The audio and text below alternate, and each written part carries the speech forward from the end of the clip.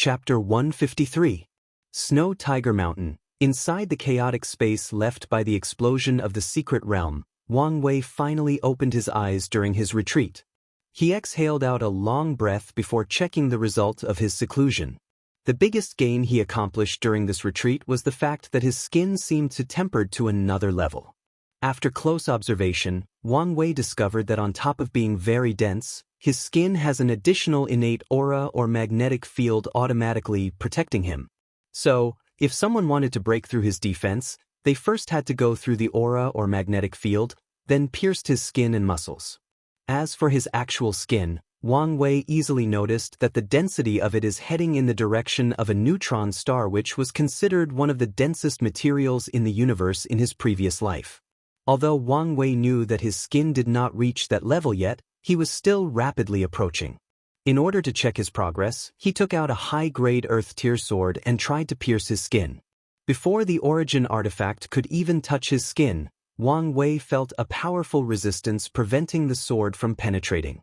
Knowing this, he smiled and used more force, then the sword pierced the innate aura surrounding him before hitting his skin. After a few seconds of resistance, the sword then went through his skin before cutting the muscles. After seeing this, Wang Wei smiled and removed the origin artifact. This test has proven that his defense has reached the bare minimum level of the primordial spirit realm. Of course, Wang Wei could tell that only his skin has reached that level and his strength has only increased a little, but he was still happy. As long as he does not die during a battle, everything is fine, as he can always find a way to victory. Of course, Wang Wei also knows that his defensive ability is not absolute. In this cultivator world where there are attacks that focus on the soul, or weird curses that ignore all defenses, or attacks on the conceptual level, his defensive ability can only buy him time to figure out countermeasures to these weird techniques. After checking his skin, Wang Wei started to check his bones.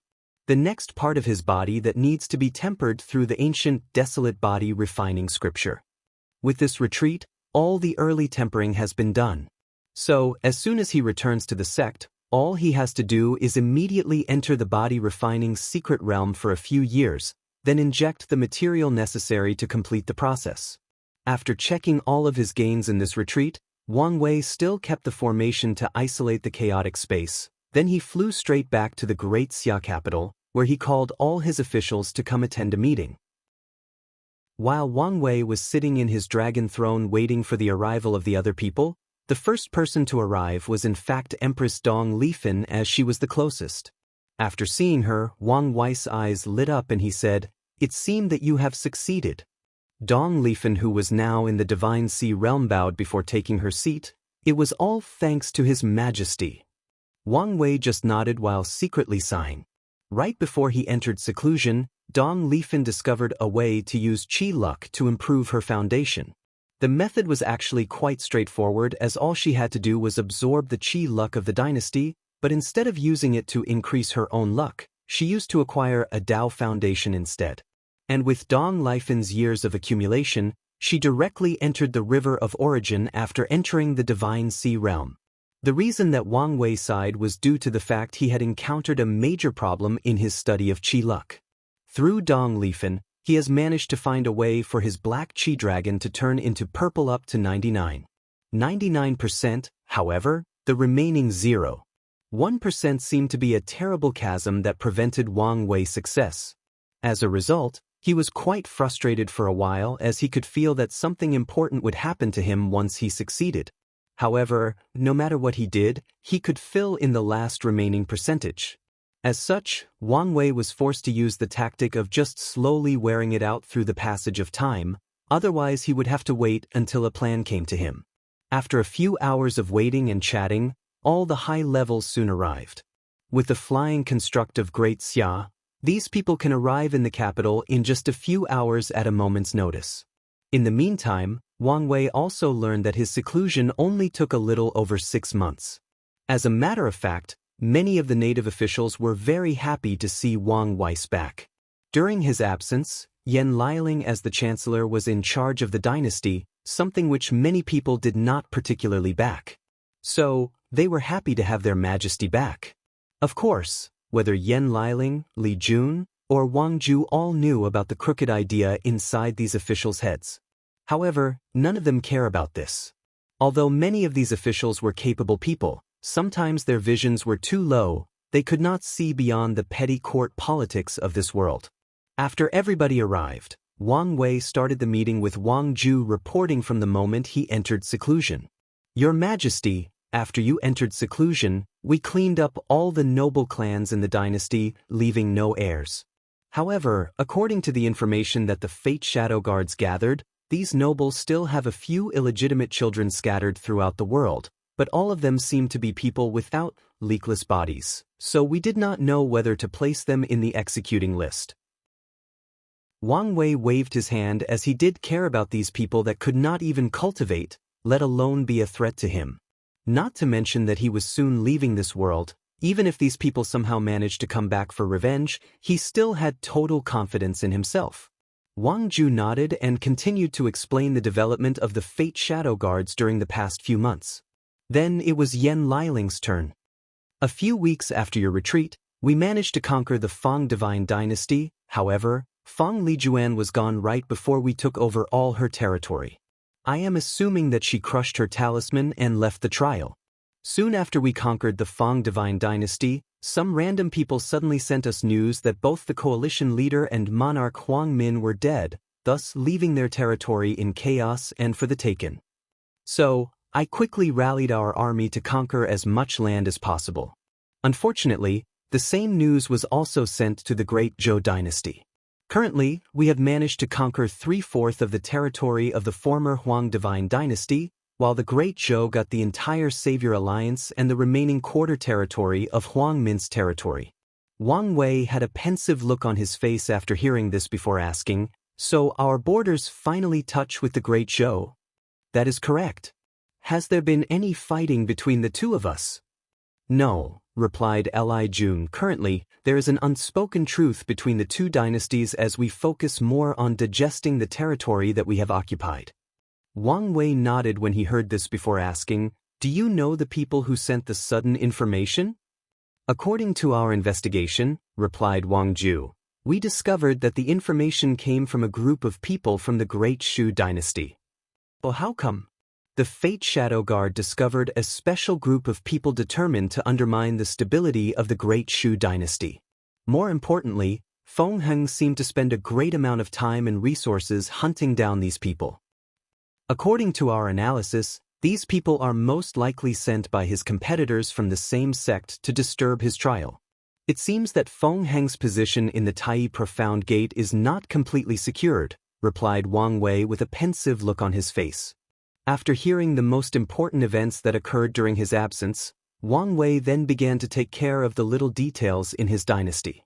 For example, due to the large area of the dynasty, the concept of city, county, and states was not enough to govern all the territory.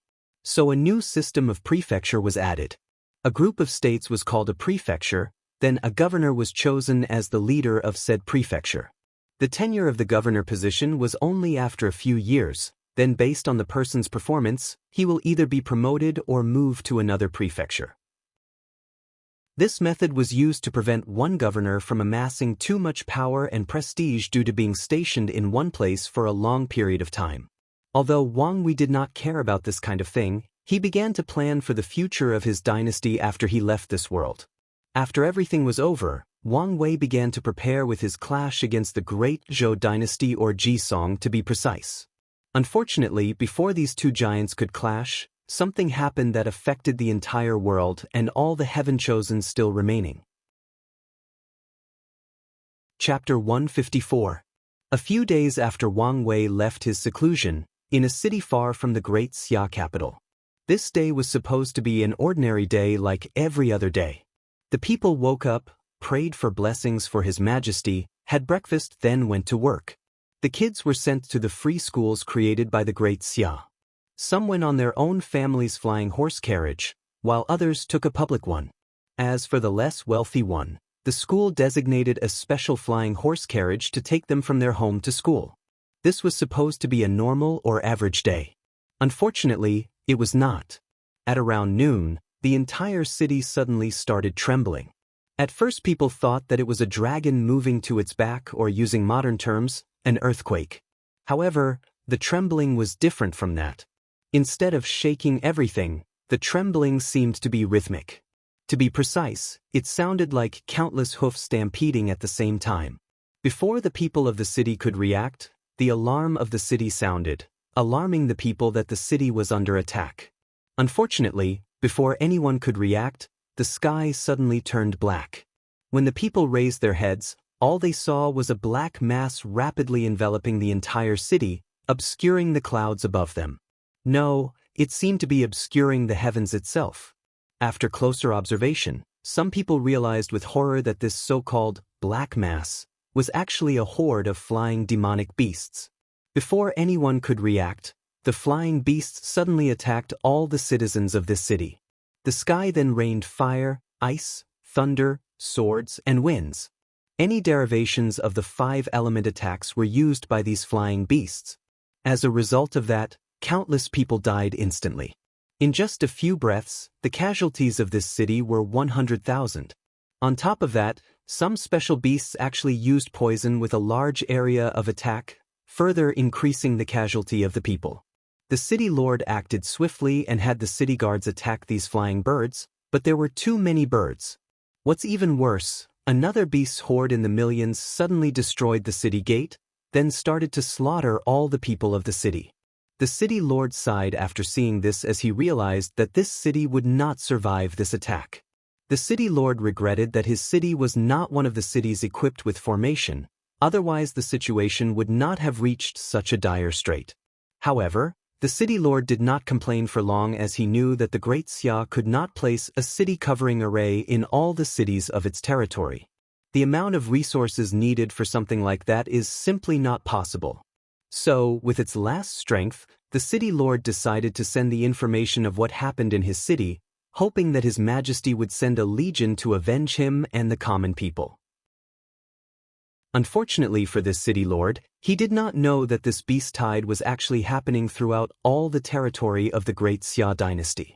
No, to be precise, it was happening all over the world / whether it was Great Zhou, Great Xia, or even the desert kingdoms of the western region, they were all suddenly attacked by hordes of demonic beasts. Obviously, this was a premeditated attack. In the Great Xia capital, on top of the city wall, Wang Wei looked coldly at all the millions of demonic beasts lying in front of the capital. A few hours ago, he suddenly sensed countless soul fluctuations approaching the capital, so he rushed to the city gate to watch what happened. Then, to his surprise, he saw a horde, no, an endless army of demonic beasts rushing towards the capital. So, without hesitation, he used his true will ability to completely kill all these beasts. Unfortunately for him, the number was so large that it still took him a few hours to kill all of them even with the aid of the Royal Guard Legion. Meanwhile, while Wang Wei was thinking with a frown on his face, both Li Jun and Yan Liling, who had blood of different colors all over them, walked next to him. "It happened all over our territories, didn't it?" asked Wang Wei without even looking at the two of them. "Yes," replied Yan Liling with a look of sorrow in her face. "I have just received news from all over our territories that basically, the majority of cities were attacked." "How were the casualties?" After sighing, Yan Liling answered, "The cities that had protection arrays were relatively fine, however, the others were hit pretty hard. With the help of the flying constructs, we managed to reach certain places in time, but we still lost entire states of population, not to mention the countless towns that did not even have proper city gates." Wang Wei did not say anything, but Li Jun sighed before saying, "I should have known something was wrong with the demonic beasts when they suddenly attacked our armies during my first fight with Feng Lijuan. There is no need for you to blame yourself, as even I ignore the sign of the constant activity of the demonic beasts," replied Wang Wei, before continuing, "Go call Dong Lifan." A few minutes later, Dong Lifan and many other officials arrived on top of the city wall. Without hesitation, Wang Wei took out the conferred god list and his imperial seal before saying to her, "I need you to use the Qi luck of the dynasty to activate all the arrays scattered in different cities in our territory." As soon as he finished saying that, many officials were shocked before hurrying to persuade him, "Your Majesty, you can't. If you do that, the luck of the dynasty will run out and disperse rapidly, thus creating instability everywhere. Yes, Your Majesty, do not make such agitated decisions. Many people disagreed with Wang Wei's decision, and they were right to be worried. If a dynasty's luck is scattered, many problems could arise. For example, countless national disasters could happen, whether it was drought, rivers overflowing, insect tides, etc. On top of that, with scattered luck, the people are more easily prone to revolt, and government officials are more easily corrupt. In general, it is easy for a dynasty to have countless problems, then eventually reverse to a kingdom, before being permanently destroyed. After hearing these officials, Wang Wei looked at all of them with a terrifying killing intent before saying coldly, "Do you think the dynasty's luck is important or the people's safety? Do you think that without a vast population, the dynasty's qi luck would be so prosperous?" After finishing screaming at these officials, he ignored them and continued to talk to Dong Lifen. "After you activate all the arrays, you will discover that they can all fit together, so use the dynasty's luck as both an energy source and a catalyst to fit them together. Afterwards, do not attack the demonic beasts, but use spiritual suggestions to have all of them relocate there." Wang Wei then took out a map and showed her the place that she needs to move all the demonic beasts to. It was a vast and inhabited plains in the northern territory of Great Xia. As a matter of fact, Wang Wei knew that these officials were partially right, but as usual, they could not see the overall situation. If things remain the way they are, it is only a matter of time before the Great Xia dynasty falls. At the same time, Wang Wei also knew that he could not use all the qi luck of the dynasty. That is the reason that he did not use this opportunity to kill all these demonic beasts with these powerful arrays, as that would use too much luck. So, his plan is to gather them all in one place, then gather his army to kill all them. Meanwhile, Dong Lifen was a little confused as for the reason that His Majesty asked to do such a task instead of doing it himself, but she did not ask during such an emergency. After connecting with the dynasty's Qi Dragon, in her mind, she suddenly saw a map of Great Xia with countless red dots. She gasped as he realized that these endless dots were actually the demonic beasts in the territory. After taking a deep breath to calm herself down, she also noticed many green dots in the map. She instantly knew that these green dots were actually the array in different cities. With a focus of her spirit, she activated all the green dots, then they formed a strange pattern covering the entire map in Dong Lifen's mind. Afterwards, she started to influence the red dots that have suddenly become agitated. Dong Lifen suddenly realized the difficulty of her task. The difficulty did not lie in the activation of the formations. No, it was to slowly guide all these red spots in the designated place without allowing them to cause any more trouble, like attacking the cities in their path. Meanwhile, Wang Wei looked at the sweat coming on Dong Lifen's head and did not say anything. This is the reason that he did not ask either Li Jun or Yan Liling to do this task. He knew how difficult it was to control the dynasty's qi luck with such precise control.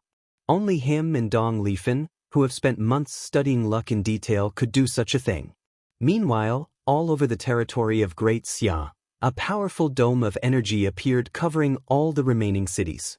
Then, a golden dragon appeared traveling around the territory. Afterwards, millions upon millions of demonic beasts started a journey heading north.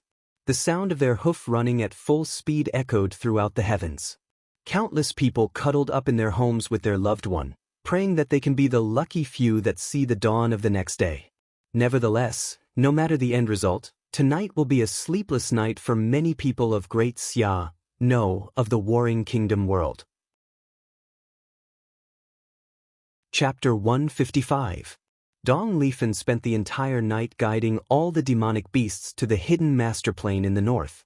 Then, Wang Wei had many cultivators use earth spells to form a barricade around the entire plan to prevent these demonic beasts from escaping. As for the ones that were able to fly, he personally killed all of them to prevent them from causing more troubles. On top of a giant wall more than a few kilometers high, Wang Wei looked at all the demonic beasts inside the hidden master plane, which was the place chosen by him to place these beasts. He sighed as he could not see the end of these beasts. He wondered how many of them were? Billions? Trillions? Well, no matter the actual number, the answer would always be too much. On top of the wall, Dong Lifen was also looking at these endless amounts of beasts with a pale complexion in her face. The reason for that was due to all the work she did the previous night, and also because of intense fear. As the person who led this horde to this plane, she personally experienced their horrors. These beasts seemed to have lost their mind, making them powerful killing machines that only know slaughter and destruction. Who would do this? And for what reason? Asked Dong Lifen with a frown on her pale face. It is easy to guess the person, replied Yen Liling.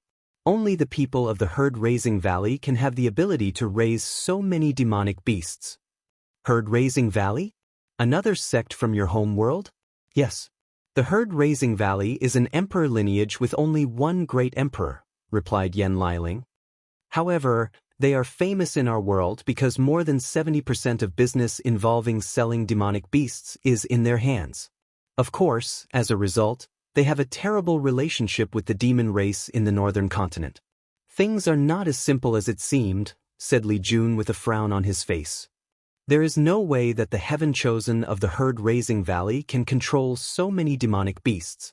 More importantly, this world should not have so many demonic beasts, otherwise the balance between them and human beings should have long been broken, leading to war. So, you are saying that this person used some secret method to increase the breeding rates of all many demonic beasts? Where would they find such a large number of them? More importantly, how could such heaven-defying techniques exist? Asked Dong Lifen. It is easy to find these beasts in the southern region, as this was their habitat to begin with, replied Li Jun. As for the excessive breeding, it only requires these beasts to sacrifice their lifespans in exchange for fast breeding, then it should be possible. You may be right, but there are still many questions left unanswered. How can that person control so many demonic beasts? More importantly, what purpose does he or she have to do such a thing? Asked Yen Liling with a frown on her face. The answers to these two questions are in fact related to one another, suddenly said Wang Wei.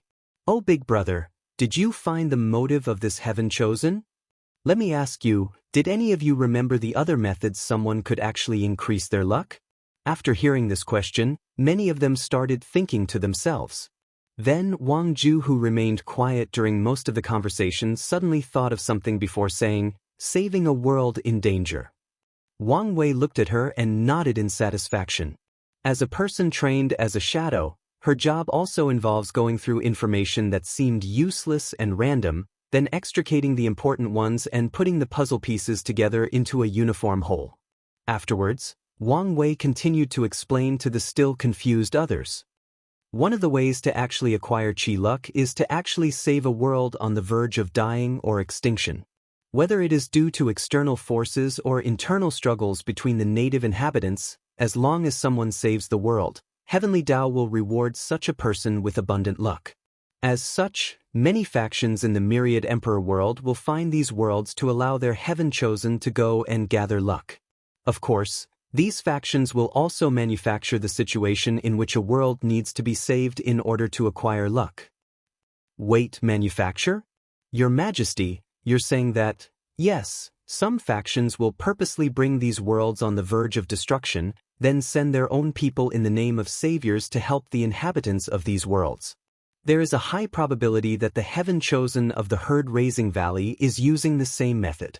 With this vast beast tide, they plan to bring this world on the verge of destruction by these out-of-control demonic beasts, then kill all of them to receive a blessing of luck from Heavenly Tao.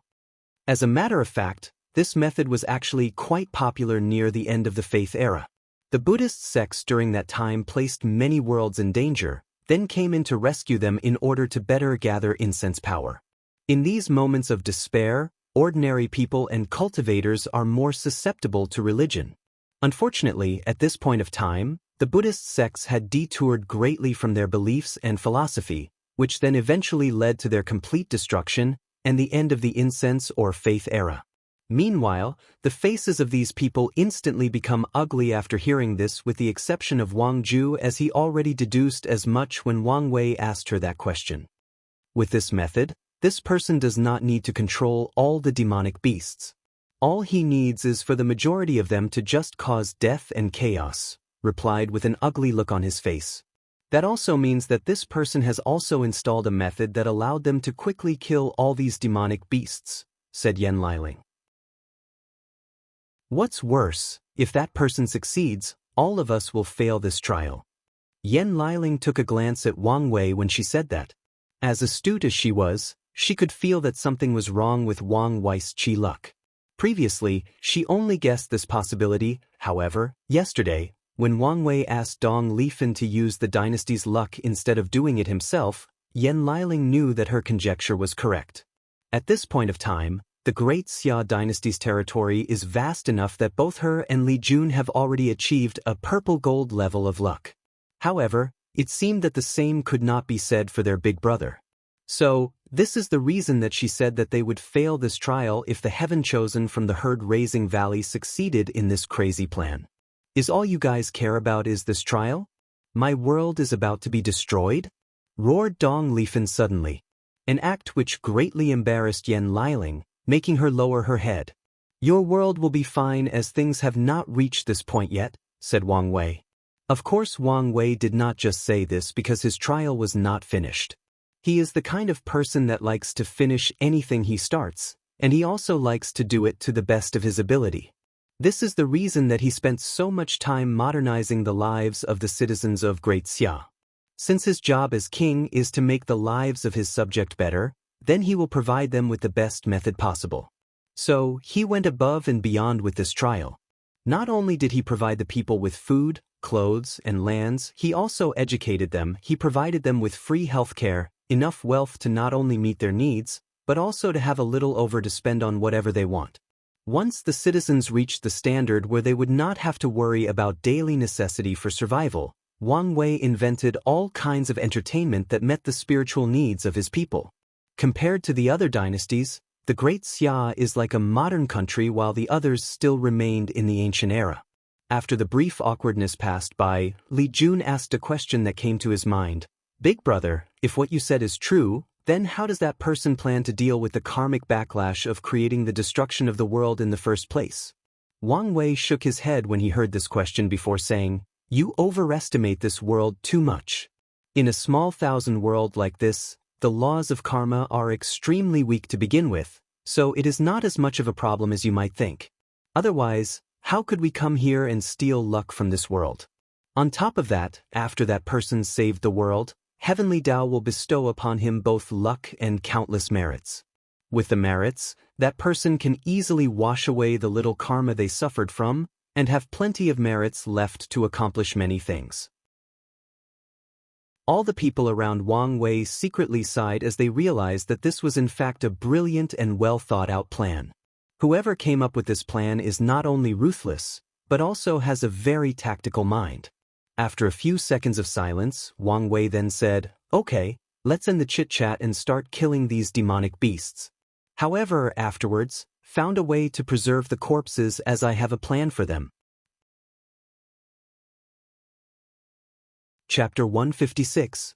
Under Wag Wei's order, Li Jun, General Tai Gang, the 5-number general, and Yen Liling started to kill all the demonic beasts with all their strength.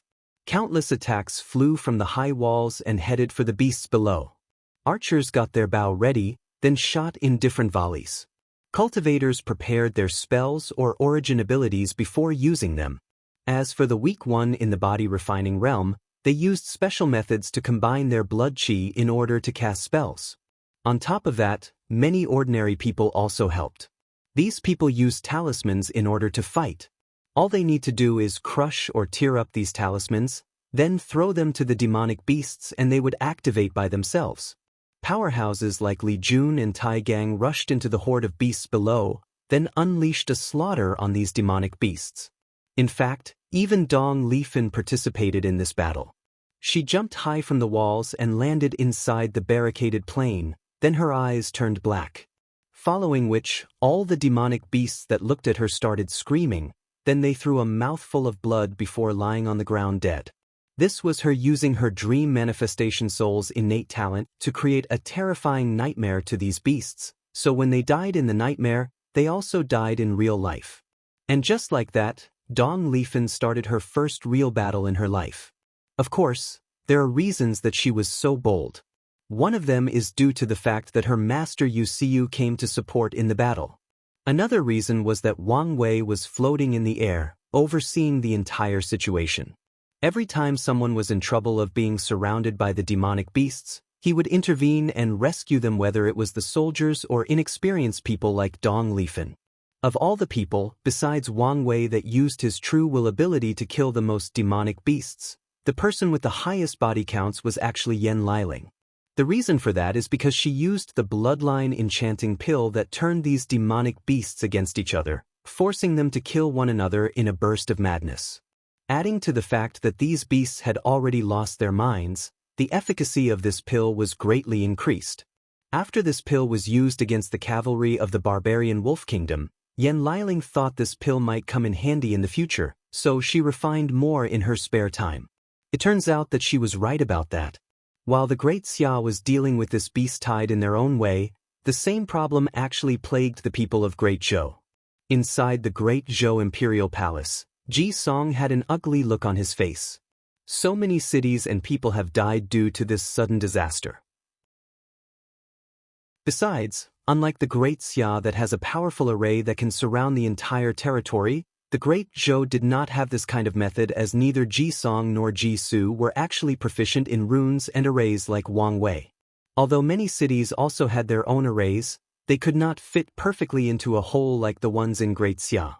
On top of that, the Great Zhou does not have flying constructs that allow them to send reinforcements throughout its territory.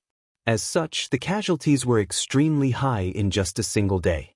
Inside the throne room, all the ministers and officials had an ugly look on their faces, as they could not come up with a better plan besides using soldiers to fight directly with the demonic beasts. In the end, Ji Su sighed and said, "Little Song, in this case, it is better to abandon this trial and leave this word. After all, your chi luck has already reached the peak of purple gold." Many officials' faces became even more ugly after hearing this, but they did not dare say anything and just lowered their heads. Luckily for them, Ji Song shook his head in denial of his big brother's suggestion before saying, "You and I both know that absorbing the luck of the entire world can allow a heaven chosen to reach a rainbow-colored luck." Ji Su remained silent after hearing this. He knew that on top of the purple gold luck, there is still the multicolored level. However, this level of luck is only available to great emperors. As a result, there is a level between the purple gold and the multicolored luck, the rainbow level or seven-colored luck. The ultimate winner of this trial will be able to accomplish this level, depending on how prosperous the dynasty they created is. However, even the worst of them will still have a two-color rainbow luck. After pondering for a few seconds, he said, "You can still achieve the rainbow chi luck through luck stones." However, Ji Song still shook his head, as he knew what kind of thing the luck stones were. As the name implies, they are stones born between heaven and earth that contain absorbable luck. However, there are downsides to these stones. For one, they are very unstable and volatile. One stone can have a 99% chance of containing luck, with 1% chance of containing negative luck or misfortune. Or 99% chance of containing misfortune, while 1% contain positive luck. So, what happens when someone absorbs a stone that contains misfortune? Well, all kinds of terrible things. You might be walking outside, then a meteor suddenly drops on top of you. An enemy you thought you had killed might suddenly pop up and become more powerful than you, or a sudden accident that made you have chi deviation during cultivation. That's not even the worst parts of the luck stones. A lot of them actually contain powerful curses on them. After absorbing them, many terrible things like a cultivator's blood being instantly drained, the soul was tarnished, or unable to use one of their body parts. There are even weird curses like making a man impotent, turning people from one sex to another against their will, or constantly vomiting insects without stopping. In general, the luck stones are not a good thing. What's worse is that a person's luck or destiny has no effect on the luck stone. So, even if a son of destiny were to choose a luck stone, he still has a high probability of being screwed over. Because of this, there has been a profession trained to identify the probability of acquiring good luck stones. However, Ji Song never believed in those people, as he thinks that they are nothing but scammers. After a few seconds, Jisoo continued, even if you do not use the luck stones, our great Zhou imperial dynasty can still find a luck-condensing artifact from an already destroyed dynasty for you to absorb. That way, you did not have to be affected by karma since these dynasties have long been gone in the annals of history. However, Ji-song still remains determined in his decision, so he said, you and I both know that acquiring a rainbow level of luck through these methods are only temporary. After breaking through the supernatural realm, my luck would instantly return back to purple gold. But I accomplish it through this trial, the rainbow luck will be permanent, thus bringing me another advantage for my path of emperor. Ji-soo sighed as he knew that his little brother was right, and he could guess the real reason that he did not want to leave the trial, so he did not continue to persuade him again. However, Ji-song looked deeply at his big brother before saying, I know you must have a way out of this situation, so just say it. Ji-soo nodded and said, the only solution that I can think of is to use the dynasty's luck to directly kill the majority of the demonic beasts. But, if we did that, the entire dynasty's luck would be consumed. Isn't that the same as letting the demonic beasts destroy it? Replied Ji-song with a puzzled look on his face. Yes, however, we can take some unorthodox measures to quickly recuperate afterwards. What plan do you have? We can do this, explained Jisoo.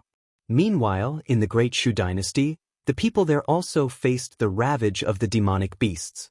However, of all the remaining powers in this world, they faced the least casualty.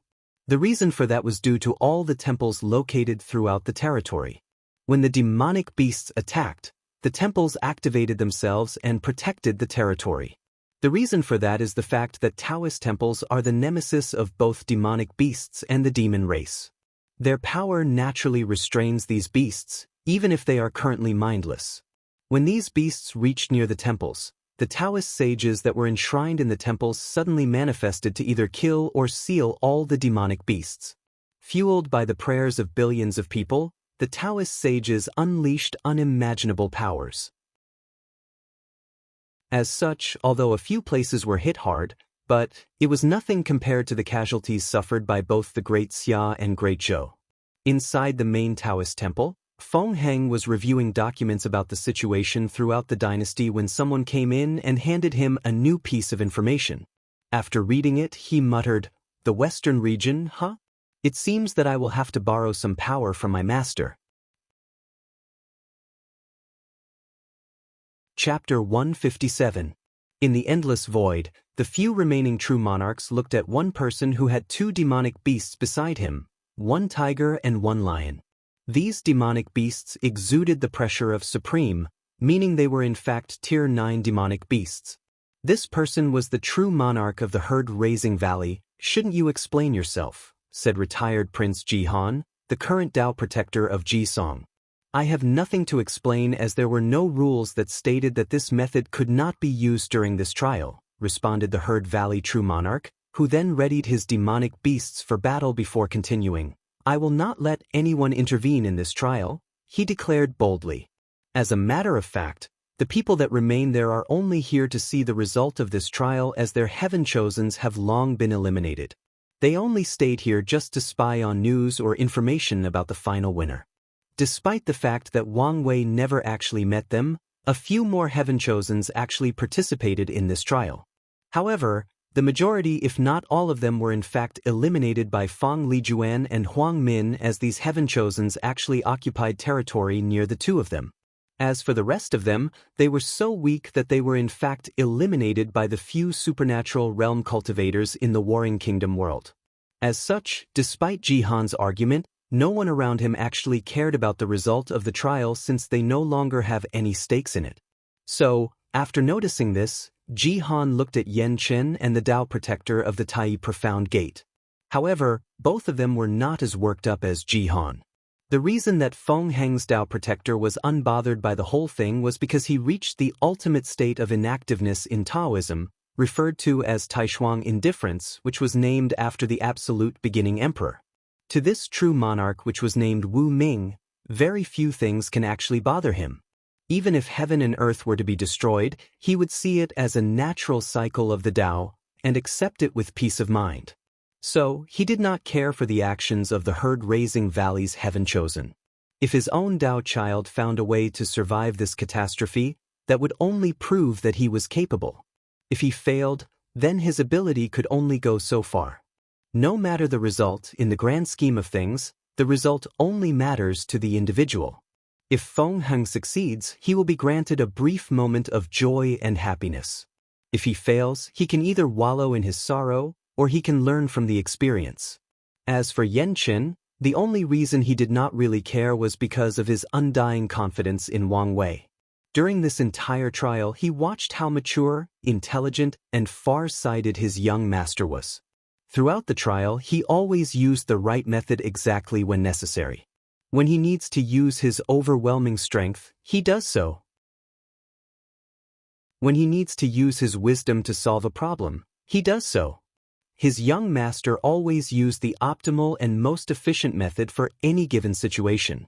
What delighted Yanqin the most was the fact his young master was not perfect. Acknowledge such a fact.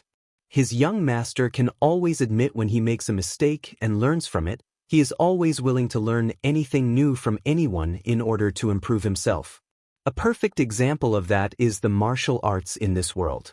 Many of the heaven-chosen actually ignored or discarded its significance or importance to this trial, but Wang Wei used it to its utmost advantage in the army and the citizens.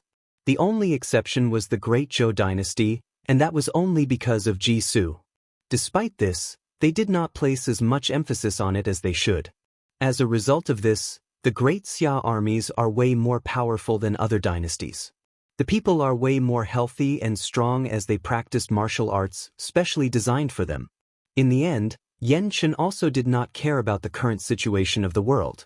Although he did not like the methods of the herd-raising valley people, he will not intervene. To him, this was a great opportunity to temper Wang Wei. As this was one of the original purposes of the trial, so why would he intervene? Of course, Yanqin was still worried about something. He also noticed that something was wrong with Wang Wei's luck. He knew that this was probably due to his action of breaking the 13th wall barrier. However, Yanqin still believed that his young master will find a solution to this problem. After seeing that the remaining true monarchs were not siding with him, he snorted coldly without mentioning the topic again. Meanwhile, back in the Great Xia dynasty, in the hidden master plane, Wang Wei and his team were killing demonic beasts for days without stopping. Countless resources were used to sustain such a prolonged battle. However, something happened that quickly changed the tide of the battle. On top of the tall walls, Wang Wei looked in one particular direction of the wall. There, he saw the demonic beasts concentrated their attacks in a specific part of the wall. It seemed that they wanted to breach the walls there to escape. Finally caught you, thought Wang Wei secretly to himself. A few minutes afterwards, someone came to him and said, "Your Majesty, everything is ready." Wang Wei then nodded before saying, "Go ahead and begin." Immediately afterwards, a few holes appeared in the walls surrounding the plane, then water started to fill the entire plane like a basin. Afterwards, all the cultivators received the order to use water or rain-based spells to fill the basin. Wang Wei had a reason that he chose this specific plane to lead all the demonic beasts. Not far from here, there was a deep and long river. So, Wang Wei had many cultivators use earth-based spells to create many routes connecting the river to the plain. His plan was very simple. Barricade all the demonic beasts in one place, then flood the place, drowning all of them. After a few hours, the water level had actually risen to a very high level. As a result, many beasts were instantly drowned. As for the few that still had the ability to swim, they were killed by the army. Meanwhile, Li Jun, who was looking at the dying demonic beasts, started thinking to himself, "Is this the meaning of slaughter? Using or having the ability to kill large numbers of people with different methods. Since I cultivate the Tao of slaughter, I should have the ability to kill anything and everything between heaven and earth, but is this enough? Is this my path? The purest form of slaughter Tao should be one that kills only for the sake of killing, a slaughter without any purpose. Unfortunately, such a pure form of slaughter makes it easy for a person to become mad or a killing machine without emotions or desire. No, my slaughter Tao is different. To be precise, it should have a purpose, a guidance, some goals to guide it. After thinking about this, Li Jun looked at Yan Liling first, but shook his head before looking at Wang Wei. Then his eyes lit up. I once made a vow that in this life, I would fight for Big Brother Wang Wei till my last dying breaths. So, my slaughter Dao should be to eliminate all the enemies in my Big Brother's path of Emperor. With my limited ability, I may not be able to accomplish such a task, but I can die trying. I will become the slaughter blade in Big Brother Wang Wei's hand. While Li Jun was thinking about these things, a giant red blade suddenly manifested between heaven and earth. The blade had countless souls wailing on it, then the sky around a few hundred meters also turned red, and an intense killing intent was released from the blade. The many mortals that were around were forced to kneel on the ground. As a matter of fact, even a few weak-willed cultivators started having illusions. Enlightenment, muttered Wang Wei after seeing this. Then his eyes lit up and he took out a few formation flags to set up an array around Li Jun. He did not want anyone or anything to interrupt his little brother during this rare moment of enlightenment. A few seconds after Li Jun entered the state of enlightenment, someone suddenly appeared and whispered something in Wang Wei's ear. He nodded before motioning for both Yan Liling and Wang Ju to protect Li Jun, then he flew straight into the sky without any explanations. Chapter 158. Wang Wei flew in one direction with all his strength. With his rapid movement, he almost reached the speed of sound. After a few minutes, he saw a forest not far from, so he activated his true vision without hesitation. There, he saw a purple chi luck dragon lazily lying there, happily swimming around as if this was its lair.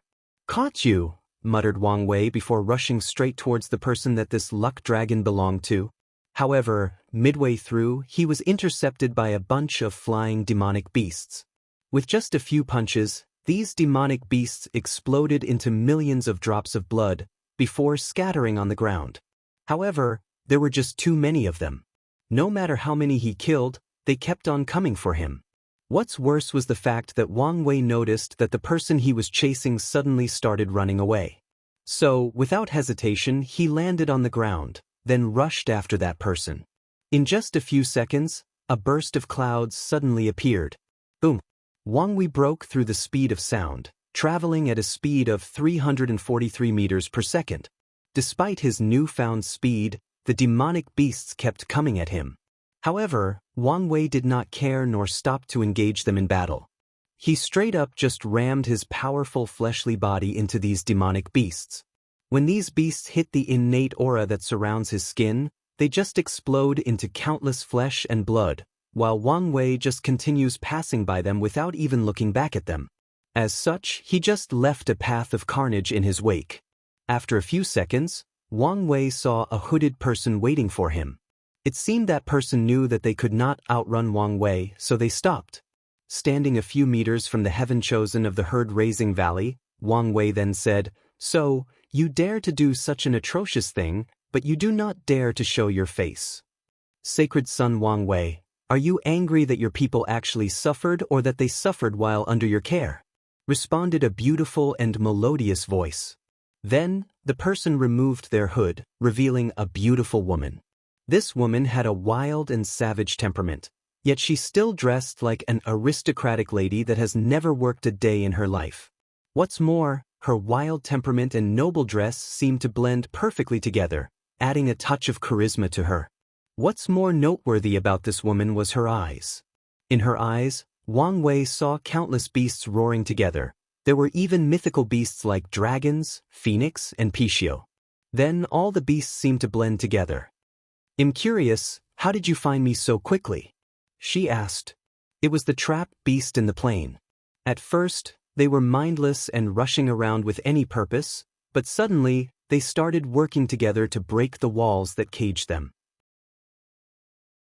Immediately, I knew that someone was actively controlling them, so I had my shadow guards searched around for anything suspicious, as I knew that you could not be too far in order to provide such detailed order. It turns out like this.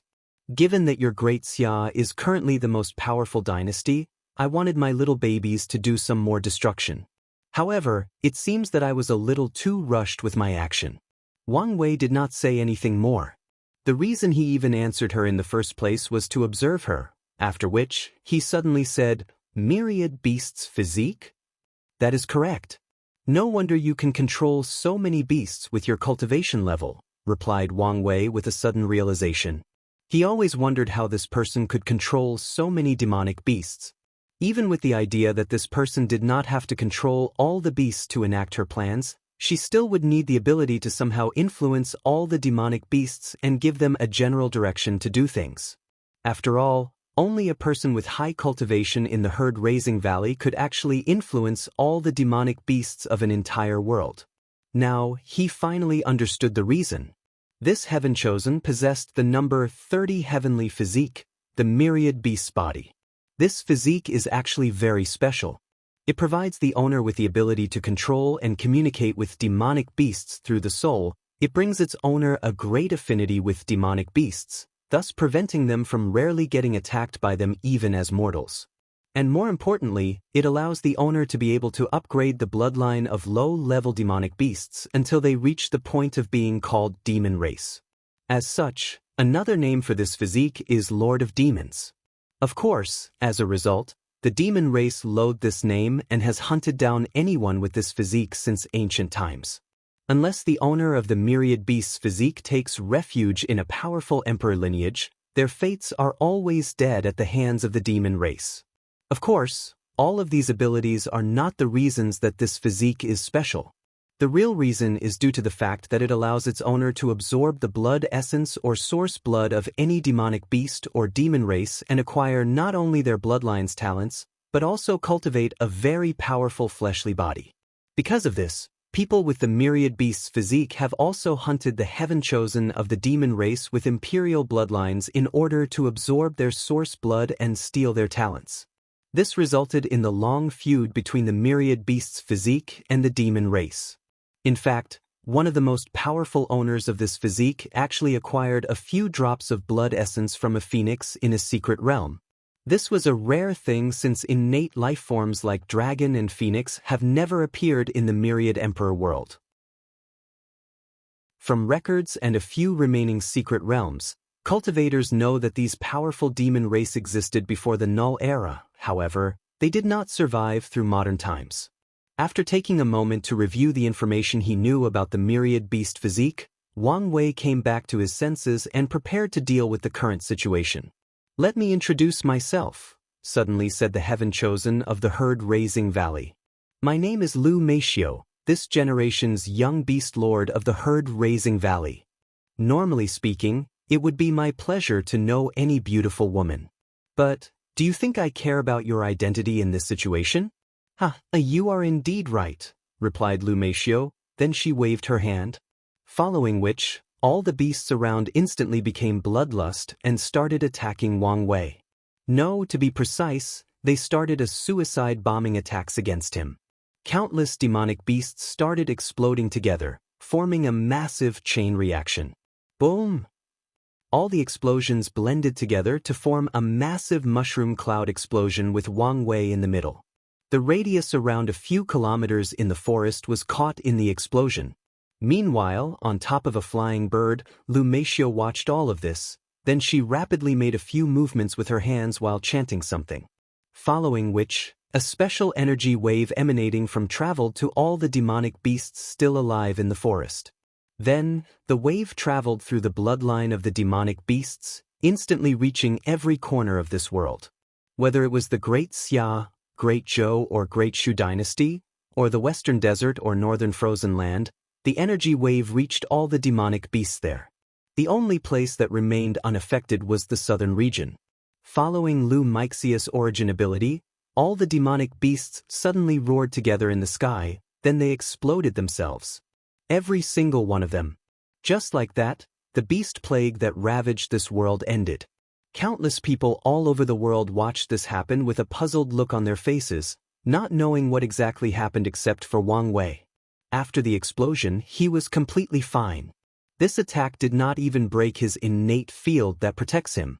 However, he was still pushed a few hundred meters away. After the more 5,000-degree heat subsided along with all the dust clouds, Wang Wei looked in the direction of Lu Meishio.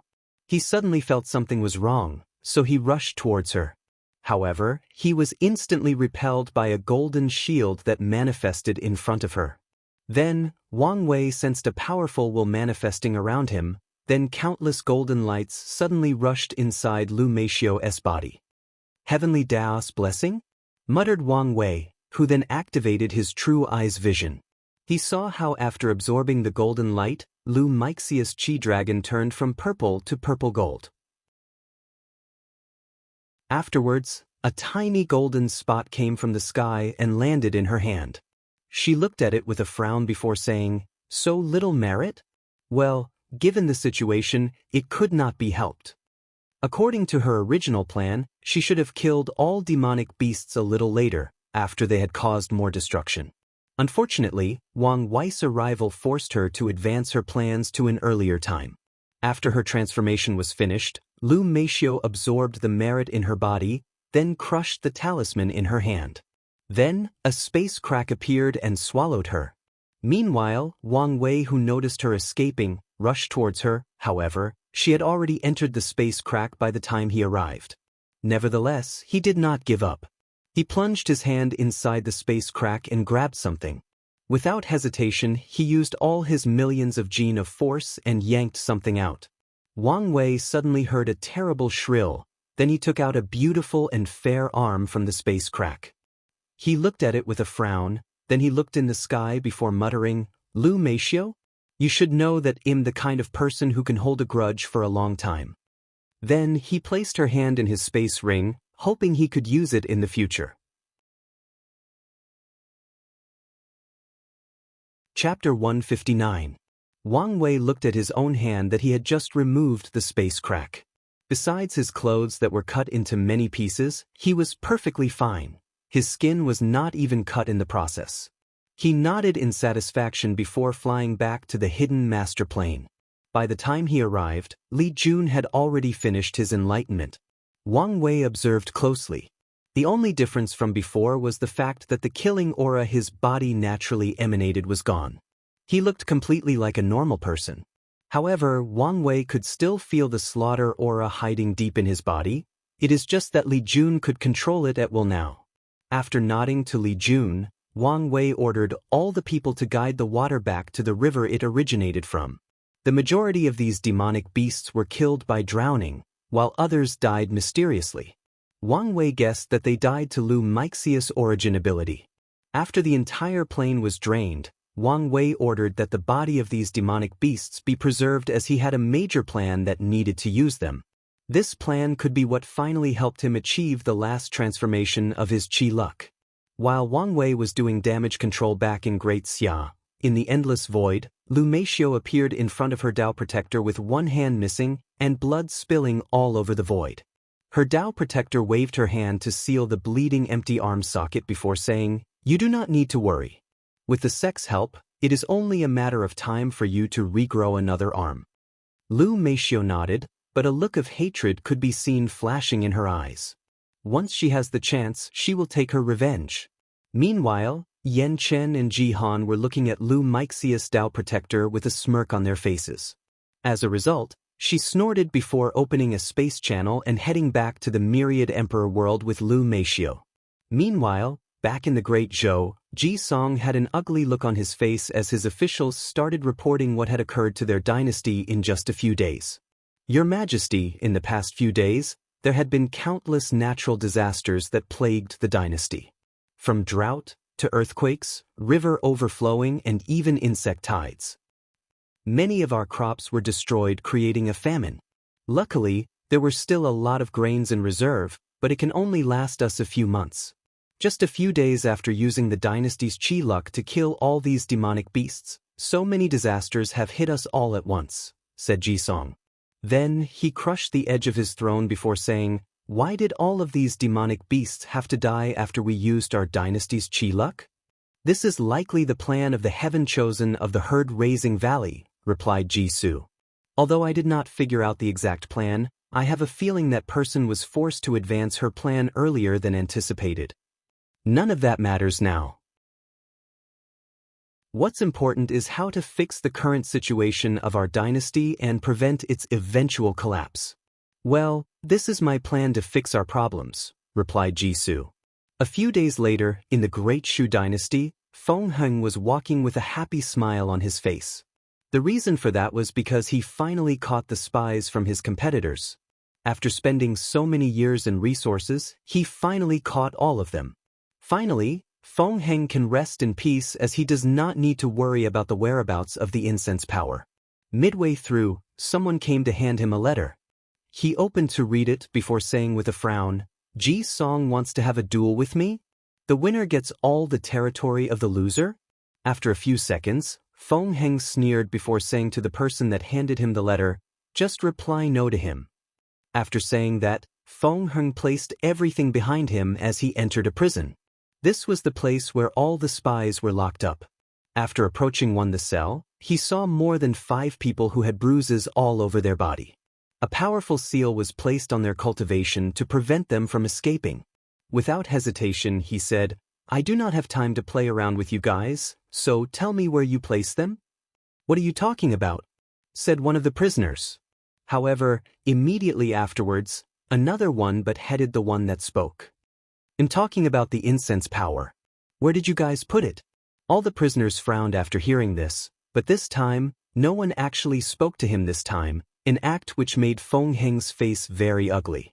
This was very rare for him as a Taoist that always strived to reach a state of inactive, not to be bothered by the people or things around, to always let nature take its course. He then took a deep breath to calm himself down, then he said, "Do not force me to use the soul search method on you guys. As you know, since I'm still in the divine altar realm and have not opened my divine consciousness yet, this process will 100% result in severe damage to your souls." All these spies shuddered after hearing this. Although they were trained not to fear death, however, being soul damage is worse than death for them. However, despite their initial fears, they still chose to remain silent. Except for one person. This person did not want to die, nor did he want to become a soul damage cultivator. So, he immediately said, "I can tell you anything you want, but I have one condition." "What?" "I want to become your subordinate." The remaining 5 were instantly shocked and began to call this person a traitor. However, he just ignored them. He valued his life more than his loyalty to his previous master, who he considered a loser after his defeat at the hands of the current Dao child. Meanwhile, after pondering for a while, Feng Heng said, "I accept your offer." The traitor nodded in satisfaction before saying, "The truth of the matter is that we did not take the incense power." Instantly the traitor noticed a sudden change in Feng Heng's face, so he clarified. "We all know how severe the profound gate is when it comes to incense power, so how could we deal with that kind of thing? Our mission was simply to sabotage your dynasty's order and prevent you from passing this trial.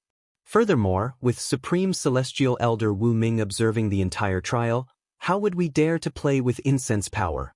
If you do not believe me, you can check our space ring. If that is not convincing enough, you can check the souls of the other 4. Feng Heng's eyes lit up after hearing.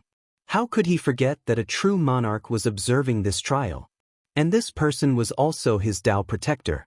With him as a witness, the sect will believe his innocence.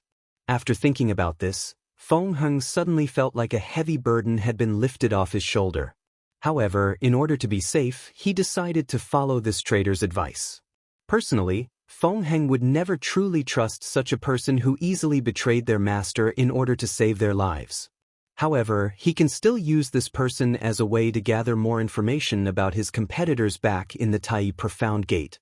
Meanwhile, in the Great Zhou dynasty, Ji Song was sitting on his throne leading a court meeting. Then he asked his brother, "What did he say?" "He declined our challenge," replied Ji Su with a sigh. However, Ji Song was not surprised, as if he anticipated this, so he asked, "What's next?" "We go to Plan B," replied Ji Su with a sigh in his face. He knew that this was inevitable, but he still tried to stop it from happening.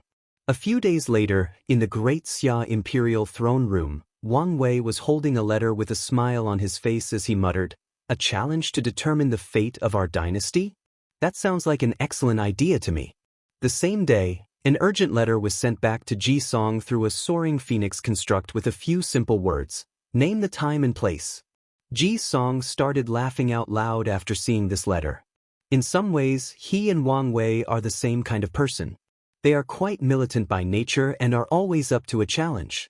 And Ji Song was particularly excited as he's been waiting for a rematch that allows him to exact his revenge for what happened to him in the Spirit Road and the sacrifice of his great-uncle, Ji Xiang. After choosing a time and date, Ji Song waited with excitement as he could foresee that this would be the epitome of heaven-chosen battle in this current generation. Chapter 160. The northern region of the Warring Kingdom world is an inhabited frozen land. As a result of this, there are only a few people or demonic beasts that actually live there. Of course, countless cultivators will still travel there in search of rare medicinal herbs or ores. Due to the special nature of the north, there are many materials based on either extreme cold or extreme heat. So, it can be considered a treasure trove for many cultivators. Well, at least for the ones that can survive there. The northern region is usually calm and tranquil, however, today was destined to be different, to be extraordinary. The reason being the fact that a battle that will determine the fate of the entire world is about to take place. In vast frozen land, Ji Song stood up straight with his arm crossed in front of him. His bulging muscles could be seen even under his clothes. He closed his eyes in order to stay in the best shape possible. As such, he ignored everything around him. He ignored the howling the wind around him, the whistling of the few birds that could survive in this environment. He ignored the frozen and icy breath coming from him every time he exhaled, the dry trees with little to no leaves on them. All Ji Song cared about was the next battle he was about to face, so waited. And he did not have to wait long. Ji Song suddenly opened his eyes and he saw someone rapidly flying towards him. With his powerful visual prowess, he easily recognized that the person was Wang Wei. What a terrible control of spiritual energy between heaven and earth, thought Ji Song with a frown in his face. Although he also had 365 divine veins in his altar, thus having a Tao foundation, but his foundation was not perfect. After he inscribed the last divine veins on it, a crack appeared. As such, he had to use secret method to fix it. As such, Ji Song knew how difficult it would be to be able to control spiritual qi to such a degree to fly with a normal Tao foundation, especially in a small world like this with low level of spiritual energy. At the very least, the current him did not have this ability. However, Ji Song was not fazed by such a thing as spiritual energy control was not all determine the outcome of a battle. It only proves that his opponent has a slight advantage and the battle will be more intense than previously imagined. Wang Wei landed not far from Ji Song and looked at him up and down. The last time he saw him, he was convulsing on the ground with blood all over him. But now, Ji Song was completely fine. No, he was more than fine. Wang Wei's sensitive soul could feel a strange power hidden deep inside Ji Song's body. What's more, this power seemed familiar to him, as if he had seen somewhere before. However, the feeling was quite vague, so he could not pinpoint what exactly it was. However, Wang Wei was sure that this battle will not be so simple. After the two of them checked each other out, Ji Song was the first to say something. I have been waiting for this battle for more than 50 years. Finally, I have a chance to avenge what you did to me back in the Spirit Road trial. Wang Wei remained calm after hearing this before answering. Back then, I was as weak as a mortal and I still managed to beat you. Do you think you still have a silver of chance now? Ji Song cracked his knuckles and stretched his upper body before replying, we will soon know the answer to that question, won't we? After saying that, he rushed straight towards Wang Wei and threw a powerful punch. This single punch created whistling sound in the air, signaling the desire and strength to destroy anything in its path. However, Wang Wei was not about to let anyone outmatch him. He mobilized all the strength of his fleshly body and met Ji Song's punch with one of his own. Boom! A powerful explosion occurred after the two fists clashed. However, after a few seconds, Ji Song had to take one step back to negate the force of the attack. He became angry at this fact, so he increased his strength and continued to punch aggressively. Unfortunately, it was to no avail. No matter how many punches he threw, he will be overpowered by Wang Wei. After a few dozen pouches, Wang Wei got bored with warm-up and increased his strength and speed. Boom! With one powerful punch, Ji Song was sent flying more than a few dozen meters away.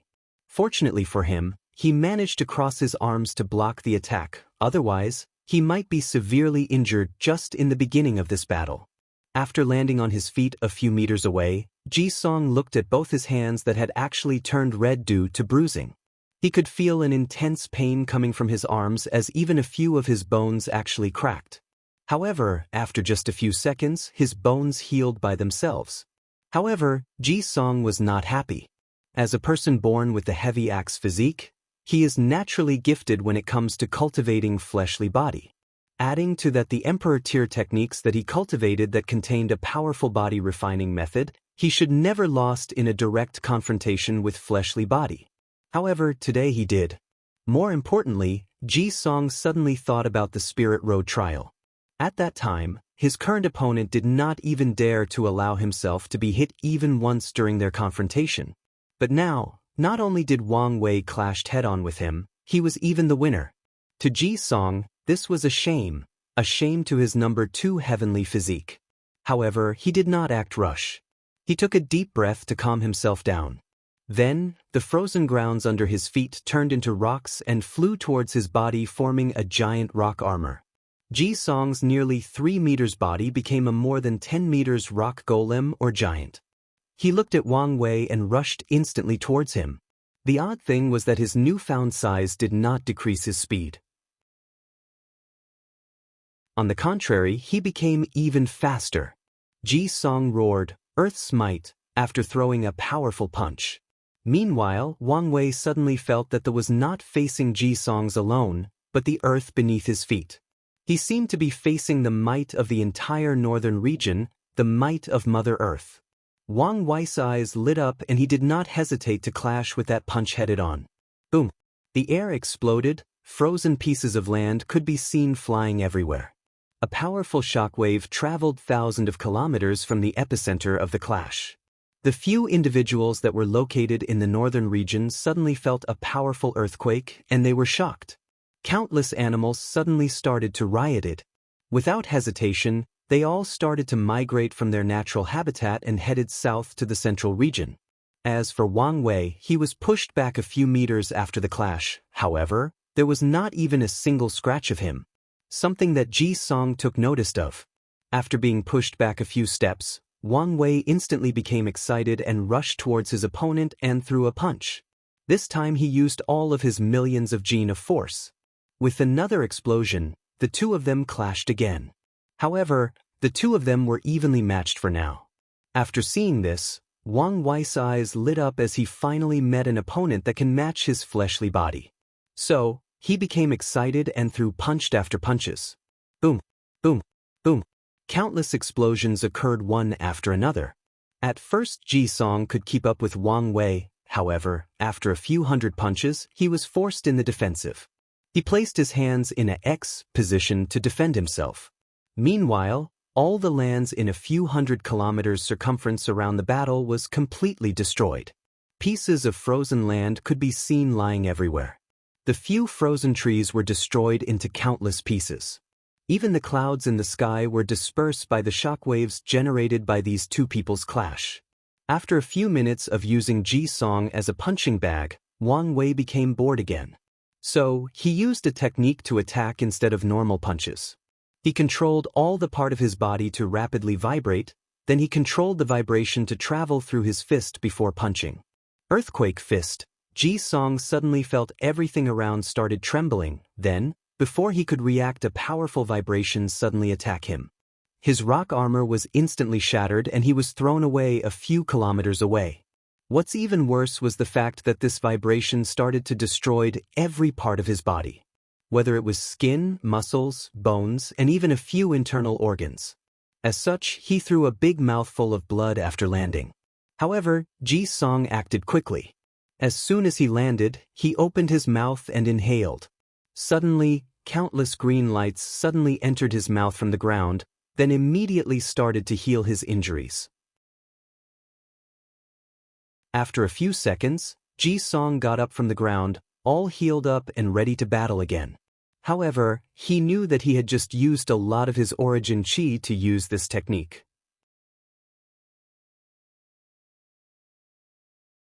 Chapter 161. Wang Wei looked at the freshly healed Ji Song with a pensive look on his face. He could tell that Ji Song did not use his own natural healing ability, but absorbed energy from the earth to heal himself. Although in the 5 elements, wood is often known for its healing properties, the earth element is also good at healing. Many people or culture believed that we humans were born from the soil and will eventually return to it. As such, the earth is our mother and it can nourish us. It can both heal and protect us. So, Wang Wei guessed that the cultivation method that Ji Song used was based on that idea. After thinking about the information he knew from the Great Zhou Imperial Dynasty, Wang Wei then said with a calm smile, "If you only cultivate the Myriad Earth Codex to this level, then you are destined to lose this battle." However, Ji Song just shrugged his shoulders and answered with a cold voice, "It's you that should be worried. From what I've seen so far, it seems that the ancient desolate body refining scripture was wasted on the likes of you." "Hee," replied Wang Wei with a smirk on his face. "And yet this waste almost killed you with one punch." Veins instantly started to appear in Ji Song's face, then his mouth started to twitch. However, he immediately calmed himself down. Then, the rock armor manifested around Ji Song again. However, this time things were slightly different. There were countless red and hot lines that were inscribed in the armor, following which, it turns from gray to dark red. 2 horns appeared on top of Ji Song's head, then, the frozen ground under his feet melted and turned into lava. Meanwhile, Wang Wei was a little surprised after seeing this. Of course he was not surprised by Ji Song's transformation, but by his reaction. The last time they fought, he instantly became angry after being taunted by Wang Wei. However, this time, he managed to calm himself down after just a few seconds. After seeing this, Wang Wei then realized that he was not the only one who grew up and learned new things in the past few decades, that his opponents were also growing and learning from their adventures and failures.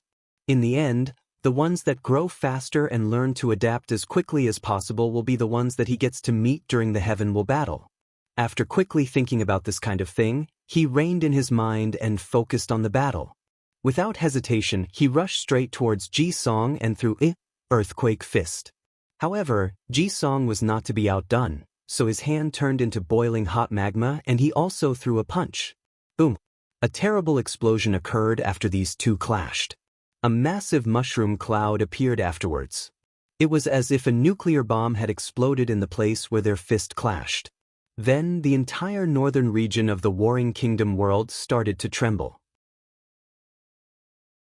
All the people and animals living there suddenly felt that everything around them was shaking, that they could hold on to their footing. Luckily, there were few houses or buildings in this region. Meanwhile, in the middle of the clash, Wang Wei was pushed a few steps behind. Lava could be seen all over his body, but there was not even a scratch on him. His skin was still not even injured. As for Ji Song, he stood in the same place. However, he spewed out a big mouthful of blood. This time, however, Wang Wei did not give his opponent the time to recuperate. He instantly activated his divine veins and threw a punch. He used the lion fist attack in his grandfather's cultivation technique, Overlord Fist. A lion suddenly appeared after Wang Wei threw his punch and roared to create a soundwave attack. However, this attack was not a regular lion fist. No, Wang Wei used the vibration from his earthquake fist to fuse with the soundwave attack of the lion's roar. As such, Ji Song suddenly felt his eardrum burst, then a powerful shockwave was started to do a number on his internal organs. So, without hesitation he opened his mouth and also roared. However, what came out of his mouth was not sound waves, but burning lava, which instantly created another powerful explosion after hitting the lion's roar.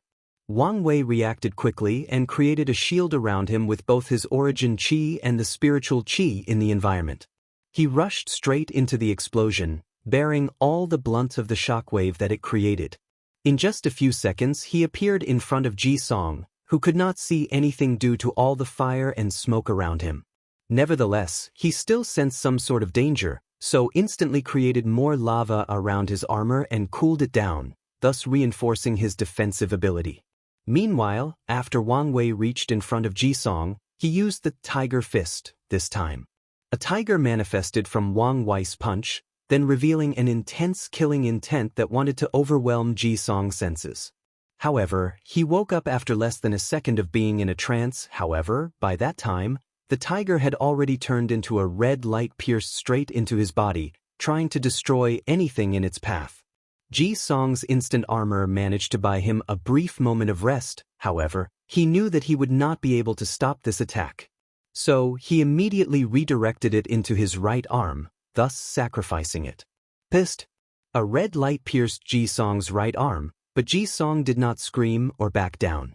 Instead, he instantly counterattacked. He lifted his leg and stomped on the ground, then the frozen earth seemed to have been cracked by a heaven-defying axe. Meanwhile, Wang Wei, who had just finished his attack, watched as the ground under his feet suddenly separated into two sides, then a powerful volcano eruption appeared with him at the very center.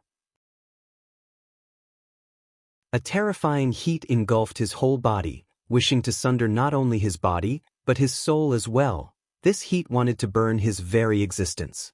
All this while, Jisong watched all of this happening while at the same time observing how his arm will heal. Unfortunately for him, his fleshly body did not allow him to instantly heal his injuries. So, he began to absorb energy from the earth to heal. However, the process was still extremely slow. It was then that Jisong noticed that this attack also contained a powerful will that prevented his healing, so he started to fight with it. Meanwhile, after a few minutes, the volcano eruption stopped, and Jisong watched Wang Wei floating in the air. Jisong's face instantly became ugly as he realized that his attack did not break the defense of Wang Wei, let alone injure. To be precise, this attack did not break all of his defense. Jisong could see that a powerful field was surrounding Wang Wei's skin, providing him with a powerful defense. His attack managed to break that field, but it still failed to break his skin. After a few seconds, Jisong had managed to remove the killing will inside his arm and healed properly. However, Wang Wei's innate aura or field recovered by itself and began to protect him again. Jisong's face became ugly as he refused to believe that he could not even wound his opponent. How could he accept that someone that could not even take on a single punch from a few decades ago now has outclassed him to this level? So, he decided to go all out for this fight. His black lava armor suddenly increased from 10 meters to 20 meters. Then, Jisong started to throw punches. However, with each powerful punch, a meteor was formed and rushed towards Wang Wei. What's more, these meteors broke the sound barrier, increasing their levels of destruction. Boom, boom, boom. The burning meteor brought with them the will or intent to destroy all things both physical and spiritual. They wanted to destroy all worlds, all known civilization. Furthermore, this destruction had nor rhyme or reason. It existed simply for the sake of destruction. Wang Wei had a serious look on his face after seeing this attack. However, he was not the least afraid. Without hesitation, he threw a punch with all strength, thus creating air bullets by bending the air pressure in his surroundings to his will. The first meteor exploded, scattering countless flaming pieces of earth debris all over the surrounding area. After seeing this, Wang Wei's eyes lit and he continued to punch them. However, the quantity was quite outrageous and they came too fast. So, after crushing a few dozen meteors, many of them suddenly rushed towards him and crashed into him. Boom! Another powerful explosion occurs. Although Wang Wei managed to cross his arms to block the attack, the powerful shockwave still sent him flying a few hundred kilometers until he landed on a frozen mountain. With another boom sound, the mountain was instantly destroyed after Wang Wei landed. Meanwhile, Jisong had stopped attacking. He looked in the direction of the mountain while breathing heavily. He was looking to see whether his attack actually worked this time.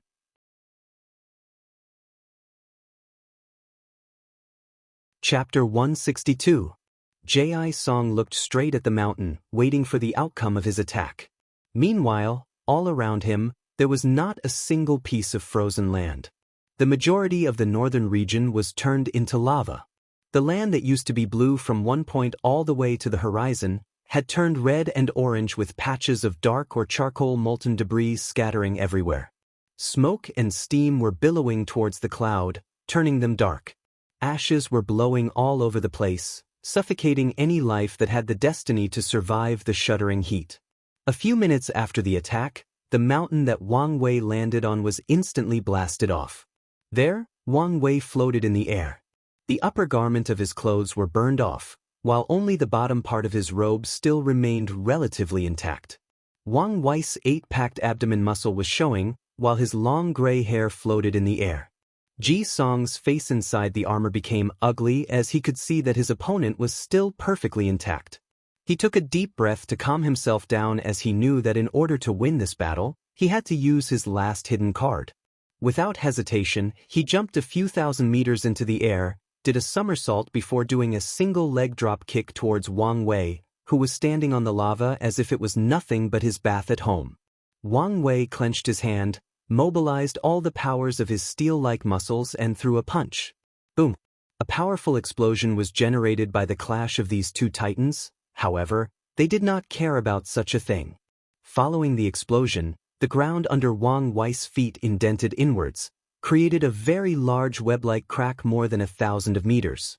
Immediately afterwards, to his surprise, Wang Wei actually vomited a big mouthful of blood. However, Ji Song did not give him time to think or react. He followed his first attack with another powerful punch. Wang Wei wanted to respond with one of his own, however he soon discovered that it was very hard for him to move. It was as if he was surrounded by a quagmire and his every action was greatly hindered. As such, Ji Song's punch hit Wang Wei right above his heart, making him throw up another big mouthful of blood before he was sent flying a few thousand kilometers. On his way, he rebounded on the floor countless times before he managed to regain his footing. He looked at Ji Song after spitting on the ground. His spit and blood instantly vaporized even before hitting the ground. "You can control gravity?" said Wang Wei with a calm look on his face. He could tell that the reason that he was injured was not because the attack broke the defense of his skin or muscles, but because it directly bypassed these things and acted straight on his internal organs. Furthermore, the only reason that he was not that injured was because his innate field fended off most of the gravity. Additionally, in the last attack, Ji Song's strength did not magically become more powerful than him. No, he bent the gravity around him and redirected it towards Wang Wei, thus increasing his strength. It was like using gravity to lift an object by controlling the direction of the gravity from downward to upward. In the case of this attack, Ji Song controlled the gravity from downwards to forwards, thus dramatically increasing his power. Wang Wei frowned after thinking about this as he knew that this battle would be more difficult than he thought. When cultivating the ancient desolate body refining scripture, the process of tempering the internal organs comes after the bones. And at the moment, Wang Wei has not even finished tempering his bones, let alone his internal organs. However, he did not back down as a sudden idea suddenly came to his mind, then he started breathing strangely. Then he rushed straight into the sky, heading towards Ji Song, who had used his gravity manipulation ability to fly in the air.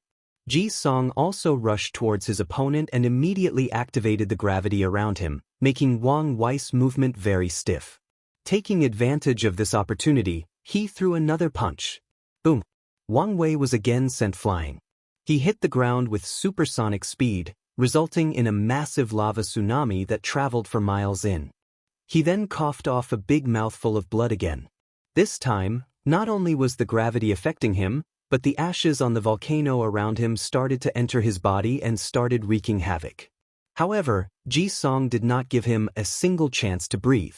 By increasing the gravity downwards, his speed suddenly increased as he rushed towards Wang Wei. 5 circular vapor shapes could be seen in Ji Song's path, followed by 5 loud explosions. This showed that using this method, Ji Song's speed has reached Mach 5, which is 5 times the speed of sound. Boom! With a speed of Mach 5, Ji Song hit Wang Wei straight in the guts, making him spit saliva, blood, and a few pieces of internal organs. Furthermore, he could hear the sound of bones cracking. Immediately afterwards, Ji Song kicked him from the ground, sending him flying away again. Meanwhile, Wang Wei groaned before using all his strength before stabilizing himself in the air. However, immediately afterwards he saw Ji Song coming straight after it, so he crossed his arm to block the oncoming attack. This time, Wang Wei only sent away a few meters, while actually sliding in the air. Ji Song frowned, then decided to increase the intensity of the gravity by a few folds.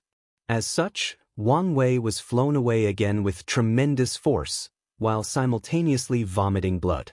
However, Wang Wei's healing ability was simply inhuman. Only a few minutes after his injury, his bones would heal by themselves. As for his internal organs, he would use his pure origin force to heal and nourish them. During the entire confrontation, the northern region was completely destroyed. Not to mention that it had already turned into complete lava, thus killing any kind of life that inhabited it, whether it was animals, people, insects, or plants. The shockwave created by these two people are enough to kill any cultivators below the divine body realm. Luckily for them, only a few people actually lived in the northern region. However, the casualties created by their battle was still in the 100,000s. Meanwhile, Ji Song kept pummeling Wang Wei with more and more powerful attacks. However, his opponent refused to stand down. More importantly, Ji Song discovered that with each attack, he has to increase the gravity around by a few folds. At this rate, he will not be able to sustain these attacks any longer. What's more, Ji Song had a feeling that something was wrong, so he used a powerful attack to try to end this battle once for while. Gravity implosion, roared Ji Song with a clutching motion of his hand. Suddenly, Wang Wei felt like he was in a cage as the gravity around him was actually crushing him from all directions, upward, downward, or sideways. All four sides seemed to want to crush him. Without hesitation, he started to fight back. He stretched out his hands to fight the gravity that seemed to be slowly closing in. He gritted his teeth as he mobilized all the muscles in his body. The air around Wang Wei started to tremble, then twisted around, creating the illusion that the space was about to be destroyed. As a matter of fact, the space of the Warring Kingdom world was indeed close to breaking apart. Meanwhile, inside the gravity sphere, Wang Wei's muscles and bones started breaking as he could not bear all the power. However, Wang Wei did not scream or groan, nor did he have a look of despair on his face. On the contrary, he looked excited. As his muscles and bones kept breaking, Wang Wei kept breathing in a certain way to repair them. Vast amount of spiritual energy between heaven and earth entered his body to speed up the process. At first, Wang Wei was forced on one knee in order to fight back the imploding gravity, but as time passed, he managed to stand up. Then, with a mighty roar, he tore apart the gravity field around him with his bare hand. Meanwhile, Ji Song looked at all this with an ugly look on his face inside his rock armor before saying, "You used my gravity ability to actually refine your body. To be specific, your internal organs." As for Wang Wei, he smiled after hearing this before saying, "Well, I would have to temper them with gravity eventually after I finish tempering my bones. I just used this moment of life and death to speed up the process and prepare for the future." After saying this, he checked his body. His muscle and bone strength have dramatically increased. After he gets back home, all he needs to do is absorb the material necessary for his bones to finish tempering them. Of course, the reason that he allowed himself to be beaten so much was because of the Overlord Fist that he cultivated. According to this technique, the more brutal one gets injured, the more benefit they will receive. So, Wang Wei allowed himself to suffer so much. As for his internal organs, this was the most benefit he received during this fight. According to the ancient desolate body refining scripture, refining the organs is a very dangerous process. As a result, it takes a very long process. Wang Wei did not want to wait that long. So, he used a life and death situation to force out his potential and accelerated the process. And the benefits he got were unimaginable. After finishing checking his body, Wang Wei looked at Ji Song with a calm smile, and yet a terrifying killing intent was in his eyes. Then he said, "Are you prepared to experience hell?"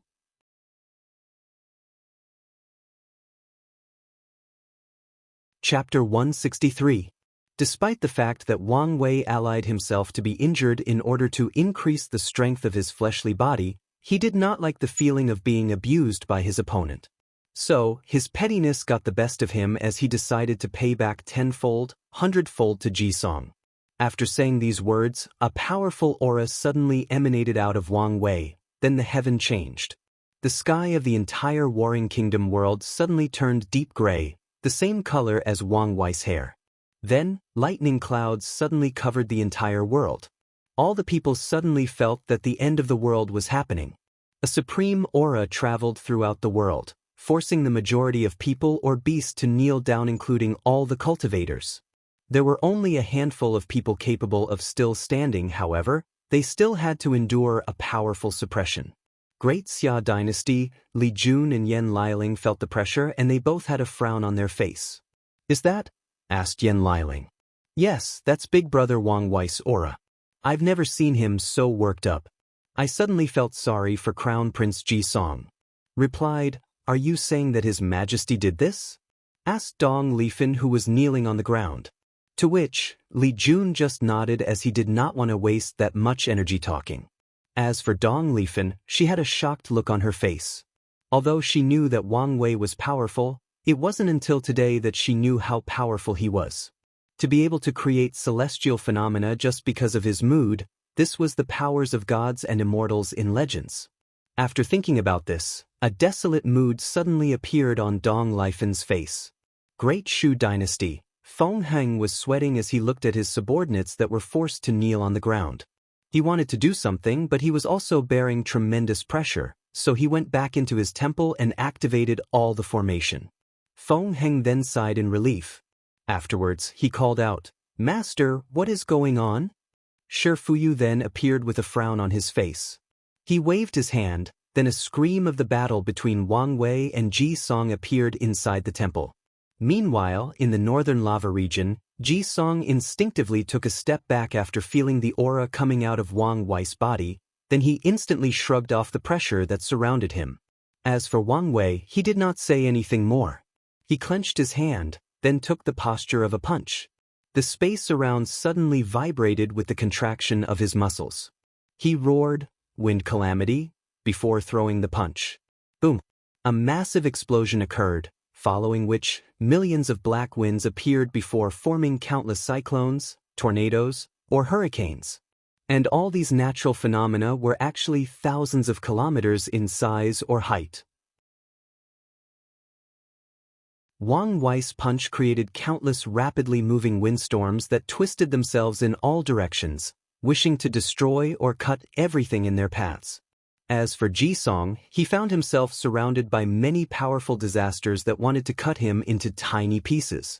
So, without hesitation, he waved his hand to create a barrier around him. However, this was no ordinary barrier, but one created by pushing the gravity outwards from him in all directions, thus preventing the black winds from even touching him. Unfortunately for Jisong, his gravity shield only lasted a few seconds before it was cut apart by countless wind blades, then the attack reached him. Boom! Another explosion occurred. The black winds became even more erratic after hitting the target. The majority of the land of the northern region had countless deep cuts on them. Some of them were so deep that they formed ravines. As for Jisong, who was in the center of the attack, he managed to survive, however he was quite miserable.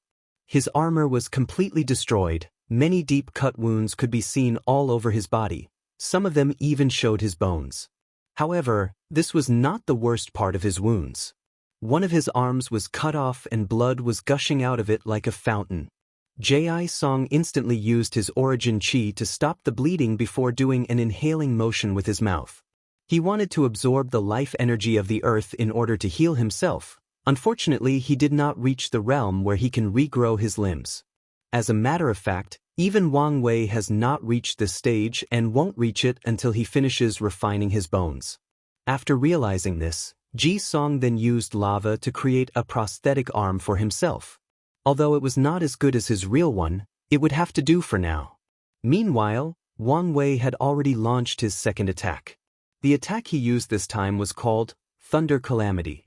After throwing that punch, thunder and lightning enveloped the entire northern region. turning it into a thunder field.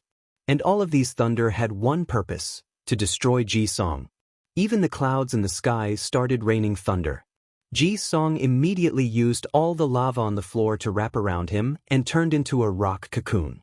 On top of that, he also used his gravity field. However, the thunder was not playing around. It destroyed the gravity protection, then the earth shield before hitting Ji Song, destroying every part of his body. An intense pain suddenly assaulted him as he felt that every part of him was slowly burning. In the end, Ji Song screamed out loud for a long time before the attack stopped. By then, all his skin and muscle was burned black by the lightning, leaving lightning-shaped scar all over his back and front. Meanwhile, Wang Wei took a very brief moment to admire these two powerful attacks that he learned from the ancient desolate body refining scripture over the past few years. Since his body skin and muscle used both wind and lightning to temper them, there are techniques in the scripture on how to use these elements as a form of attack. Previously, Wang Wei did not completely learn about them, but managed to comprehend them fully during his retreat in chaotic space. After that, Wang Wei used the thunder in his muscle to boost his speed. With more than 7 booms, he reached Mach 7 speed and instantly appeared in front of Ji Song and grabbed him by his head, before flying into the air. Ji Song took the opportunity to attack Wang Wei with another gravity punch. However, his attack had no effect this time. Wang Wei's innate field detached itself from his skin and turned into a shield that blocked the attack. Ji Song was surprised as he never saw this field behave this way before. Of course, he did not know that this was an ability that Wang Wei just developed after the beating he received.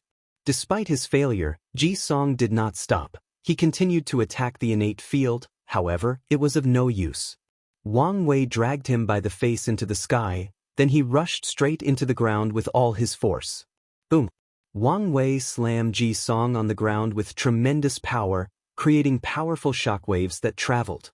The shockwave was so powerful that it did not stop after traveling throughout the entire northern region, but also headed to the central region.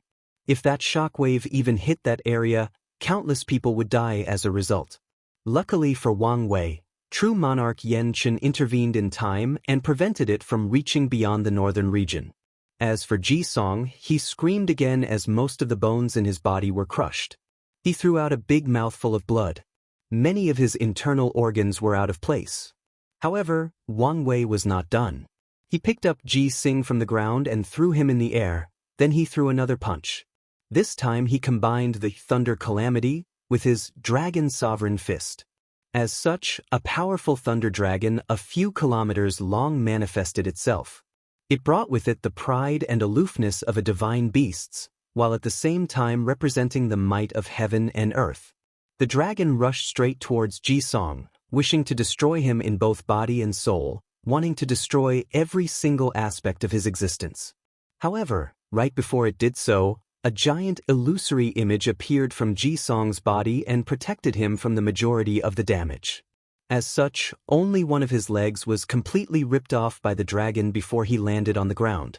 As for Wang Wei, he frowned after seeing this as he could feel a familiar feeling from this illusory image that appeared. It was as if he knew or saw that person before.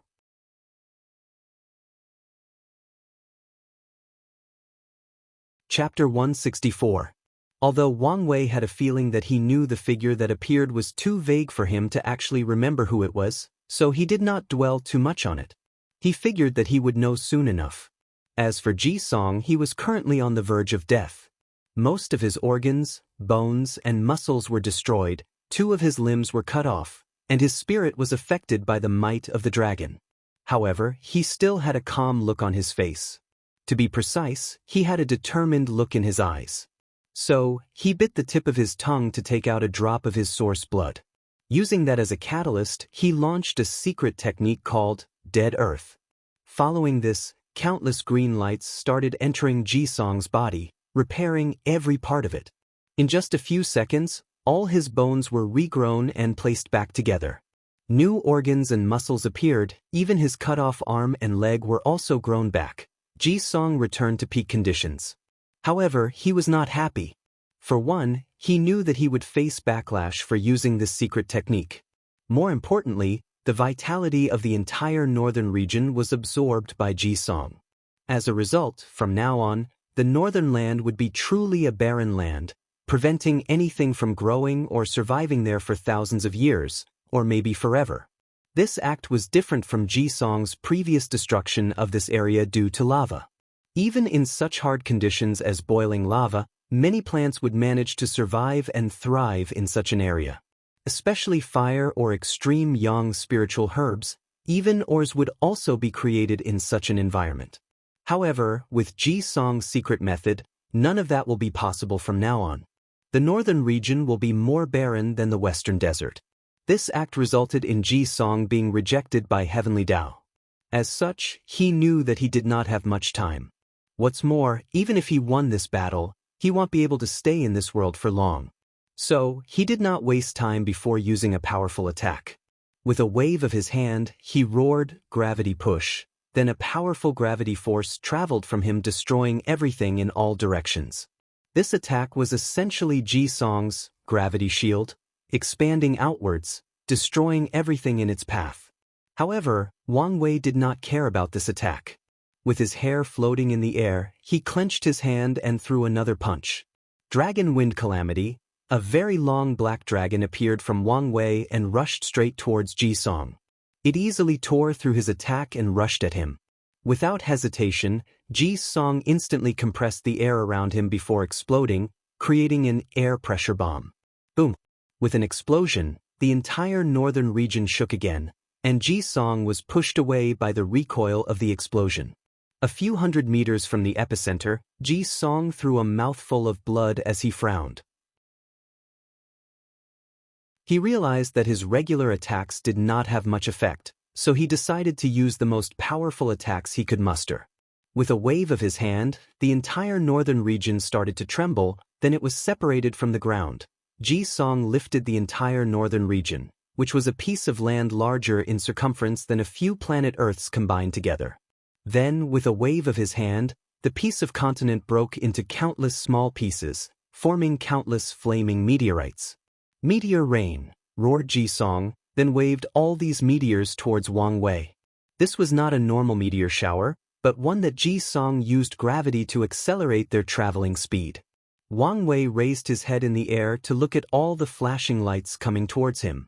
It was a beautiful sight, as Wang Wei had never witnessed a meteor shower before, let alone having one thrown at him. After taking a brief moment to admire the view, Wang Wei also prepared to use his most powerful attack. This attack was an upgraded version of his earthquake fist that he just created. Wang Wei started to mobilize all the vibration from his body. Whether it was his near-neutron star dense skin, his diamond-strong muscle, or his steel-like bones, they all vibrated rapidly. And he did not stop there. The innate field around him also started vibrating, along with the thunder and wind lodged in his skin and muscles. Heck, even his soul also vibrated at a rapid rate. Then he concentrated all these vibrations in his fist, and threw a punch as he roared, "World-breaking fist."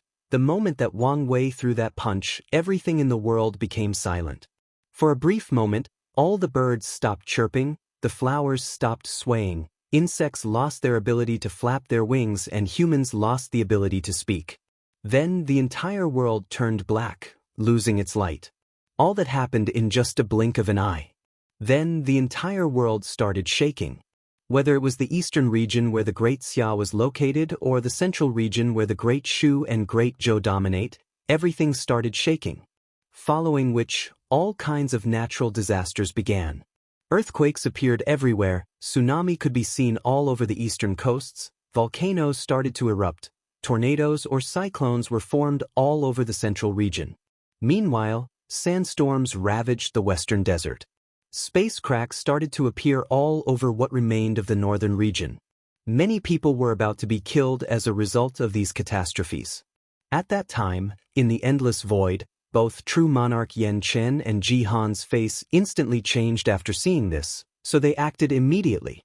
They waved their hands, then the entire warring kingdom's small thousand world and all the people inside shrink into a hand-size ball, then with another wave of their hands, countless runes appeared around the crystal-clear ball that was actually an entire world. After doing this, all the natural disasters that plagued this world subsided, saving the lives of its inhabitants.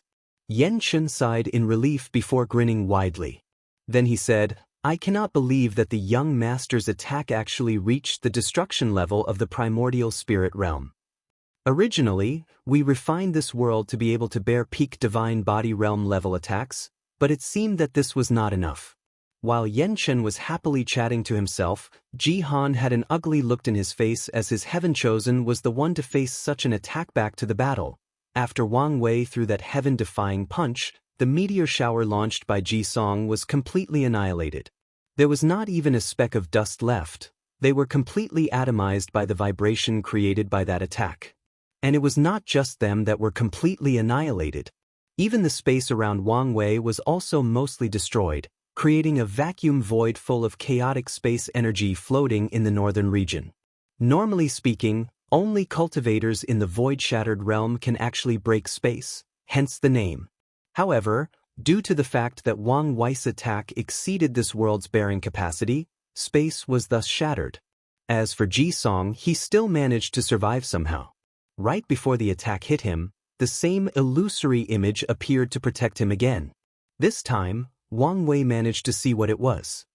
"Retire Prince Ji Xiang?" muttered Wang Wei. Then, he seemed to have thought of something and said in shock, "Dharma body?" The reason that he was surprised was because the illusory image that appeared to protect Ji Song actually resembled the Supreme Realm's Dharma body. After thinking for a few minutes, Wang Wei guessed the gist of things. He guessed that true Monarch Ji Xiang must have used a secret method to sacrifice himself in order to heal Ji Song's foundation that was ruined back in the Spirit Road trial. This was proof due to the fact that Ji Xiang never showed up after that incident, and the fact that there was a vision in the central continent signifying the death of a Supreme Realm powerhouse. At that time, many people went to investigate and found nothing including the Tao opening sect's shadow of this generation. However, divination did reveal that the dead Supreme was related to the Great Zhou Imperial Dynasty. So, after seeing this Dharma body on Ji Song, Wang Wei suddenly put two and two together. Ji Xiang's secret method not only repaired and improved Ji Song's foundation, but also granted him with an entire Dharma body, meaning a complete Tao was given to Ji Song.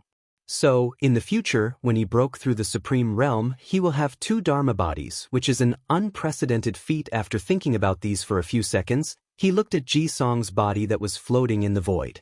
He was in terrible shape. 3 of his limbs were completely gone, leaving only his left leg. His internal organs and bones were totally liquefied, leaving only his skull and a bag of skin still intact, floating in the air. By all accounts he should be dead, but a powerful force was protecting his head and soul, then providing him with a powerful life force to keep him breathing. Wang Wei looked in one direction before saying out loud, "I know that you are here, so come out." Immediately afterwards, a shadow appeared not far in front of Wang Wei.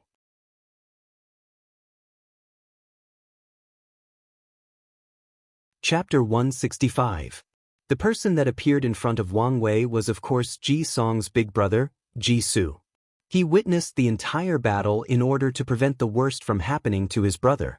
Ji Su looked at the terrible sight of his brother with a sigh. During his battle, his little brother was completely outmatched in every way. The worst part is the fact that his opponent did not use all his strength. By now, it is already common knowledge that Wang Wei is a young emperor, and every young emperor contained a pseudo-domain-like ability. However, he did not use that even once during that fight. Although Ji Su knew that his little brother had prepared on how to deal with that ability, it was not certain how effective the method would be and whether it would affect the outcome of the battle. After sighing a few more times, Ji Su took out a saint pill and fed it to Ji Song. The pill's only purpose is to keep alive for as long as possible, so that he can properly heal after returning back home. All this time, Ji Su looked at Wang Wei with the utmost vigilance. Any sudden movement will prompt him to instantly react. However, Wang Wei just smiled nonchalantly before saying, "You do not need to be vigilant. Even with your peak divine body realm cultivation, you are not my match. If I wanted to do something, you could not stop me." Ji Su frowned after hearing this, But he did not say anything, and he still remained vigilant. He was not afraid of a confrontation. After witnessing that battle, he knew that Wang Wei's attack or destructive ability had reached the lowest threshold of the primordial spirit realm. However, there is still much instability with his strength. Although his destructive power and defense have reached that level, his stamina and more importantly, his speed have not reached that level. So, Jisoo is confident that with his cultivation level in the peak divine body realm, as long as he uses a few techniques, his speed can reach that level and he can run away with his brother if necessary. So, after pondering for a few seconds, he said, "You are the winner of this battle. According to our agreement, the territories of Great Zhou belonged to you." After saying this, he crushed a talisman, then he and his brother were swallowed by a space crack. Meanwhile, Wang Wei sighed after seeing this. The truth of the matter is that he was not in the best shape as well. Although he was not injured, his entire body was aching after he threw that last punch. He even had a terrible headache, signaling that even his spirit was greatly fatigued. On top of that, Wang Wei was actually in quite the conundrum. His ability to fly was due to his terrible control of spiritual energy between heaven and earth. However, there was currently no such thing as spiritual energy around him. His last attack created a vacuum environment, meaning there was no spiritual energy, no gravity. So, Wang Wei was just floating in empty space. His powerful fleshly body allows him to breathe there, and his innate field prevents him from floating away. However, he could not fly, so he was literally stuck there. On top of that, his stamina was at an all-time low, so Wang Wei discovered to his embarrassment that he was actually stuck there. So, he decided to use a communication talisman to call someone to come pick him up. However, before he did so, Wang Ju appeared in front of him. Wang Wei sighed in relief after seeing her and asked to be carried away.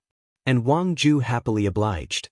She then placed him on her back and flew towards the central region. "This reminded me of old times when you used to carry me everywhere," said Wang Wei as he placed a bunch of pills inside his mouth. "Now that young master has the ability to fly, of course you no longer need this maid to carry you everywhere." "I will always need you in one way or another," replied Wang Wei as he closed his eyes and rested on her back. Meanwhile, Wang Ju had a smile on her usually calm face. This journey was supposed to be a long one as it was a little hard for Wang Ju to fly in a vacuum space with her cultivation in the early stage of the divine body realm. However, midway through, the space around her twisted, then she instantly appeared in the great Xia capital. She guessed that this was probably the doing of true monarch Yanqin, so she bowed to the sky before heading straight to the imperial palace. Meanwhile, Wang Wei and Ji Song's battle had a far-lasting impact that the two of them were even aware of. Many people, sects or factions of the myriad emperor world were secretly watching this battle. And they were shocked. Not just at Wang Wei's power, but even at Ji Song's strength. This battle showed that the heaven chosen of this generation have the ability to fight three great realms above them, which was unheard of. The only person who could do such a thing in the last generation was probably Wang Tian, but even he did not accomplish this feat until he created his Absolute Cut Sword Sutra and reached the peak of the supernatural realm. And that was because sword cultivators are known for their extreme ways of attack. So, whether it was Ji Song or Wang Wei, they both were in the radar of all the factions of the myriad emperor world. Qilin's central continent, Fang family domain, in a very large mansion. Fang Lijuan had just finished watching that battle and she secretly clenched her hand. Compared to those two people, her strength that she is so proud of is nothing but a complete joke. Luckily for her, there is still hope. After thinking about this, she looked at the talisman in her hand and her cold eyes lit up. As long as she can thoroughly study this talisman and absorb its strength for her own, she can create her own Tao, thus severing the shackles of her bloodline. So, Fang Lijuan closed her eyes and began to understand or be enlightened on this talisman. Huang family domain, Huang Min had also just finished watching the terrifying battle. His face was extremely pale, while his face had an ugly look on it. Immediately afterwards, he called one of his maids and asked, "What was the result?" "Young master," the Fang clan hesitated at first, pondering whether to accept our request. However, suddenly, they changed their mind and decided to protect Feng Lijuan at all cost even if they have to go to war with our Huang clan. Huang Min frowned after hearing this before asking, "What about the response of our Huang clan? The clan does not seem to want to go to war with the Feng clan. How come?" "Well, your father the patriarch wanted to fight with the Feng clan, however, the grand elders strongly disagreed." "Damn stupid uncle, why does he oppose father at every turn?" replied Huang Min with veins popping of his forehead. "What reason did he use to prevent the war?" The maid lowered her head after hearing this question, then she said, "The great elders said it was not worth it for the clan to go to war and waste so many resources for a wasteful person, isn't it?" asked Huang Min with red eyes and gritted teeth. "A person who has their bloodline destroyed is a waste, isn't it?" The maid lowered her head and did not say anything. As such, Huang Min then waved his hand to dismiss her. A few minutes later, a middle-aged man appeared in Huang Min's room. It was his father. So, Huang Min rushed to meet him with a look of expectancy on his face. However, his father just sighed and shook his head, an act which made Huang Min's face become very ugly. His father then said, "The Feng clan seemed adamant in supporting Feng Lijuan for this generation's heaven will battle." But didn't they see the battle between those two? Could they really believe that Feng Lijuan has any chance at all? "Who knows?" shrugged his father. "It may be because an eternal emperor might appear in this generation, so they wanted to take their chances. Or Feng Lijuan might have acquired something in that trial that boosted their confidence. In the end, what truly matters is the fact that they are more than willing to go to war with us in order to protect her." Huang Min looked at his father with bloodshot eyes for a few seconds before taking a deep breath. Then he asked, "What about the issue of my bloodline?" After hearing this question, Huang Min's father just sighed again before saying, "I'm afraid that there is nothing the clan can do about this. The herb used on you is a very rare and extinct one. As such, the herbs needed to create an antidote are also extinct long ago. Since the poison herb was found in the Warring Kingdom world, couldn't the ones for the antidote be also found there? Things are not as simple as you make it out to be," replied Huang Min's father with a sigh. "According to our agreement, the final winner of the trial will get control over the entire small thousand world. At this rate, it is obvious that the sacred son of the Dao Opening sect will be the final winner. Do you think that the Dao Opening sect will allow our Huang clan to go hunting for precious herbs in their territory? What's more, even if we get the herbs, who would refine the antidote for you? You know that the only powerful alchemist in our clan belonged to your uncle's faction. So, what am I going to do now?" Huang Min's father patted his shoulder before saying, "You do not have to worry. With me here, nothing will happen to you and you can live a life without any care or worries." After saying that, Huang Min's father left. As he walked away, he could hear the sound of things being destroyed or thrown all over. He sighed but continued on his way. Meanwhile, in the herd-raising valley, Lu Meishio also just finished watching the battle between Ji Song and Wan Wei. She too was surprised by the immense power displayed by her peers. As such, she had a deep frown on her face for a few minutes after the battle ended, then she sneered before saying, "Do you think everything is over because I left the trial?"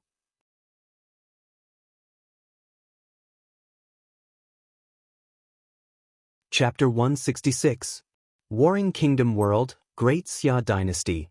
Wang Wei spent a few days inside his cultivation room to heal his injuries and recuperate his lost stamina.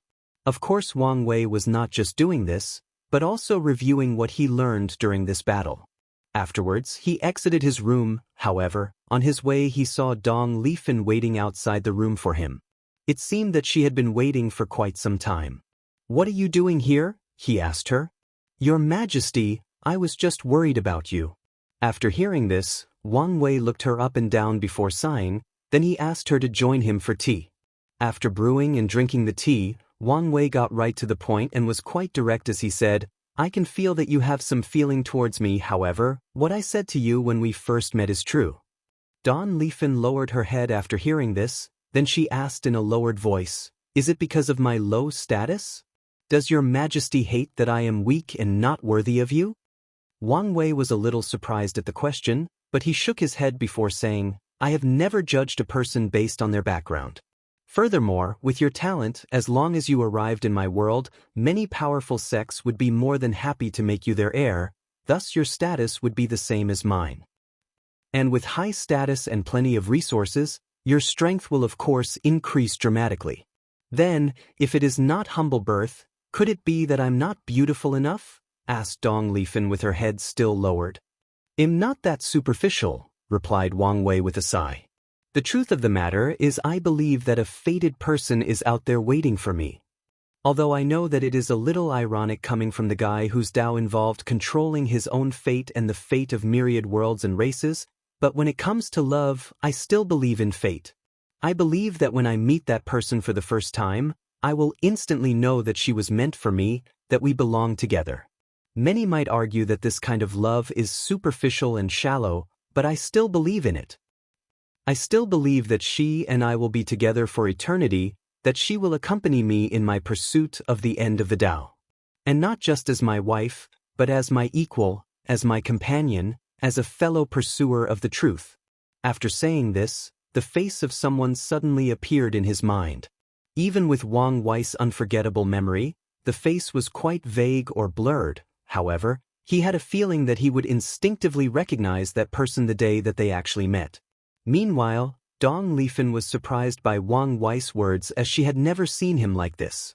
More often, he gave her the feeling that he was mighty and strong, that nothing could truly bother, that he had a solution to every problem. After thinking about this, she sighed before saying, Well, whoever this woman is, she will be the luckiest woman in the world to have your Majesty's affection. I'm the one who will be lucky, replied Wang Wei with a smile on his face. After that, the two of them drank their tea in silence. In the end, Dong Lifan got up to leave. However, Wang Wei stopped her one last time and said, I can see that you have a very ambitious side when it comes to cultivating and pursuing the Tao, so let me give you a piece of advice. If you truly want to go far in the path of cultivating, do not let anyone dictate your worth. Whether it is societal customs, your origin or birth, heaven and earth, and even me. You alone can determine what you are worth, what you are capable of, and what height you can reach. Dong Lifan's eyes lit up after hearing this as he realized the importance of these words. She decided to remember them and meditate on them when she has time. As such, she bowed politely to Wang Wei before leaving with fast and steady strides. After finishing his discussion with Dong Lifan, Wang Wei went out to deal with the affairs of the dynasty. His territory has just been exponentially increased. As such, there are many things left for him to deal with. Meanwhile, in the Great Shu dynasty, Feng Heng had also watched the battle between Ji Song and Wang Wei. At first, he was also shocked, but eventually calmed himself down. However, he noticed that his master seemed unsettled the entire time. So, he finally asked the reason. Disciple, I think you are in trouble, said Shifu with a frown on his face. Master, what do you mean? After thinking for a few seconds, he replied, This Wang Wei reminds me of a young version of your sect's ancestor. The absolute beginning emperor? Yes. Master, since you were alive back then, what kind of person was your ancestor? Not a lot of records are left about him in the sect.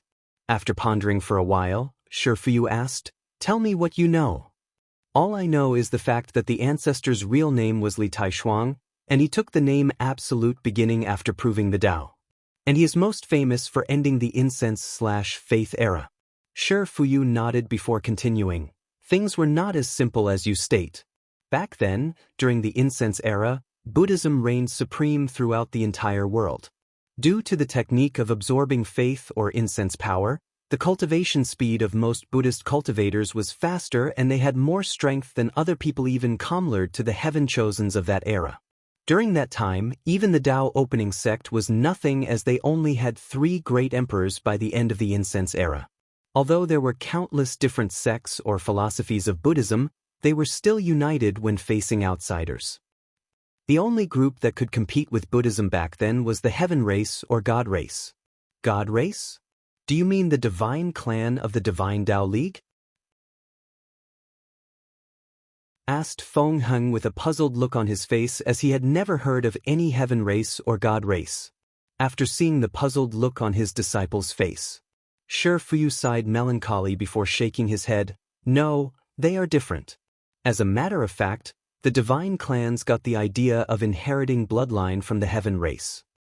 As for the heaven race, they were the physical manifestation of concepts like thunder, fire, water, earth, etc. As such, they were always referred to as thunder god, fire god, and so on. Isn't that the spirit race? However, Shi Fuyu still shook his head before saying, it's still different. The god race was created when countless mortals and cultivators prayed to a specific concept, such as praying to fire and treating it as a god. The incense power generated by all those people created a living being with unimaginable power that embodies all the prayers that people offered them, the god race. As for the spirit race, they were born by heaven and earth themselves through a long time and using massive spiritual energy. Furthermore, spirit races still have to slowly cultivate, but the heaven race was born extremely powerful.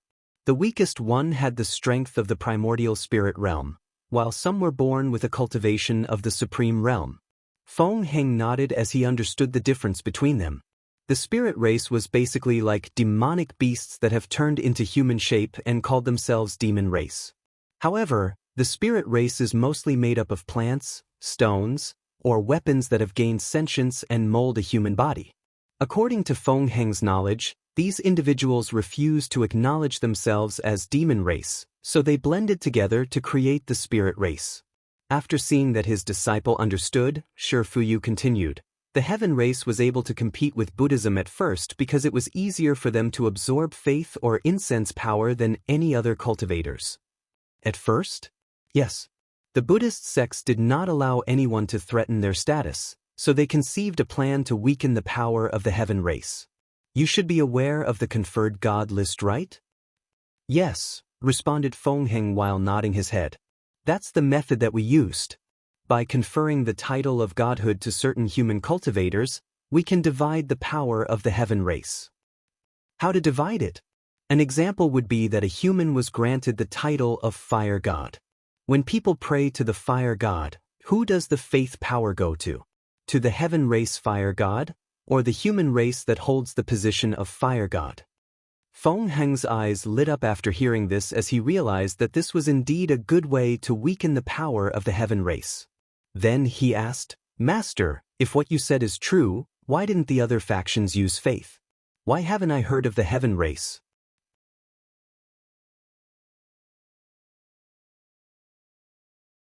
Chapter 167. Shi Fuyu pondered for a while to reorganize his words, then he said, at first, many people did absorb the power of faith to cultivate, especially in the early stage of the incense era. However, the power of faith and incense had repercussion or side effects. Side effects? According to the records in the Profound Gate, faith and incense is very poisonous to the spirit. Is that what you mean by repercussions? Asked Feng Heng. It's not that simple. Do you know what faith actually is? No. Faith is basically the aggregation of spiritual power of countless people. For example, when someone prays to either offer worship to a higher being or to ask them for something, a part of their spiritual power will combine with the spiritual energy between heaven and earth to form the power of faith or incense. The negative side of this is the fact these spiritual powers are not pure, but full of emotions and desires. As a matter of fact, the power of faith was first discovered when a monk accidentally absorbed this power in a temple while breaking through the primordial spirit realm. That monk discovered that he could use the incense to go through the heart demon tribulation needed to turn his soul into a primordial spirit. Later, this method was used by Buddhist and other sects to make it easier to break through into that realm. However, faith is not only made of positive emotion or desire, but also negative one, which can easily affect a person's spirit, forcibly changing their nature. Especially later on in that era when Buddhist sect absorbed a massive amount of incense power. The majority of monks in that time became brutal and greedy. They would slaughter people for no reason. More importantly, they would enslave mortals to force them to pray and offer incense to them. Shi Fuyu paused for a moment, then took a short passage down memory lane. Meanwhile, Feng Heng hurriedly asked, "So, how did the people of that time deal with the problem?" The question jolted Shifuyu from his memories. He smiled before answering. "This problem occurred in the early stage of the incense era, so I'm not very sure exactly what happened. What I do know was that it was solved by the Karmic Unbound Emperor." "Karmic Unbound Emperor? Never heard of him," replied Feng Heng. Shifuyu paused for a moment after hearing this, then he looked at his disciple deeply. "Master, is there something wrong?" "No," replied Shifuyu as he secretly sighed. The Karmic Unbound Emperor was actually the first Buddhist emperor of the incensed era. He created the karmic heavenly flame and passed it down to the world. As a result, the Buddhist sect could use this flame to burn out the impurities inside the incense power, thus making it easier to absorb. Since this flame has the name karma, does that mean it could be used to wash away the karma of the people who absorb incense power? Asked Feng Heng. You are correct. However, incense is not as karmically binding as qi luck. As long as the person who absorbed the power accomplished the wish or desire of the people who prayed to them, they can still escape being bound by karma. Master, since the problem was solved, why did other people stop using that power? That's because the majority cultivator labeled the incense Tao as heretical or unorthodox. Not to mention that only the Buddhist sects had access to the heavenly karma flame. Furthermore, the flame did not completely solve the problem. At first everything was fine. However, the Buddhist sects decided to expand their borders to all the other worlds in the community. They not only preach the philosophy and ideas of Buddhism, but also use these worlds to gather a massive amount of faith. However, with this large amount of power, even the karmic flames could not remove all the impurities. At that time, the Buddhist sect began to fracture due to the internal contradiction. You mean infighting? Asked Feng Heng with a surprised look on his face. The term Buddhist sect is used to refer to a coalition of all the different factions of that era that practiced the teachings of Buddha.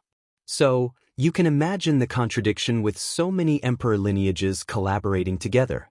So what caused the split between them? Well, one faction wanted to stop using incense power due to its harmful nature, or at the very least not absorb so much. The other faction was more aggressive and refused to stop. They believed that doing so would greatly decrease the power of the Buddhist sect. So, which faction won in the end? Asked Feng Heng with an intrigued look on his face. At first, the peaceful faction had the advantage. After all, Buddhism is a sect that focuses on discovering the self, liberating the self from the sea of suffering and reaching nirvana. For most Buddhist cultivators at that time, the power of incense was just a means to achieve enlightenment at a more rapid pace and help more people liberate themselves from their suffering. However, things rapidly changed. The radical faction conducted a ceremony that contacted a powerful being using a massive amount of incense power. That being then gifted that faction the Western Pure Bliss Land, or Buddha world. Wait, Western Pure Bliss Land? Are you talking about one of the 6 forbidden lands? Asked Feng Heng, visibly shocked. Shifuyu nodded before replying, now it is considered a forbidden land, but back then, it was not. Western Pure Bliss Land was the holy land of Buddhism. Just standing there, you could feel the powerful Buddha rhyme that increased understanding and enlightenment. At the center lies the Maitreya Bodhi tree, a very powerful spiritual tree that may have reached beyond the emperor tier. Anyone who meditated under it will have the Maitreya Buddha Mother explaining the Tao to them herself. She was an unimaginable being that words alone could not express her sacredness. Just being in the divine presence of the Divine Mother Buddha was enough for any monk to know and experience what true nirvana was, even for a brief moment. A brief moment that all monks pursue for their entire lives, even willing to give their entire life, said Shifuyu with a twinkle in his eyes. What? Beyond Emperor tier? Master, does such a thing exist? Asked Feng Feng, all flustered. Shifuyu looked at his disciple, realizing that he must have said something that he should not, so he immediately said, You do not need to think about these kinds of things that are outside of your capabilities. Feng Heng nodded mechanically, but the look of shock was still in his face. After seeing this, Shi Fuyu did not say anything, giving his disciple the chance to slowly process that information that he let slip. And this quiet lasted a few hours. Then, Feng Heng took a deep breath to calm himself down before saying, "Master, so what happened between the contradiction of the two factions? And what does any of this have to do with my ancestor, the absolute beginning emperor?" Shi Fuyu looked up and down at his disciple. After noticing that he had relatively calmed down, he continued, "Well, after getting access to the Western Pure Bliss land, the radical faction labeled the other faction as unorthodox and almost destroyed them. Luckily, the peaceful faction had previously taken control over the heavenly karmic flame, so they still found a way to survive." "Master, wait, if the peaceful faction had control of the karmic flame, then how did the other faction refine their faith power?" "Well, Western Pure Bliss land also had this ability, so they did not need it." Feng Heng nodded, then he asked, "So, what brought the destruction of Buddhism in the end? What about the heaven race you previously mentioned?" "Be patient, I'm getting there."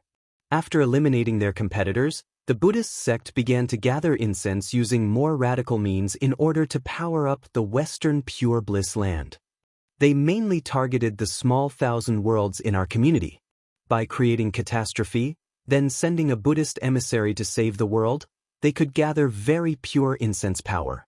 At that time, every time a Buddhist emperor managed to prove the Tao, he would lead the world to conquer other worlds in order to gather more faith. Of course, not all emperors born in that era belonged to the Buddhist sect. Other factions also managed to cultivate one of two emperors back then, and those emperors tried to deal with the Buddhist sect, but they were not strong enough, especially with the protection of the Western Pure Bliss land. The only emperor that posed a threat back then was the ancient desolate emperor of the Tao opening sect. However, since he had some karma with Buddhism, he did not attack them, but instead made a deal with them not to do anything to his sect in exchange for his neutrality. All of these actions actually garnered the ire of all the factions of the world. However, everyone decided to close one eye because of how powerful the Buddhist sects were. However, when we created the One World Nirvana plan, everything changed.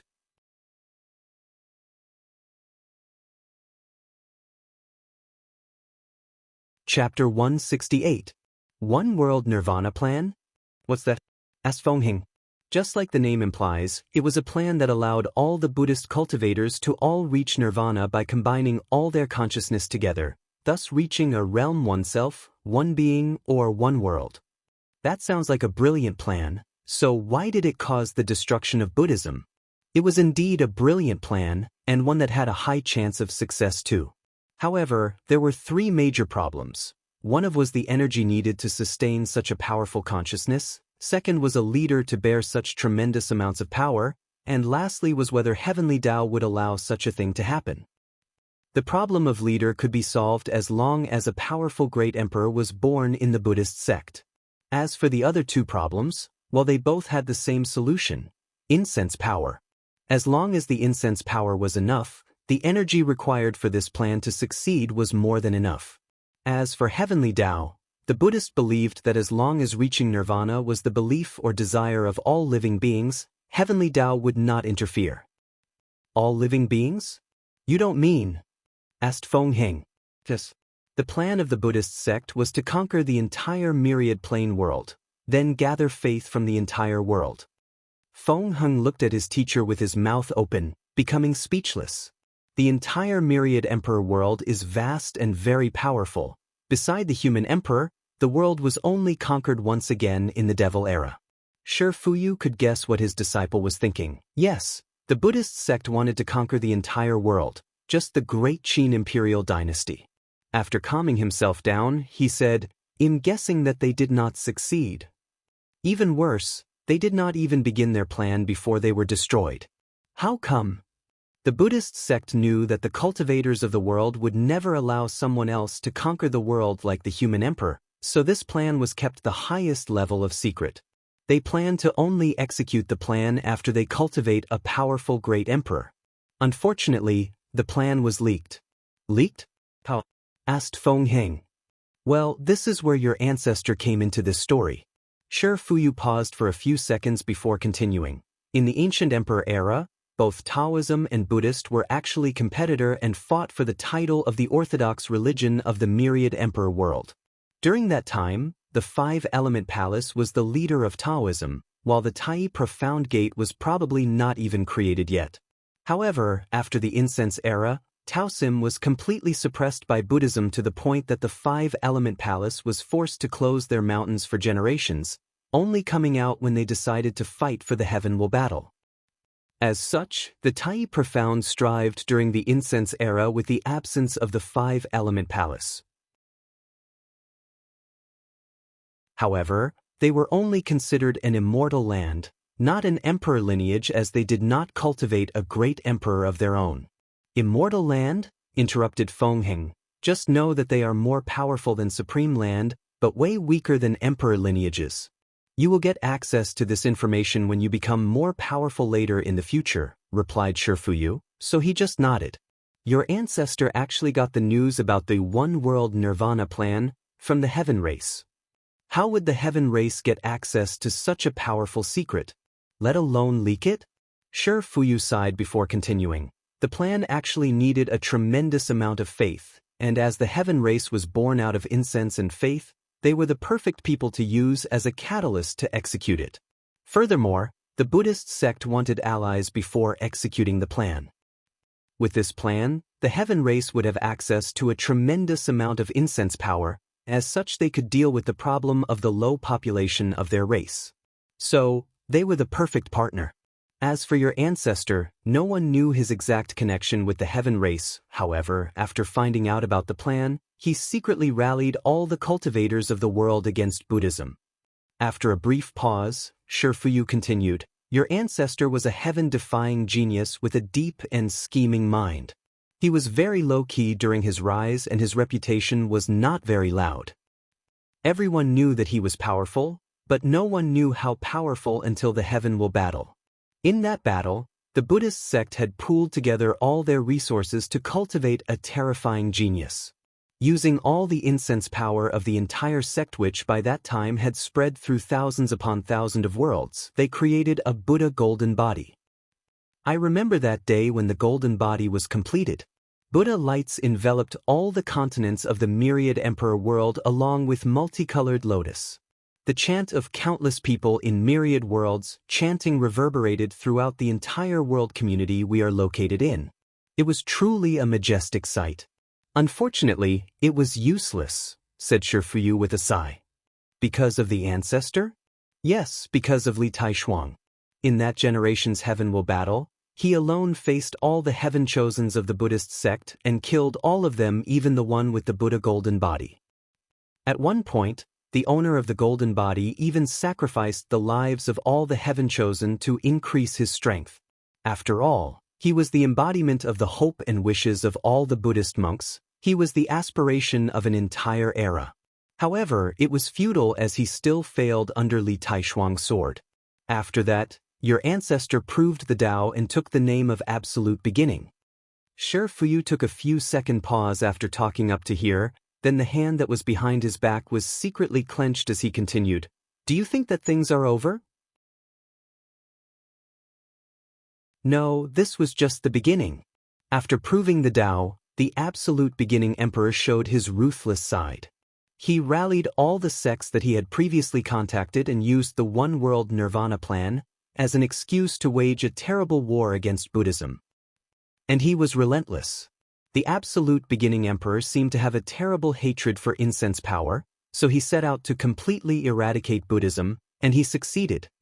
He destroyed all the Buddhist sect in the entire myriad emperor world. Even the countless emperor lineages were not spared. Even the heaven race was not spared from his wreath, despite the fact that many of them still supported him. As for the Buddhist sect, no matter what method they used, it was simply useless. During that period, countless immortal venerable and Tao ancestors were killed and slaughtered. Many were left over by previous great emperors manifested themselves, but they were no match for the absolute beginning emperor.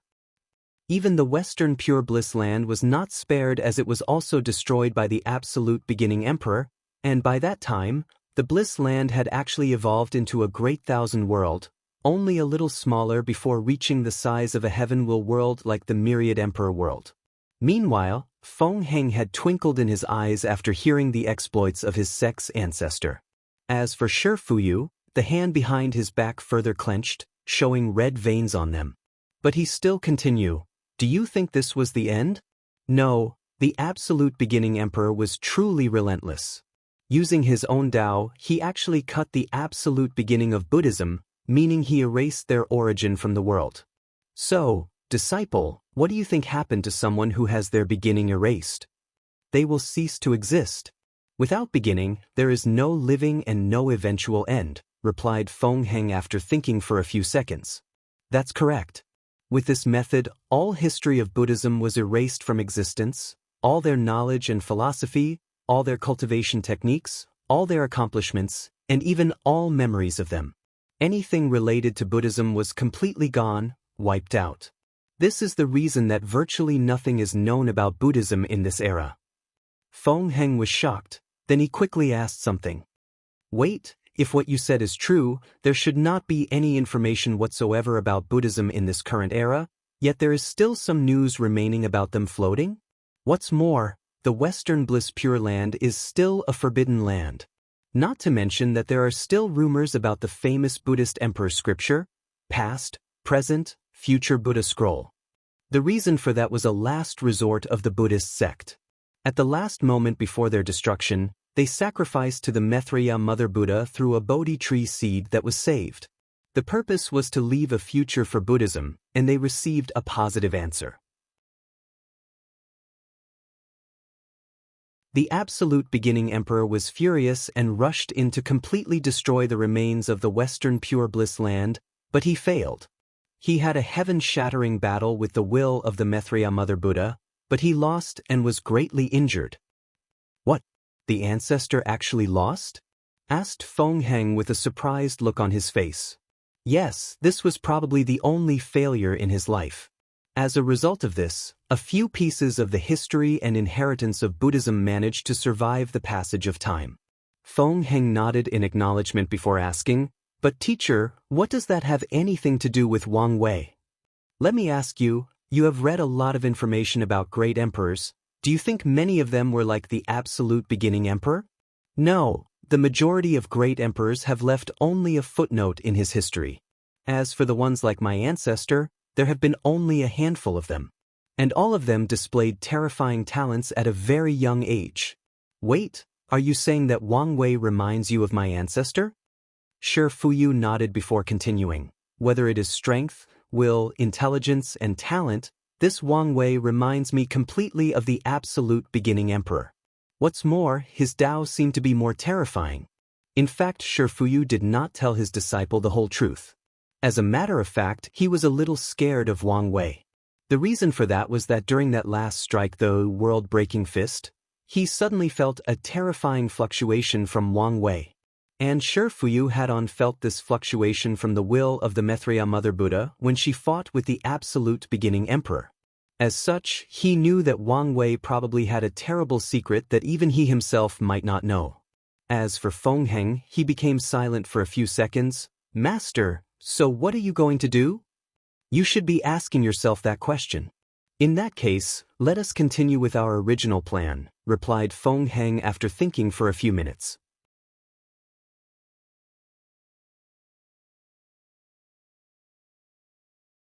Chapter 169. Back in the Great Xia dynasty, Wang Wei was frowning while looking at a bunch of papers. In the past few days, he was not in the best mood, and it was all because of paperwork. After winning his battle with Ji Song, the vast territory of the Great Zhou now belongs to him. However, it will still take some time before he settled all the people there, let alone made them have a sense of belonging with Great Xia. As a result, many rebellions occurred throughout his territory, so he had to dispatch the army to use force to eliminate these rebels. If it was in the past, Wang Wei might consider using less brutal means to deal with the situation, but now the end of the trial was rapidly approaching, he did not have time to play nice. Although Wang Wei was the final winner of the trial, he knew that his competitors would use the shortest amount of time to recuperate from their defeat, then strive to break through the supernatural realm as soon as possible. and if he wasted any more time in this world, he would be left behind. So, he decided that all his plans must be accomplished in 5 years or less, then he will leave this world. Of course, dealing with the affairs of the dynasty was not the only reason that Wang Wei was in a bad mood, but because Yan Liling, his supposed chancellor, refused to help him. According to her, she was mad at the fact that he did not share his secret Longshui tea recipe with her. After hearing this, Wang Wei immediately blamed Li Jun for not being able to keep his mouth shut. I mean, doesn't he know to place his brother before his companion? I mean, they basically grew up together wearing the same diapers. Couldn't he keep his mouth shut? Wang Wei sighed while gritting his teeth. As a last resort, he had to ask Dong Lifen for help, an act which made him very embarrassed. After all, he had just basically rejected the poor girl, but now he was asking her to work for him. Wang Wei felt like a capitalist that exploited the people working for him. However, after seeing her working hard and not complaining, he removed the guilt he felt. He convinced himself that she enjoyed the work. One day while working in the Dragon Throne Room, someone came in and told him that a special guest came to see him. It turns out the person was actually Feng Heng, the leader of the Great Shu dynasty. Wang Wei could not think of the reason that this guy showed up to meet him. However, he did not care. No one can stop from conquering this world. As such, the Great Shu dynasty is actually on its last breath, and it is only a matter of time before he conquers it. A few minutes later, Feng Heng entered the Dragon Throne Room, then cupped his hand together to salute Wang Wei. However, one of the ministers of the court roared, "Bold! You dare not to properly salute His Majesty." However, Wang Wei waved the person off as he knew that Feng Heng just used the etiquette to indicate that he was treating him as the sacred son of the Tao opening sect, not the ruler of Great Xia. As a matter of fact, he did not really care about etiquette. As long as the person shows the necessary level of respect, everything is fine. As such, Wang Wei just observed this heaven chosen from the Tai profound gate from up to down. He noticed how this Feng Heng had a very peaceful and natural temperament, which symbolized that he has a high understanding of Taoism. Speaking of Taoism, Wang Wei knew a little bit as he had read the Tao Te Ching by Lao Tzu and Zhuangzi in his previous life. Although he only did so to impress his boss, he still remembers them with his unforgettable memory. Furthermore, the origin path system that all the cultivators in the myriad emperor world cultivate borrow many ideas and philosophy from Taoism. After taking a brief moment to call this thing, he said, "So, Tao Child Feng Heng, what brought you to my little dynasty? I'm here to make a deal with you? Oh, please say. I will hand the entire Great Shu dynasty to you without fighting. In return, you have to give the position of national master and make Taoism the national religion of Great Xia." Wang Wei looked directly into Feng Heng's eyes for a few seconds, before saying with a sneer, "You must be joking. I have done all of this work, just to let you benefit for cheap? You value yourself too much." Wang Wei could guess this guy's plan. Let all the other heaven-chosen battle between themselves, then allies himself with the final winner. With the status of national master and the spread of religion, he can absorb as much chi luck as the final victor of the trial.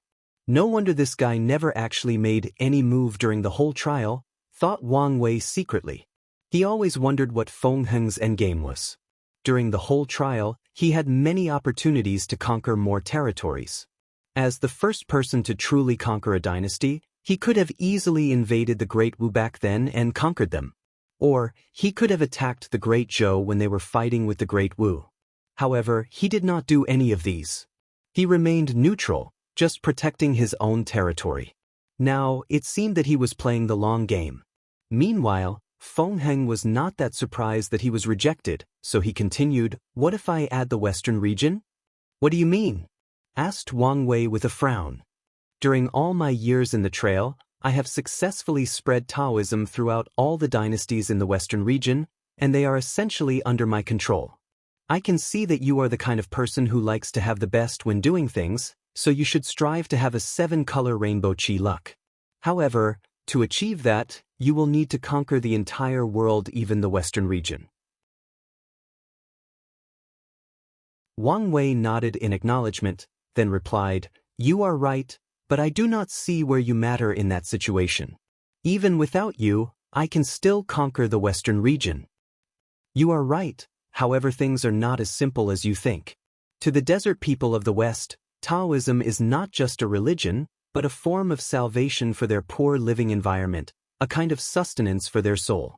So, anyone who threatens their belief, they will never accept it. What does that have to do with you? Asked Wang Wei. However, he had an inkling what Feng Heng was about to say. As the Taoist ancestor of this world, I have a lot of power, replied Feng Heng. As long as I tell these people that the Great Xia is a threat to Taoism, millions of people will not hesitate to take arms and fight to the death against you. I mean, you can imagine the burst of power these people will bring out when believing that they are fighting for their religion, their beliefs, their ways of life. Feng Heng paused for a few seconds before continuing. As a matter of fact, I know that despite all of this, your Great Xia will probably still win in the end. However, at what price? With the majority of people of the Western region dead in a war, what is the point of you conquering that barren land? How long will it take to end such a war of faith? However, with my proposition, all of this can be avoided. You can easily conquer the entire world, and I will just benefit a little. Wang Wei had a pensive look on his face while tapping his finger on the armrest of his dragon throne. He realized what a brilliant move Feng Heng's plan was. Plus, he did not want to waste more unnecessary time on this trial. However, I can agree with your proposition, but I have a few conditions. Feng Heng hurriedly said, Please say. First, you can only absorb enough qi luck to reach the two-color rainbow level. Impossible, replied Feng Heng. He did all of this work in order to achieve the highest result possible. How could he accept the bare minimum instead? As a matter of fact, if it was up to him, Feng Heng did not want to use this method. Unfortunately, the barrier between the peak purple gold qi luck and the two-color rainbow is too vast for him to accomplish with the territory that he has control of. According to his master, a person has to conquer an entire small thousand world in order to break that barrier between those two levels. And if you want to reach higher levels like 3-color, 4-color, and sun, you need more than just vast territory. You need to properly govern the people, make them happy and better. And even that can only guarantee a 6-color rainbow qi luck. If you want to reach the last color, you have to fundamentally change the world. So, Feng Heng was very happy when Wang Wei was the final winner because according to the information he received, the people of Great Xia have very happy and fulfilling lives. But now, either accept my condition or we can go to war, said Wang Wei with a cold and ruthless tone. Meanwhile, Feng Heng had an ugly look on his face, while thinking about his options.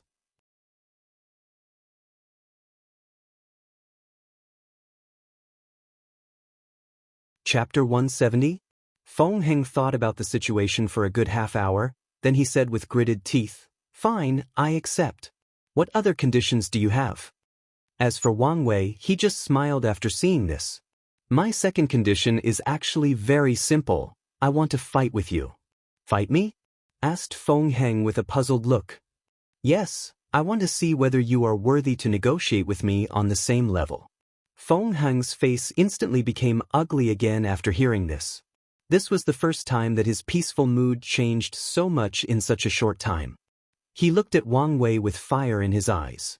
However, Wang Wei did not care, so he said, You can't blame me for this, after all, no one has even seen you fight. How do I know you are not a sheep disguised as a tiger? Feng Heng took a deep breath before calming himself down. Then he said, I accept your challenge. In a forest not far from the Great Xia capital, both Wang Wei and Feng Heng stood not far from each other. Many people were standing far away, watching and commenting on the battle that was about to happen. Who do you think will win? Asked Dong Lifan with a worrying look on her face. Isn't it obvious? Replied Li Jun with a calm look on his face. He saw a recording of the battle between his big brother and Ji Song from Wangju, so he knew how powerful Wang Wei was. That battle also brought a lot of pressure to him, however he was also motivated to increase his strength. Furthermore, he decided to cultivate the Overlord Fist, in order to refine a strong body for himself. Meanwhile, Wang Wei was looking his opponent up and down waiting to see what kind of method he would use, However, his opponent seemed to be more patient than him, so he decided to attack. In an instant, Wang Wei appeared in front of Feng Heng, then punched him in his guts. However, a sudden cumulus cloud appeared to block the attack, but it was to no avail. Feng Heng was sent flying from more than a few hundred meters away, throwing up a mouthful of blood. However, midway through, his body suddenly turned as light as clouds, then he slowly floated in the air before stopping. Feng Heng wipes the blood from the corner of his mouth as he realizes that he underestimated his opponent despite the fact that he saw his true strength during the battle a few days ago. So, he decided to take things seriously. With a wave of his hand, red clouds were condensed from the atmosphere, then they dropped like rain on Wang Wei. However, with just one punch in the air, a powerful shockwave dispersed these clouds. Immediately afterwards, Wang Wei flew straight towards his opponent and kicked him. Boom! Feng Heng was sent flying on the ground with tremendous force as he spewed out another mouthful of blood. Fortunately for him, a cumulus cloud appeared in front of him and blocked some of the attack. And this was not an ordinary cloud, but one that turned as dense as metal, but it was still no use under Wang Wei's kick. As for Feng Heng, he did not hit the ground as expected. He used the same previous tactic by turning his body as light clouds, then slowly landed on the floor. Feng Heng frowned as he looked at Wang Wei in the sky, then he used another attack. This time the clouds turned into a dead gray color before rushing straight towards Wang Wei, who just watched as the attack hit him without even leaving a single scratch on him. However, this attack was not a simple one as Wang Wei felt an extremely creepy energy trying to penetrate his soul and corrode it. He snorted coldly, then this energy was instantly vaporized. Then he looked at Feng Heng before saying, "Interesting use of yin and yang dao."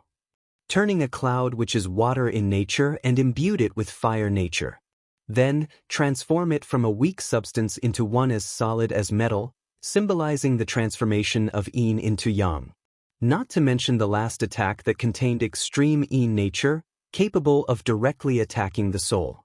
However, if this is all the strength you have, today's battle will officially be the worst day of your life. Feng Heng had a frown on his face. Not only because his attacks seemed to be useless, but because his opponent seemed to be able to read the nature of his attacks in just a few minutes. After thinking for a brief moment, he decided to use another tactic. With a wave of his hand, countless swords materialized in the air, then they rushed forwards. Meanwhile, Wang Wei looked at all the swords rushing towards him and guessed that his opponent decided to use 5 element spells from now on. He was not that surprised as the Taoist sects are known for their amazing and wonderful spells. So, he rushed straight towards Feng Heng, ignoring all the swords that hit him. These swords could not even break his innate field, let alone his skin. However, Feng Heng seemed to have anticipated this, so he moved away from Wang Wei. A burst of red clouds appeared under his feet, swoosh. In an instant, he appeared a few hundred meters from Wang Wei. As a result, for a few minutes, a game of cat and mouse chase occurred in this battle. Wang Wei frowned as he observed this situation. He was quite surprised at how fast this Feng Heng actually was. Although he looked like he just teleported, Wang Wei knew that this was just because of how fast this guy moves so that it appears that way. Of course, this is not the reason that Wang Wei actually stopped chasing. The real reason was because one of Feng Heng's attacks managed to break through his innate field, and he was puzzled. According to the intensity of the attack, there is no way in a million years that such a level of power could break his defense. After pondering for a few seconds, Wang Wei once again rushed towards his enemy. This time he observed every single sword that hit. After a few 100,000 hit him, a slight break a few centimeters appeared in his innate field, then the swords hit his skin before being bounced off from it. Wang Wei stopped again and looked at Feng Heng and said, "You are the owner of the yin-yang eyes." A slight surprise appeared in Feng Heng's eyes before disappearing, then he said, "What are you talking about? Your attacks seem to be able to find the tiniest of flaws in my defense and attack them. These flaws are so small that even I did not notice them, yet you could see them and directly target them. Only the yin-yang eyes had such ability." "You are wrong," replied Feng Heng while shaking his head. This is my natural innate ability, but I do not have the yin-yang eyes. Wang Wei looked at him deeply as he could not tell if this guy was telling the truth. The only thing he had to go on was the slight surprise in his eyes when he first mentioned this, but Feng Heng's soul fluctuation remained calm after he denied it. However, he remained suspicious. Wang Wei waved his palm, a giant blue dragon manifested, releasing a powerful suppression. And to his horror, Feng Heng found himself unable to move as Wang Wei rushed towards him. With a desperate attack, all the swords floating in the air turned into countless needles, then rushed forwards. Meanwhile, Wang Wei ignored these needles as he let them attack him. However, to his disappointment, none of them seemed to attack his weak point.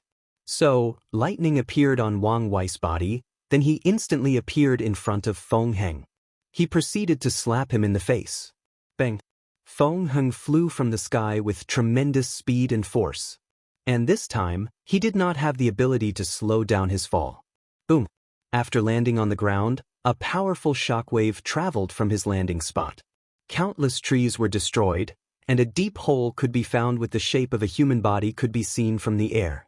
After a few seconds, Feng Heng managed to unbury himself from deep underground, then he vomited blood for a few seconds. His face was slightly deformed as his skull was bulged inwards, and many of the teeth in his mouth had fallen off. He raised his head and looked at Wang Wei with gritted teeth, while the latter had a frown on his face.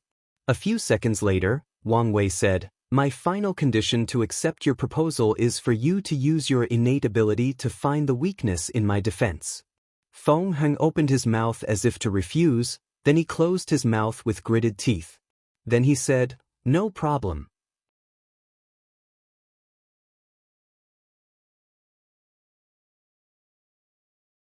Chapter 171. After the battle, Wang Wei was sitting on his dragon throne with a pensive look on his face. After a few minutes, he said, "What do you think?" After a brief silence, Li Jun opened his mouth. Something seemed wrong. Everyone then looked at him, so he further elaborated, "This guy Feng Heng seemed very weak for a heaven chosen." Asked Dong Lifan as she did not totally agree. In her opinion, the only reason that the battle ended so quickly was because of his majesty's strength. Not weak per se, Li Jun tried to find the right words to express his feeling. More like he could not use all his strength. It was as if it was difficult to control his power. Wang Wei nodded in agreement. After seeing this, Yan Liling then asked, "Big brother Wang Wei, did you think of something?" "Yes, I just find this guy very suspicious," he replied. "Because of the yin-yang eyes?" "Why would he hide such a thing?" asked Yan Liling with a confused look on her face. In fact, not just her, but everyone in the room who knew the importance of such a powerful physique had the same question. "Do you all remember what happened when Heavenly Tao acknowledged my physique and the Heavenly Physique list appeared? What was the name after the yin-yang eyes?" "I remember that there were a bunch of question marks instead of a name," replied Li Jun with one arm crossed and another on his chin. Wang Wei nodded before continuing. At that time, many people believed that it showed that the yin-yang eyes did not appear in this generation, but what if that was not the case? Everyone except Dong Lifan had a frown on their face, contemplating the meaning of these words. "Young master, are you saying that the yin-yang eyes appeared in this generation, however there were some complications in the process? And that Feng Heng knows something about it?" asked Wang Ju, who was always very astute when it came to analyzing information. Wang Wei nodded in acknowledgement, an act which did not disperse the frown on everyone's face. If that was true, it meant that all the top 6 physiques in the heavenly list appeared, making this glorious age even more turbulent. Not to mention what kind of secrets that this heaven chosen of the Tai Profound Gate was hiding. Meanwhile, back in the Great Shu Dynasty, Feng Heng used some secret methods to return on the same day after the battle. Even his injuries were partially healed. After entering his temple, he activated all the formation inside to isolate from the outside. Then he started to freak out. "Master, master, master, come out," said Feng Heng in a rushed voice. Soon after, Shifuyu's primordial spirit appeared in front of him. "Master, do you think he knows the truth?" "Disciple, you need to calm down." But master, he clearly noticed something wrong. Shifu sighed before saying, I warned you not to use the power of your eyes in front of this Wang Wei, but you did not listen. I had no choice, otherwise, I would not even be able to even touch even once during the fight. What's more, it was you who told me to agree to his last condition. If you did not agree, he would have become even more suspicious of you. Based on what happened in the secret realm, you can see how cunning this Wang Wei actually is. Feng Heng clutched his fist, then he started walking back and forth in the room while muttering, We are screwed. We are screwed. People will find out what we did, and the sect might even instantly kill us. Shifu looked at the state of his disciple, then he patted his shoulder. Suddenly, Feng Heng sensed something traveling throughout his mind, then he returned to his calm mood. Feng Heng sighed in relief, while Shifu asked, Have you calmed down now? That's good. Do you still have it with you? Feng Heng nodded before taking out something from his body. However, that thing was covered by formation. After making a bunch of signs with his hand, the formation was lifted. There lied a human body that had a look of horror on its face despite the fact its 2 eye sockets were actually empty. What is worse is the fact that this child looks nothing but a 5-year-old boy. Both Shifu and Feng Heng looked at the body, however their reactions were different. Feng Heng's body trembled slightly after seeing it, and a look of regret could be seen in his eyes. However, his master just looked at the body with indifference. Shifu then said, In order to properly get the yin-yang eyes as a physique, just taking the eyes is not enough. We need to find a way to swallow both the soul and source blood of the true owner. By then, no one will be able to tell the difference, and all the evidence will also be destroyed. So, all you have to do until then is to actually deny that you have any relationship with the yin-yang eyes. Feng Heng was silent for a few seconds before taking a deep breath. Since he had already done so much, there is no turning back for him. He will bear this sin for the rest of his life as it was his decision to make no matter the consequences. Furthermore, as long as he can become a great emperor, who dares speak ill about his actions? After thinking about this, Feng Heng suddenly felt that his mind became more clear, then his peaceful mood turned into an indifferent one. Just now, his state of mind has reached a higher level. Shifu noticed his disciple's change, then he nodded in satisfaction. Even without a special physique, his disciple's talent can be ranked top-notch, and there was a reason he was chosen. Meanwhile, back in the Great Xia, while dealing with all the affairs of his territory, Wang Wei was planning another expedition. This time it was to the southern region, and he was leading it personally. The reason for doing this was one because he wanted more habitats for his people to live in, so taking control of the territory of the demonic beasts that is full of resources is the perfect place. Secondly, and the most important reason, was because he did not trust the demonic beast left in that area. Wang Wei always asked himself why Lu Meishio actually left so many demonic beasts alive in the southern region after leaving the trial. However, he could not think of the reason. So, he decided to kill all of them so he did not have to worry about it again in the future. Under the leadership of Wang Wei, the Great Xia army started to ravage all the demonic beasts in the southern region, and Wang Wei was always at the head of the attacks. He used his true will ability to destroy the cultivation levels of all the demonic beasts in a large area, then these beasts were taken and stored for his future plan. Wang Wei used the wind calamity, thus ravaging all the demonic beasts in a few hundred miles radius. While watching all the cut-up corpses of these demonic beasts, he started to think to himself, am I being too harsh in killing all these demonic beasts? After all, they are still living beings and part of the natural flow of nature, so why should I kill all of them? Just because of my suspicions of Lu Meishio? My method seems too radical and maybe Wait a minute, suddenly muttered Wang Wei out loud. Since when did I start to question myself like that? As a person who seeks to be free and unfettered, I should be able to do anything I please, whenever I please. I should have the freedom to base my actions solely based on my desires, so why would I care about the balance of heaven and earth by killing a few demonic beasts, even if their number is in the millions? After saying this, Wang Wei suddenly felt a veil uplifted from his mind, making his thinking more clear. Despite this positive benefit, Wang Wei was not happy, which was evident by the frown on his face. He realized that a heart demon had just attacked him. Technically speaking, this was an impossible thing to happen, as heart demons only occurred to primordial spirit cultivators that have to go through heart tribulation. What's worse was the fact that Wang Wei knew that this was not the first time that this had happened to him. The first time he suffered from heart demon was when he first killed a person when he was immortal.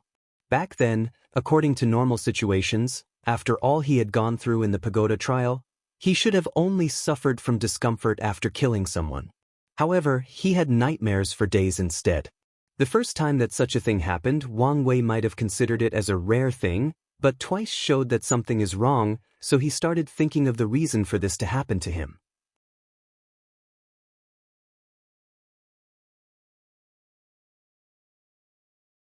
Chapter 172. The first thought that came to Wang Wei's mind was that someone was actually using some means to actually influence his state of mind. However, he quickly denied that idea. Back then he did not offend anyone. Well, given his status, maybe he did not need to. Nevertheless, he spent most of his time in the sect surrounded by some of the most powerful people in the world. If someone tried to deal with him, whether it was his mother, father, grandfather, or other elders of the sect, they would notice something wrong. And in this world, with the protection of his Tao protector Xianxia, this situation is unlikely. The second possibility that Wang Wei thought of was that this was the hand of heavenly Tao. However, he still denied that possibility. When he first had his heart demon, he had not offended heavenly Tao yet. Additionally, with him passing the divine punishment thunder, he and heavenly Tao were somewhat even. Wang Wei knew that because of his transcendent Tao foundation, when he broke through the supernatural realm, his heavenly tribulation will not be a joke. However, that was still for the future. Not to mention the fact that heavenly Tao could not interfere with him all the way in this small thousand world. So, it could be eliminated as a suspect. So, the last possibility that he could think of was that this has something to do with his reincarnation. Maybe something happened to him when he was going through the process of going through samsara. After all, his massive soul power was gone during the process. Unfortunately, his memory of the experience was completely wiped out, so there was nothing he could currently do with his little strength. After thinking about this, Wang Wei realized how insignificant he truly was in the grand scheme of things. So, he decided to rein in the little arrogance he had after defeating Ji Song. After taking a few moments to regain his bearings, Wang Wei then continued his expedition of the southern region. This time, he was even more brutal as he wanted to end this war as soon as possible.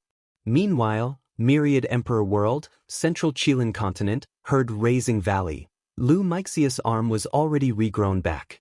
However, upon further examination, it is easy to see that one of her arms had a different shade of color than the other. This was due to the fact that she still needed some time to train the regrown arm to be as strong as the other one. While cultivating, Lu Meishio suddenly opened her eyes with an ugly look on her face. The reason for that was that she felt that all the demonic beasts that she left in the Warring Kingdom world were slowly dying. So, she yelled with gritted teeth, "Wang Wei!" After this, her hatred for Wang Wei had dramatically increased. However, immediately afterwards, she calmed herself down and started thinking. She had made great plans for these demonic beasts in the southern region. As for the reason she left there, it was because she did not want her plans to attract the attention of certain people in the herd-raising valley. She thought that Wang Wei would just ignore these beasts, then her plan could continue in secret. However, her thought was completely wrong as she underestimated Wang Wei's careful nature and his ruthlessness. After thinking about it for a few minutes, she whispered to herself, "In that case, let's execute the plan and move the experiment to the northern Black Tortoise continent, as there are plenty of demonic beasts to use. However, I need to be very careful not to draw the attention of any demon race imperial family, otherwise things will escalate out of my control." After thinking about this, she took out a token and notified her loyal servant to come meet her.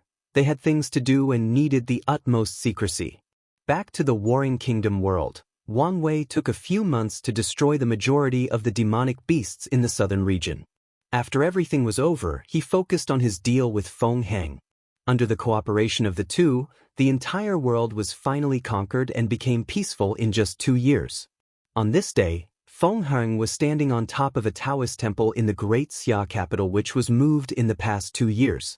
In just 2 years, many of such temples were actually built, thus spreading Taoism throughout the whole world. So, Feng Heng's mission in this world was over. After using a secret technique to check his luck, he looked at the 2 colors Qi dragons swimming on top of his head, then he sighed.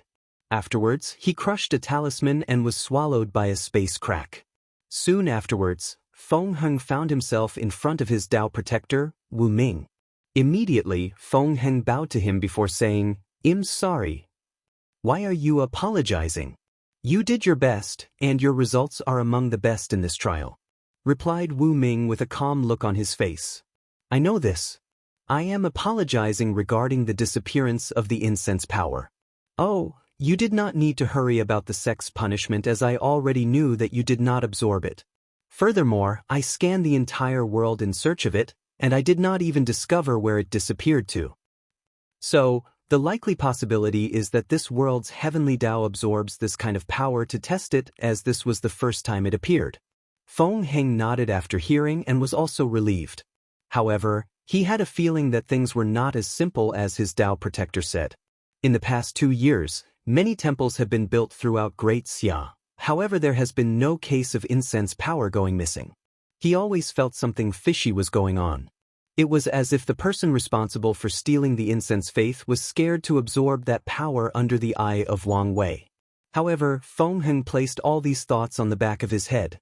All he cared about now was the fact that he was heading home. Meanwhile, back in the Great Xia, Wang Wei noticed that Feng Heng was gone, so he was relieved to go about his plans. He did not trust that guy a single bit.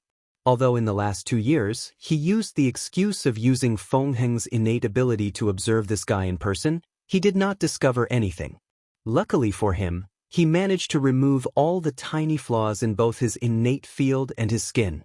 However, he did not do so for his muscles. He did not trust Feng Heng to this extent. After giving his orders to his subordinate, Wang Wei flew straight into the sky. When he reached the edge of the world, he used his token to send a message. Soon, true Monarch Xianxia appeared in front of him. "Young master, what can I do for you?" asked Xianxia with a smile on his face. "Supreme Elder, I need you to send me to the sun," replied as he pointed in a direction. The reason that he needed help was because the sun of this world was located in a void place without spiritual energy, so he could not fly there by himself. Xianxia's eyes lit up after hearing this as he thought of something. So, he complied with a smile on his face. Standing on the surface of the sun, Wang Wei sat down and started refining his bones with the ancient desolate body refining scripture, as fire was the element needed to temper the bones. Furthermore, Wang Wei was preparing for when he needed to refine his heart in the future, as fire elements will also be needed. Just like that, Wang Wei spent another 2 years in the sun. In the process, he has reached the core of the sun with a temperature of millions. At this time, simple temperature has no effect on him. Only flames with special nature can still burn him. During the entire process, he had to burn or melt all 206 of his bones over and over, then regrow them again. The most dangerous part was when he had to melt his skull, almost frying his brain into paste. Luckily for him, there are many records of similar experiences in the scripture. After opening his eyes, Wang Wei felt that his strength had greatly increased again. Furthermore, as long as he absorbs the heavenly silver ore into his bones, the tempering of his bones will be over, and his strength will increase again. Wang Wei then woke up after finishing checking his bones, then he felt the beating of his heart. The beating was strong and steady, even more than before. Blood was rapidly traveling throughout every part of his body, thus increasing his regeneration ability. So, Wang Wei nodded in satisfaction as he knew that he would save himself a lot of time in the future. Afterwards, he crushed a talisman that instantly teleported him back to the great Xia capital, where he sent a notice to all his officials to come meet him for a meeting. Soon, all the officials including the member of his team and a court meeting took place. The first thing he said when the meeting started was, "Is everything prepared for my plan?"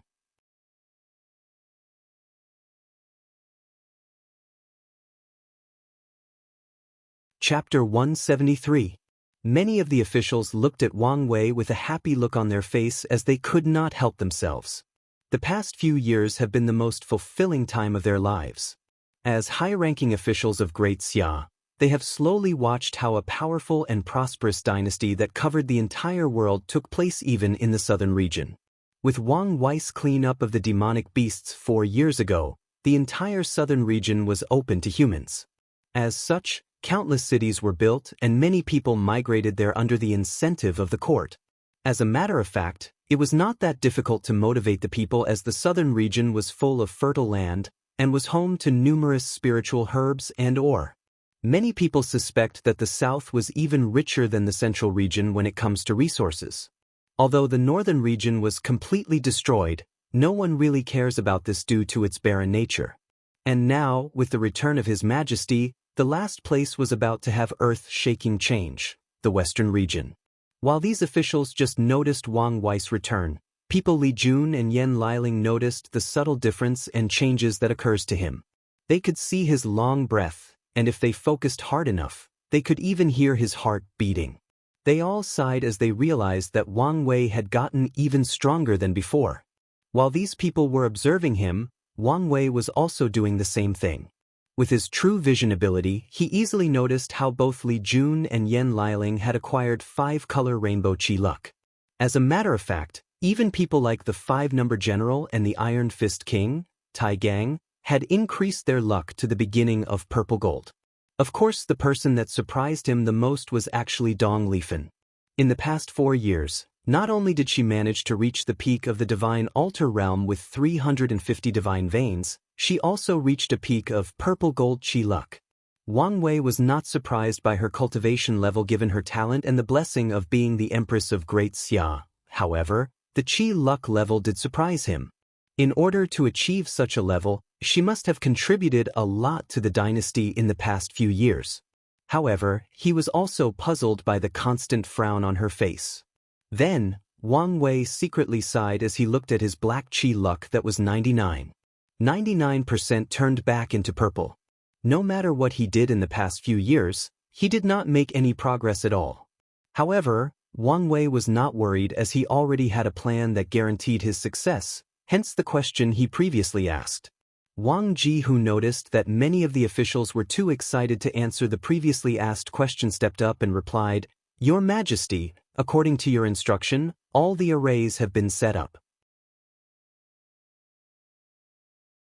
Wang Wei nodded as he also checked out his head maid. No, he should call her his shadow from now on. He could see that Wang Ju has also benefited greatly from the chi luck of the dynasty. Her divine body realm cultivation was more stable than before, and she seemed to have used the increase of comprehension brought by her position to understand the techniques she cultivated. He guessed that her cultivation would increase dramatically after returning home. After receiving a full report from Wang Ju, Wang Wei spent a few hours checking the situation of the dynasty during his absence. After checking that everything was normal, he headed straight for the western region. Once there, Wang Wei stood in the air, then waved his hand. He used all his 720 divine veins to control all the spiritual energy in the western region, then countless circular runes appeared in the air, surrounding the entire region.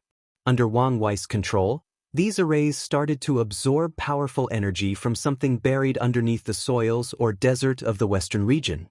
If one person could observe closely, they would find out that the arrays were absorbing the blood, souls, and cultivation power of countless demonic beasts.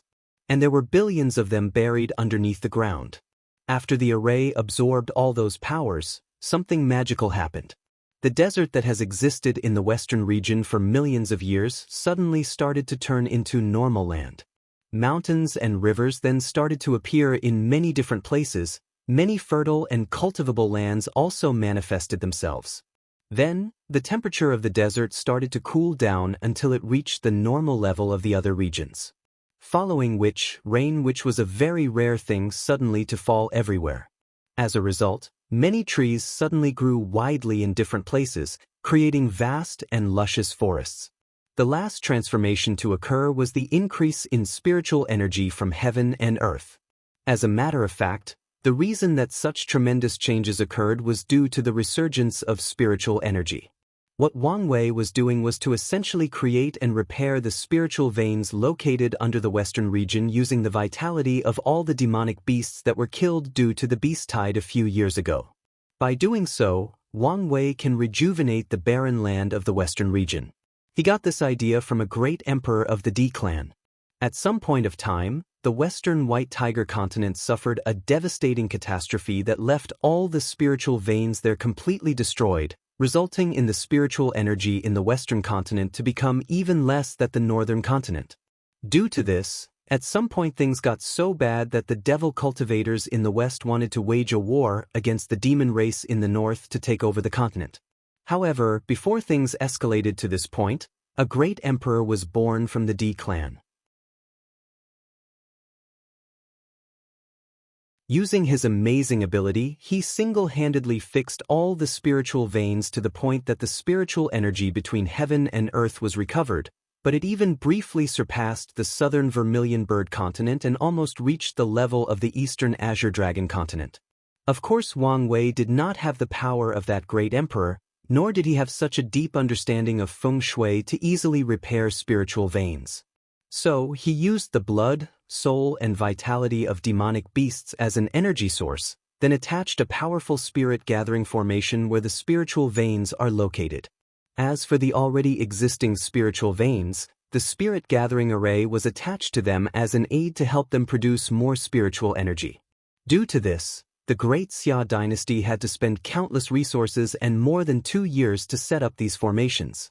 And why did Wang Wei go through such great lengths to do such a thing?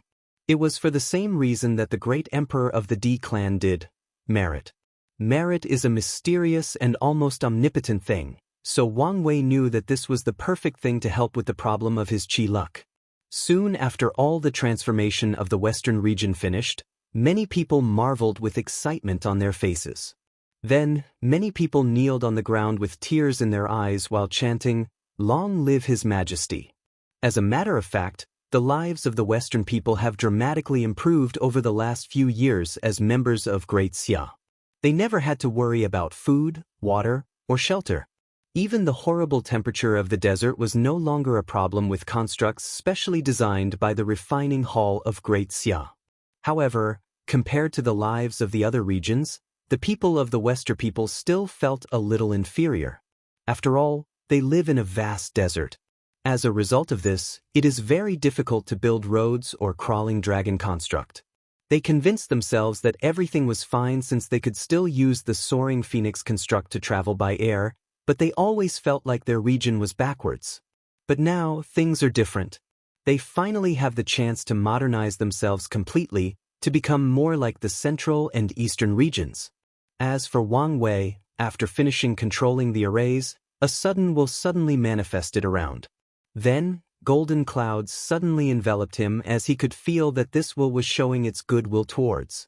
Wang Wei knew that the heavenly Tao of this world was happy by his deed, and the golden lights that fell from the heaven and into his hand further proved his feeling. As such, Wang Wei looked in excitement at the golden lights in his hand. This amount of merit was a few times larger than the ones Lu Meishio received, meaning that even if he used it to change his qi luck, there should be more than enough as a reserve.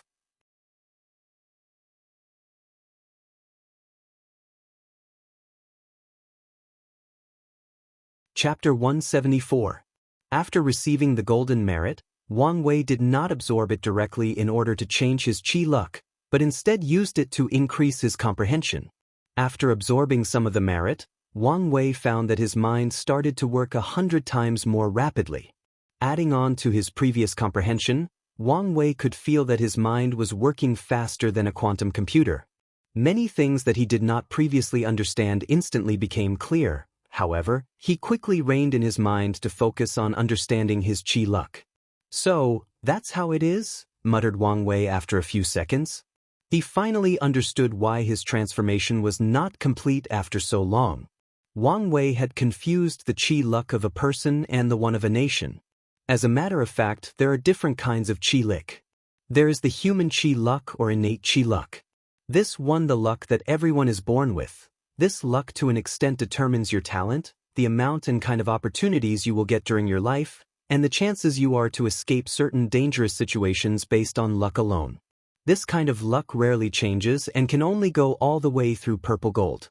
After realizing this, Wang Wei then suddenly realized how precious the Spirit Road trial actually was, as it allowed people to change their innate luck. The second kind of luck is actually called heavenly luck, and it is granted by heaven itself.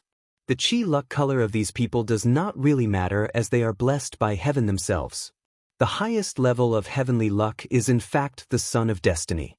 The third kind of luck is referred to as earthly luck, and this is the category that a dynasty's qi luck falls under. This luck is created by gathering a small portion of destiny or luck from myriad things: people, lands, emotions, desires, etc. This kind of luck is somewhat similar to incense. However, it is not as poisonous due to being more restrictive through karma. As for Wang Wei's black qi luck, this was the result of him being rejected by heaven and earth. And this kind of thing is not as bad as it sounds, because it means that it is very difficult for heavenly Tao to plot against by using fortunate encounters as bait. More importantly, for Wang Wei, who desired to become free and unfettered, it means that he has the chance to control his own luck, and he succeeded. The process of him turning his black qi luck back into purple is a transformation that occurs due to him slowly grasping his fate when it comes to controlling luck. And now that he finally understood all the knowledge needed about qi luck, his transformation was complete, and Wang Wei also developed a new ability. This ability is called Destiny's Sun, and as the name implies, Wang Wei could forcibly become the Son of Destiny of any world he is in. Then his luck would be as legendary and scary as Long Outyin. Everything would become easy for him to achieve. If he wanted some rare herb or material, just follow his instinct and he would eventually discover it. His chances of escaping true mortal dangers would increase dramatically. In general, this ability is heaven-defying. However, Wang Wei was not happy, and he will not use it blindly. As a person who truly understands qi luck, he knew that heavenly luck was actually a big pit. Do you think that heavenly Tao would bless someone with luck for no reason? Of course not. Heaven and earth revolves around the concept of balance, of cause and effect. If something extraordinary happens to someone, then there must be a reason. For example, the title of Son of Destiny sounds very appealing. However, Wang Wei knows that each Son of Destiny of any world is born or chosen for a reason. And it is usually because the world sensed that a catastrophe is about to happen, so it chose someone as a Son of Destiny to cultivate in order to fight or prevent the disaster. So, those lucky bastards usually have a rough life despite being lucky, as they have to go through countless trials and tribulations. A perfect example of that was Long Outyin. The heavenly Tao of the Warring Kingdom world chose him as the Son of Destiny in a desperate attempt to prevent all the participants of the trial from truly taking over the world. Despite the fact that the Heaven Chosens mostly brought positive changes to the world, it did change the fact that they were foreigners, outsiders. So, the world's plan for Long Outyin to rise up and become the one to conquer the world. And maybe in the process, form an alliance with a few Heaven Chosens and use the advanced resources of their world to better this one. According to the information that he learned from studying qi luck, and after watching the life of this world previous Son of Destiny, Wang Wei guesses that there was a reason that Long Outyin was teleported to Feng Lijuan after the explosion of the secret realm. In all likelihood, Heavenly Tao wanted Long Outyin to seduce Feng Lijuan, then with her unreserved support, Long Outyin would have a better chance of conquering the world. And maybe found a way for this world to evolve from a small thousand world to a middle thousand world. Unfortunately, Heavenly Tao greatly underestimated the Heaven Chosen of the Myriad Emperor world. More importantly, it underestimated Feng Lijuan's ruthlessness. It probably thought that with her arrogance, she would not do such a thing. However, as a person who aspires to become great emperor, how could Feng Lijuan not swallow her pride when necessary? No matter how arrogant a person is, in front of endless power and immortality, who can resist? So, after seeing the death of Long Outyan, Wang Wei has a newfound respect for this member of the divine clan. Unlike other members of her clan, she knows when to be arrogant and when to rein in. Of course, Wang Wei is more interested in the talisman that was in Long Aoshan's hand. If he guessed correctly, this talisman is very precious. And now that it has fallen into Fang Lijuan's hands, her threat level for the future has greatly increased. After taking a brief moment to think about these things, Wang Wei reigned in his mind. Then, he used his secret method to convert earthly luck into innate luck. His qi luck rapidly changed from purple, then to purple gold. After a few minutes, a second color appeared, then a third. Wang Wei spent a few minutes absorbing the luck. He checked his qi dragon, and it had 7 colors, signifying that he reached the 7-color rainbow qi luck, so he smiled. Wang Wei knew that the reason that he reached the maximum level of 7 colors was because of the transformation of the Western Desert. Otherwise, he would only reach 6 colors. One thing that caught Wang Wei's attention was the fact that the 7-color rainbow qi luck is also referred to as immortal luck. Given that more than 7 color of qi luck is referred to as emperor luck, he guessed that immortal luck has something to do with immortal venerables and Dao ancestors. Unfortunately, he only learned the title of that level of luck, but nothing about what immortal venerable actually is. He guessed this has to do with the fact that this world's level is too low, so it does not have any information besides just a name. After absorbing the qi luck, Wang Wei felt that his strength had suddenly increased dramatically. It reached the point that he could kill his previous self with just one punch. Wang Wei knew that this was actually another function of earthly luck. The king of any dynasty can bless himself with the power of the dynasty's luck, thus increasing their strength dramatically. Unfortunately, this kind of ability is only available in medium-small thousand world and above, and it requires the dynasty to refine a luck-condensing artifact in order to be able to use qi luck in such a way. Wang Wei knew that every emperor lineage back home actually has a luck-condensing artifact, and it is usually one of their emperor artifacts that served that role, just like in the Dao opening sect. The emperor artifact of Wang Wei's ancestor, Emperor Qiyuan, served as the luck-condensing artifact of the Dao opening sect. As a matter of fact, Wang Wei is a little lucky that this ability was not available in the trial, otherwise he would have to suffer. When all the other Heaven Chosen could use this ability in desperation, he would not be able to do the same as his qi luck was still black. And if Ji Song had that ability in the final battle, then Wang Wei would have suffered greatly. As a last result, he probably would have to ask Dong Lifan to control the dynasty's qi luck and channel it through him. However, Wang Wei guessed that even if that method succeeded, there would still be some repercussions. Not to mention that she would actually have to be close to him, thus risk being a liability during battles with her weak strength. After thinking about this, Wang Wei sighed, then he returned to the capital. Now that he has accomplished everything he came for in this world, the trial is officially over. So, it was time to head back home as he missed his family greatly.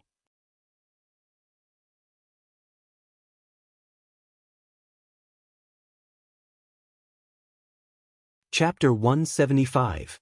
After returning back to the capital, Wang Wei spent a few days making sure everything was fine, then prepared to leave. Of course, many turbulence occurred throughout the territory when the news that the wise sage, His Majesty Wang Wei, was actually leaving soon to the higher realm. Many people cried, many people begged for him to stay, while some blessed him on his journey. As for the officials, they seemed to have organized a protest asking for Wang Wei to reconsider his decision. Even since he announced the news, many of them have been kneeling in front of the imperial palace claiming that they would not leave until His Majesty changed his mind. However, Wang Wei ignored them. More than 4 years ago, he had already warned these people so that they would be ready. On the last night before leaving, Wang Wei was standing on top of the imperial palace looking at the vast territory that he ruled. Then, he took a little trip down memory lane. He remembered how insignificant he was in his previous life compared to now. Back on Earth, he used to slave daily in order to climb up the ladder in his company. And compared with the people of his age, he did not have some success. However, All of these are nothing compared to ruling a dynasty with billions of people. His every word, actions, and slight insinuation could determine the fate of so many people, the fate of an entire world. Not to mention his strength. With his current ability, he could probably destroy the entire Earth with just one punch. Forget the Earth, he doubts whether the entire solar system could survive his world-breaking fist.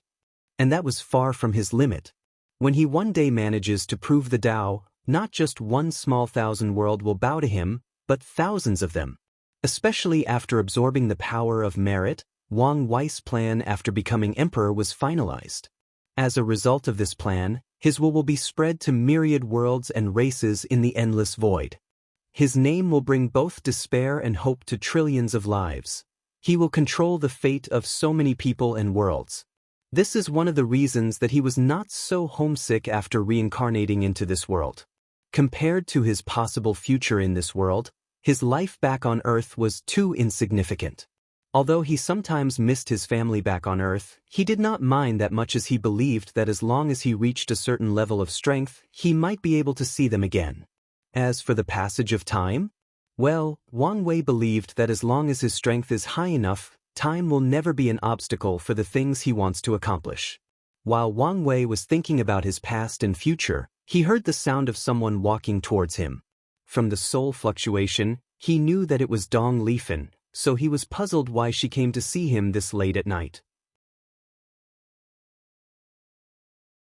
Dong Lifen came next to Wang Wei, but she did not say anything for a few minutes. She just watched over the beauty of the capital fully lit during the night.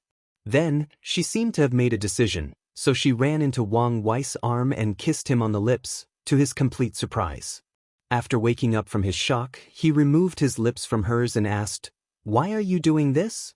Dong Lifen lowered his head before looking him straight in the eyes. "I want to spend the night with His Majesty before you leave." Wang Wei's eyebrow was raised after hearing this, then he said, "You should know that this will not change anything between us." "I know, but this is my choice, and am willing to live with it." Wang Wei looked at the confident and stubborn look on her eyes, then he smiled. He lifted up, then headed straight for his dragon bed. The next morning, Dong Lifen woke up. Immediately, she winced a little, then blushed when thinking about how crazy the two of them were last night. She finally understood how powerful His Majesty's fleshly body was. After turning her head to the side, a flash of sadness passed through her eyes when she noticed that there was no one beside her. She sighed, then looked at the blood stain in the sheet. With a wave of her hand, she places it in her space ring, then gets dressed. However, as soon as Dong Lifen finished dressing, Wang Wei walked in to her slight delight. "Have you made a decision of what you are going to do?" asked Wang Wei calmly. After a few seconds, she replied, "I decided to stay in this world. After all, it is my home. However, I hope Your Majesty can take my master with you. Her dreams and aspirations are not the same as mine." Wang Wei nodded, not too surprised by her decision. Then, he took out the conferred god list and the imperial seal before saying, "In that case, let me give you a departing gift in order to help you achieve your goals." Dong Lifen looked at these two things with a look of shock on her face. She understood the meaning of these two things. It means that she is the legitimate successor of the great Xia dynasty. After pondering for a few seconds, she reached out and took both of them. "Your Majesty, you knew of my plans?" Wang Wei smiled before answering, "I always knew that you were an ambitious woman. However, I have to warn you, although I hand over the dynasty to you, whether you can keep it is another matter. Now, technically speaking, this world belongs to the sect from, so no other people have the right to intervene. However, nothing is set in stone. So, you have to watch out for possible interference from people in my world." Dong Lifen nodded, knowing that her future was full of challenges. However, she was ready for it. Then, she suddenly asked, "Your Majesty." "You can call me Wang Wei." Dong Lifen hesitated for a while before saying, "Young Master Wang Wei, did you hand over the dynasty as a way to pay off the karma of what happened last night?" Wang Wei was a little caught by surprise by this question, then he answered, "You are partially right. However, The real reason for me doing this is because I want to see how far you can go." After saying this, he took a deep look at her, then held her face and gave her a kiss on the forehead. Afterwards, he left the palace without hesitation. After flying for a few seconds, he saw Li Jun, Yan Liling, Wang Ju, the five-name general, Tai Gang and Yu Siyu, who sighed after seeing Wang Wei coming alone. "Is she really not coming?" she asked, fully knowing the answer. "You know her better than any of us, so you should have anticipated this outcome," replied Wang Wei calmly. Afterwards, he looked into the sky. Soon afterwards, a space crack appeared and swallowed everyone, transporting them in the endless void in front of true monarch Yan Qin. "Excellent trial, young master. You completed even better than the sect anticipated. Not just him, all of you did an excellent job," praised the true monarch. While most of the people had a calm smile on their faces, both Tai Gang and Yu Siyu had a look of shock on their faces as this was their first time being teleported. Furthermore, they were told of how powerful this smiling elder actually was. This was a supreme realm powerhouse, the being closest to the great emperor, so they were in awe after meeting. As a result, both of them remained quiet and tried to reduce their presence. Unfortunately, this was not possible as Yan Qin started addressing them next. "When you reach our world, something extraordinary will happen to you both. All you need to remember is not to panic. Afterwards, you will be greatly rewarded." Wang Wei smiled after seeing this. He expected this kind of behavior from Yu Siyu, but it was odd to see Tai Gang also act this way. After all, the impression this guy gave him was that he did not fear nothing between heaven and earth. This was proven after he decided to challenge him right after watching his battle with Jisong. Wang Wei looked at true monarch Yan Qin before asking, "Supreme Elder, are we leaving the same way we came?" "No," replied Yan Qin while shaking his head. "Since we are the winners of the trial, the Great Wu Imperial Dynasty handed over the Ascension teleportation array."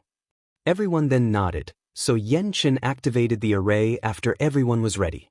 After a few seconds, the entire group only saw the world twisted up and down, then they found themselves leaving the desolate void. Wang Wei immediately realized that he was in the Heavenspan domain, where the Tao opening sect was located. He took a deep breath, thus absorbing a vast amount of spiritual energy between heaven and earth. "Oh, the sweet smell of home," said Wang Wei with an excited look on his face. End of Volume I, guys. Do not forget to vote with Power Stone, add this book to your library and recommend it to other people. Leave a 5 stars reviews if you think this book is deserving so, or comment in any of the chapters. I usually read all of them and answered to some. And if you are financially capable, bought the privileged chapters or sent me a gift. I greatly appreciate your support.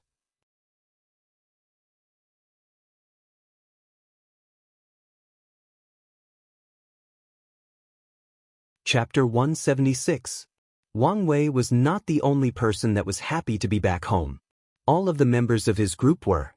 After entering the world, a feeling of euphoria suddenly overcame them. It was as if a mother, the entire world, was welcoming its children back home. While the group was rejoicing of finally going home after 15 years, a supreme and powerful will suddenly appeared around them. Then, the will started to invade Tai Gang and Yu Siyu's body to their horrors. Luckily, they remember what true monarch had said to them a few minutes ago. So, they each took a deep breath to calm themselves down. However, they were just calm on the surface. That supreme will scan everything part of their bodies. Whether it was their soul, spirit, and even their memories. Of course, that supreme will was the heavenly Tao of the myriad emperor world. Every time some foreigners enter the world, it is his job to check out these intruders to ensure that they are not a danger to the world. As such, as soon as it noticed these two, it started to check. It checked their bodies and souls to ensure that there were no curses implanted on these people by some powerful being from the endless void. Then, it checked their memories to ensure that these two were not vanguards sent by other powerful worlds in order to acquire the world coordinate of the myriad emperor world. Just by how meticulous Heavenly Tao was, it is obvious that it knows from experience what to look for, so it was very thorough. An act which made Tai Gang and Yu Siyu suffer greatly, as it was not a pleasant experience having all their deepest secrets seen through by someone. However, the process did not last long. After a few minutes, the process was finished. Then, a vast amount of spiritual energy started to enter the bodies of Tai Gang and Yu Siyu. Sit cross-legged and begin to cultivate. This is the reward of heavenly Tao, instantly yelled Supreme Elder Yen Qin. The two then immediately reacted and followed the instructions. Why are these two getting rewarded? Asked Li Jun to the Supreme Elder. In fact, it was not just him who wanted to know this answer. Everyone else also wanted to know. They can understand the necessary precaution to check the identity of these two. Why would Heavenly Tao reward them? Because of their talent, suddenly said a beautiful voice. However, it was not that of Yen Qin. Everyone looks in a direction of the voice to see Yu Yenwang Wei's mother suddenly appearing next to the group with them, even noticing. Meanwhile, Yu Yen smiled happily at the group, before embracing Wang Wei and caressing his face without caring of the weird look the people were giving her. However, unlike previously, Wang Wei was not embarrassed nor did he smile wryly. He just laid in his mother's arms while also embracing her. As a person who has lived 2 lives, he knows the importance of spending time with family. Especially in this cultivating world where seclusion can take thousands of years. More importantly, the cultivation world is more dangerous than anyone can imagine. No one knows for certain what can happen. So, he cherished his family greatly. Aunt. Sect Madam, all the people who recognized Yu Yen saluted her, to which she just nodded. Mother, what do you mean by talent? Asked Wang Wei, who was still curious about the previous topic. Heavenly Tao will reward certain foreigners that enter our world based on how their talents are. This is an incentive for these people to stay in the world and contribute to it in any way possible. Wang Wei understood what she meant. This was the way that the Heavenly Tao of this world poached talented people from other worlds through promises and bribing. Some countries in his past life did a lot of this in order to quickly develop both their science and technology, but also their economy. The process of breakthrough lasted only a few minutes. However, from the smile on these two's faces, they were more than happy with their rewards. Yu Siyu managed to inscribe more than 300 divine veins on her altar, making her foundation and strength dramatically increase. As for the former Iron Fist King, Tai Gang, his divine veins reached 330. But more importantly, he managed to figure out what chi of good fortune is. As such, as long as he has the proper technique and head into seclusion, he can break through the supernatural realm at any time. After these two finished their transformation, the entire group left for the direction of the sect. As soon as they arrived at the entrance, they saw Sect Master Wang Tian and a group of elders waiting for them. As soon as they arrived, Li Jun's mother started to cuddle her son. In fact, even Yen Liling was not spared in this large embrace. Unlike Wang Wei's calm look, these two were completely shy. Great Elder Li Jiang patted his son on the shoulder with a smile on his face, while Great Elder Yen Mei smiled at her niece.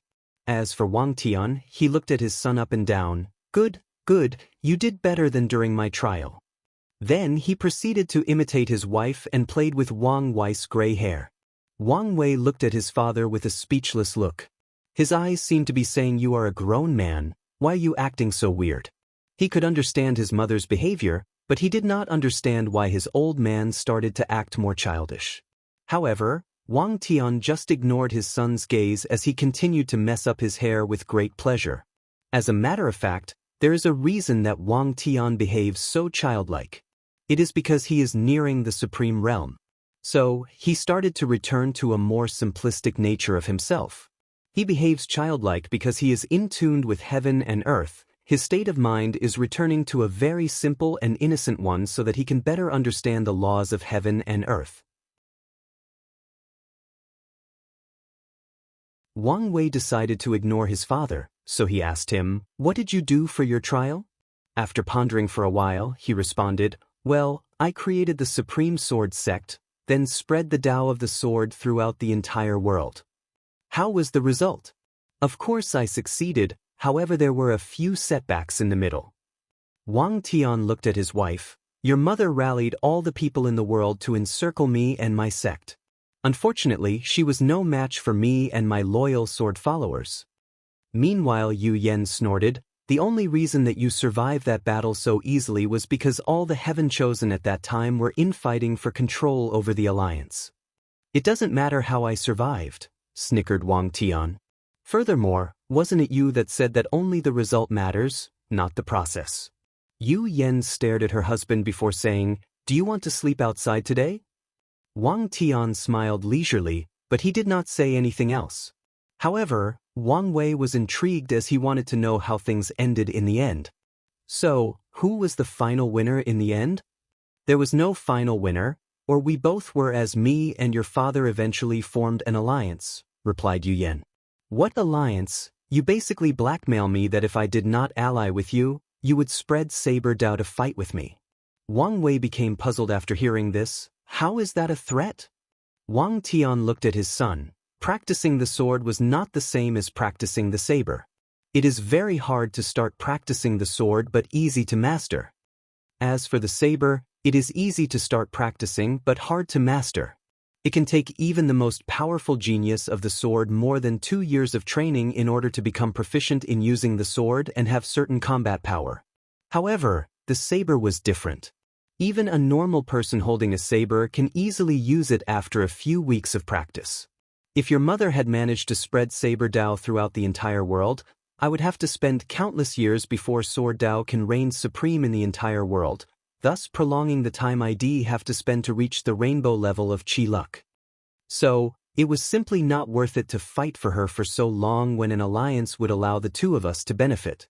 Wang Wei nodded, however he guessed that things were not that simple. He guessed that his father probably had developed a little crush on his mother back then, so he easily accepted her deal. Wang Wei knew that he would never accept such a thing. He is open to negotiation, never being forced. This can be seen in how he reacted to Feng Heng's deal. Instead of just accepting, he used the excuse of a fight to slap him straight in his face, showing that Wang Wei has a very petty side. However, this can't be helped.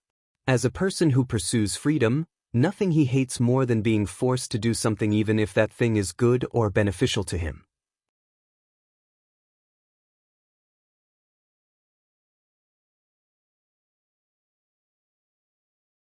Chapter 177. While all these people reunited with their families, true monarch Yan Chen bid goodbye to all of them. He was in a hurry to discuss the details of the trail with the other old guys. In this trial, he watched how the young sect master slowly transformed the entire world into something better, something more efficient.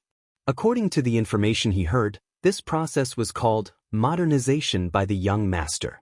Yan Chen suddenly remembered the conversation that he had with Wang Wei after the Spirit Road trial.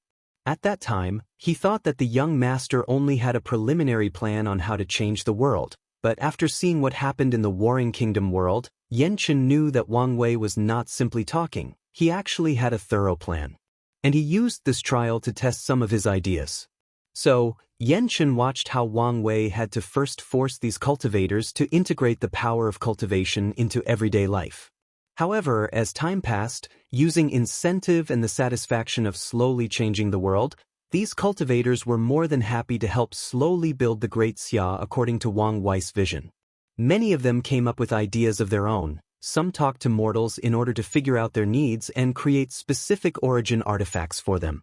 In general, the majority of the cultivators were more than happy to help mortals with their ability as it gave them a sense of accomplishment. And what was the result? A very prosperous dynasty, dramatic increase in population and more importantly, a rapid development of professions like alchemy, talisman and refiner. With so many professionals working together, sharing their knowledge and experience, these professions develop at an alarming rate. So, Yan Chen started to envision what it would be like if the entire myriad emperor world started to develop so rapidly under the young master's guidance. Just like he said back then, their civilization will flourish so much that even the ancient emperor era would not be able to compare. And who would benefit the most from such fast development? Of course it is their Dao opening sect. Yan Chen can foresee that in the beginning of such an era, many of the powerful sects will hesitate to side with the young master. However, at that time, their Dao opening sect will provide their whole support. And as the saying goes, the early bird gets the worm. By doing so, their Dao opening sect will have a large amount of head start before the others so that when they join down the line, the other factions will never be able to catch up to them. Xianxia 100% believed that these factions will change their mind once they start to see the benefit that their sect receives. As for how he knows how these sects will behave? Simple, just by looking at the way they reacted to all the changes that happened in the trial.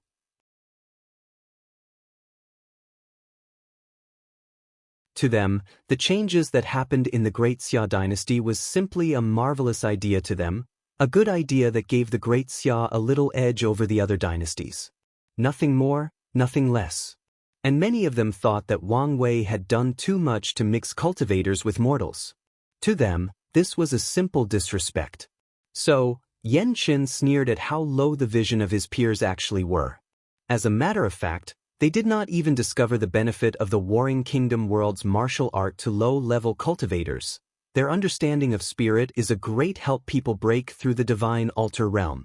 Their snobbish and prideful attitudes has simply blinded them, resulting in their Dao opening sect benefiting greatly. Supreme Elder, thank you for your hard work. Sect Master, there is no need to thank me.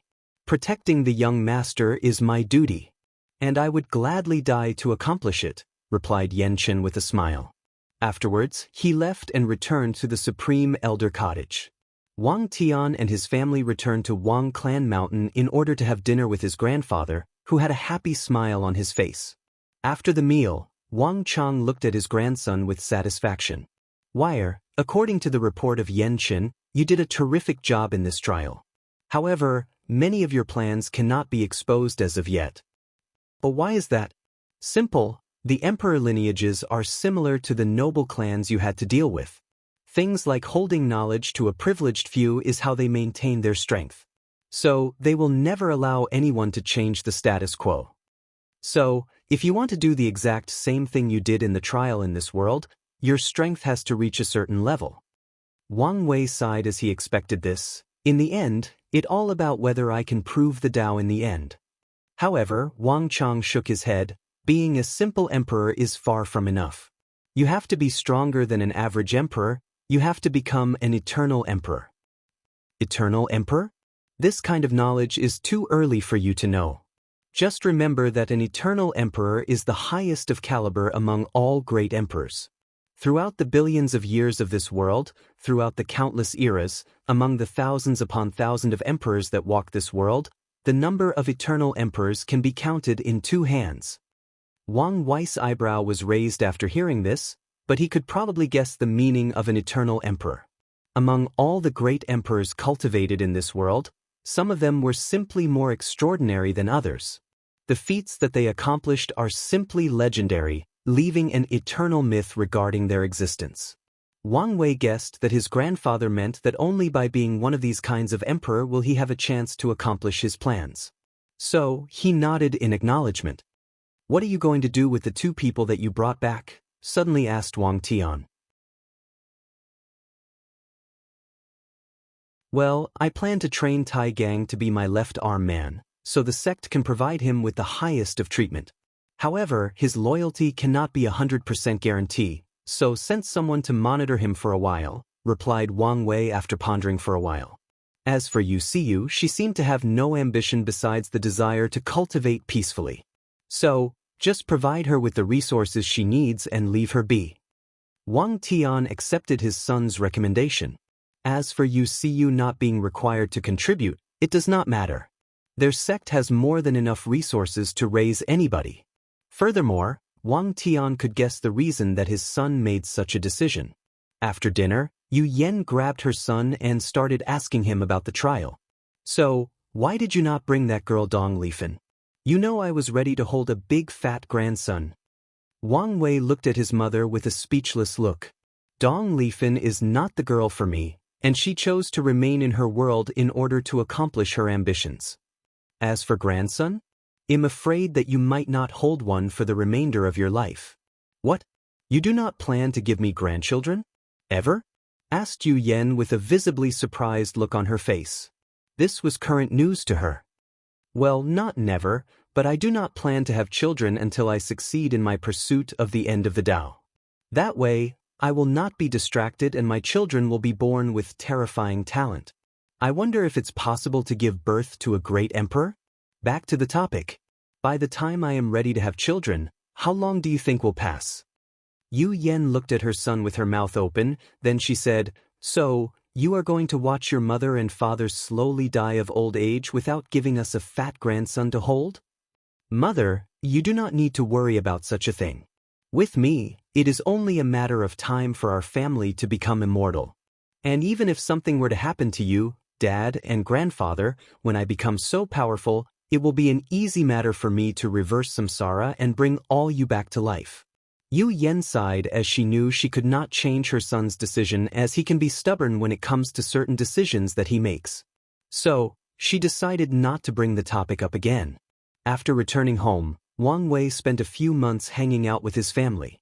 He needed to relax both his body and mind after the trial. Then, he entered seclusion in order to reach the supernatural realm.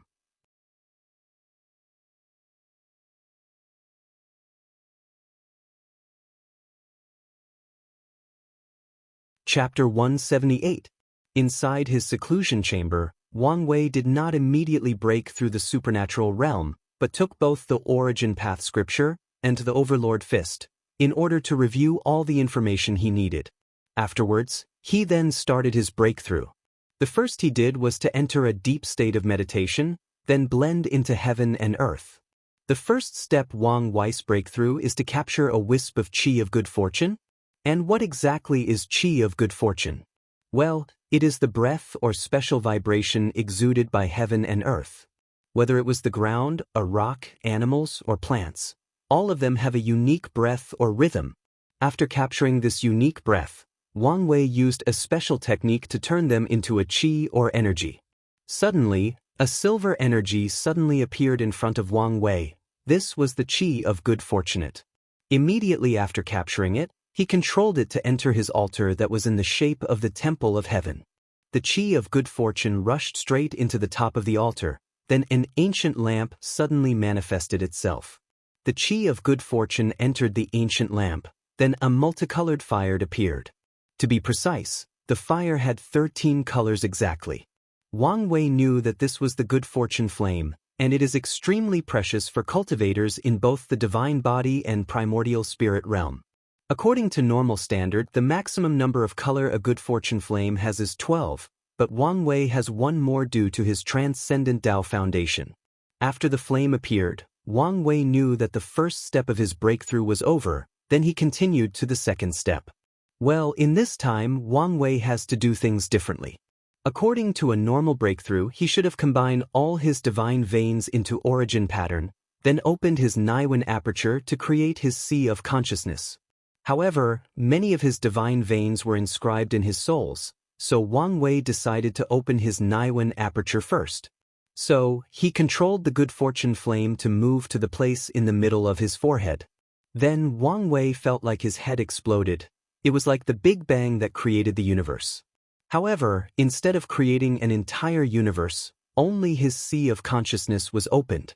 There, Wang Wei saw his massive purple cloud-like soul with gray edges, and many divine veins inscribed on them. As soon as Wang Wei opened his sea of consciousness, a terrifying pressure from his soul suddenly enveloped the entire Tao opening sect. All the disciples and elders including the true monarchs felt a terrifying and heavy pressure on them. It was as if their souls were under heavy pressure.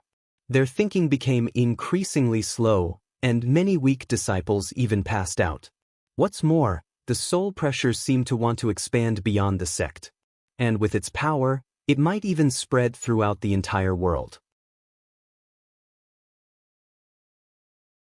However, Wang Wei remembered the warning that the battle maniac emperor gave him, so he quickly controlled his soul pressure and did not allow it to spread beyond his cultivation room. This act was a relief to many of the disciples of the sect. Knowing that the sacred sun was in the midst of a breakthrough, many people looked in the direction of the Wang clan mountain with awe and envy. Meanwhile, in the Supreme Elder Cottage, Wang Chang felt the mighty pressure that his grandson release, so he muttered, "It seemed that Wire was not a simple person in his past life." Yes, Wang Wei's family has already guessed that their son was actually reincarnated, and that he even woke up to the memory of his past life at an early age. After all, many of Wang Wei's actions and random sayings are just weird or not normal, especially after the things he did in the trial. Many of the ideas and concepts he used were not something that can be just attributed to genius. These ideas came from an entirely different civilization. Adding to that his powerful soul, his parents already guessed that he was reincarnated. However, they did not care about such a thing. After many years of observing, they can see that their son truly loves and cares for them. More importantly, Wang Wei displayed no great attachment to his past life, which greatly relieved his family, especially his mother. Yu Yan did not want to compete for her son's affection with another mother. Back to the cultivation room, after controlling his soul, Wang Wei continued his breakthrough. All the 720 divine veins in both his soul and altar combined into one pattern, then the pattern relocates itself on the ancient lamp. Wang Wei knew how important this origin pattern was, as it will be used to cultivate in the supernatural realm. In order to reach the peak of this realm, a total of 50 origin patterns is needed. More importantly, the origin pattern is used as a fuel source for the good fortune flame. The more there are, the brighter that the flame burns. After checking that everything was over, Wang Wei then proceeded to the last and easiest step, turning origin qi into origin essence.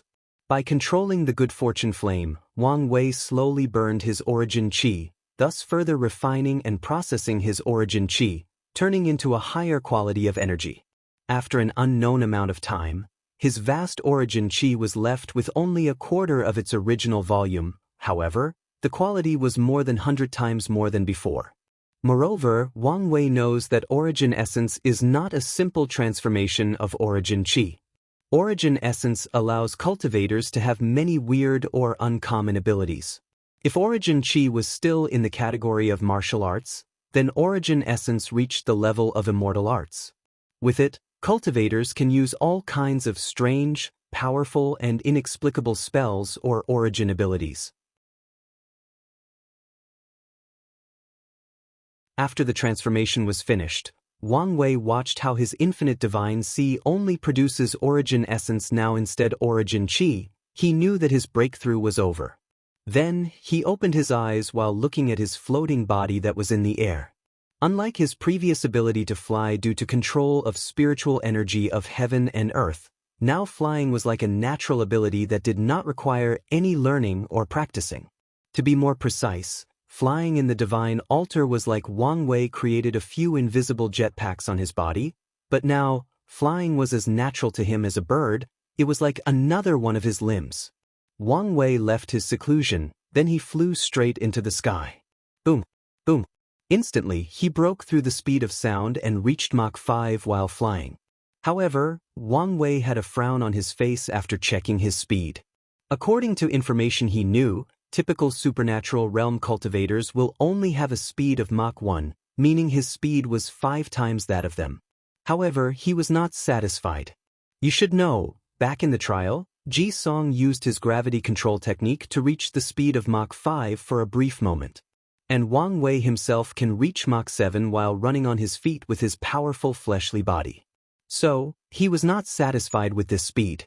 One downside of the ancient desolate body refining scripture is that only after finishing refining the organs can a cultivator use the fleshly body to actually fly, otherwise one has to jump very high in order to travel. However, he did not pay too much attention to this problem. All he has to do is cultivate a technique specially designed for speed and everything will be fine. Furthermore, the sect had an emperor scripture by the name of Rainbow Escape Art that perfectly fit his requirement. After checking his flying ability, Wang Wei then checked his divine sense. With a wave of his thought, his consciousness exited his body and started to spread all around. As a result, Wang Wei could see everything in the circumference of several thousand kilometers. Whether it was an ant on the ground or the wind of an insect a few kilometers away, he could observe it. The only places that he could not scan were the places where powerful formations were placed. However, Wang Wei could still sense a few secret spaces, dimensions, or secret realms around the sect that he never existed before. While Wang Wei was having found his newfound ability, his rampant scan of the whole sect brought the attention of his father and many elders of the sect. They all flew in the air watching Wang Wei extending his divine sense without any end, and they all marveled at his talent. "What a powerful divine sense," said Great Elder Li Jiang. "It is not worse than any of us," commented Great Elder Yang Mei. While the other people were talking, Wang Tian had a frown on his face. Then he used his divine sense to communicate with his son. "You better stop spreading your divine sense.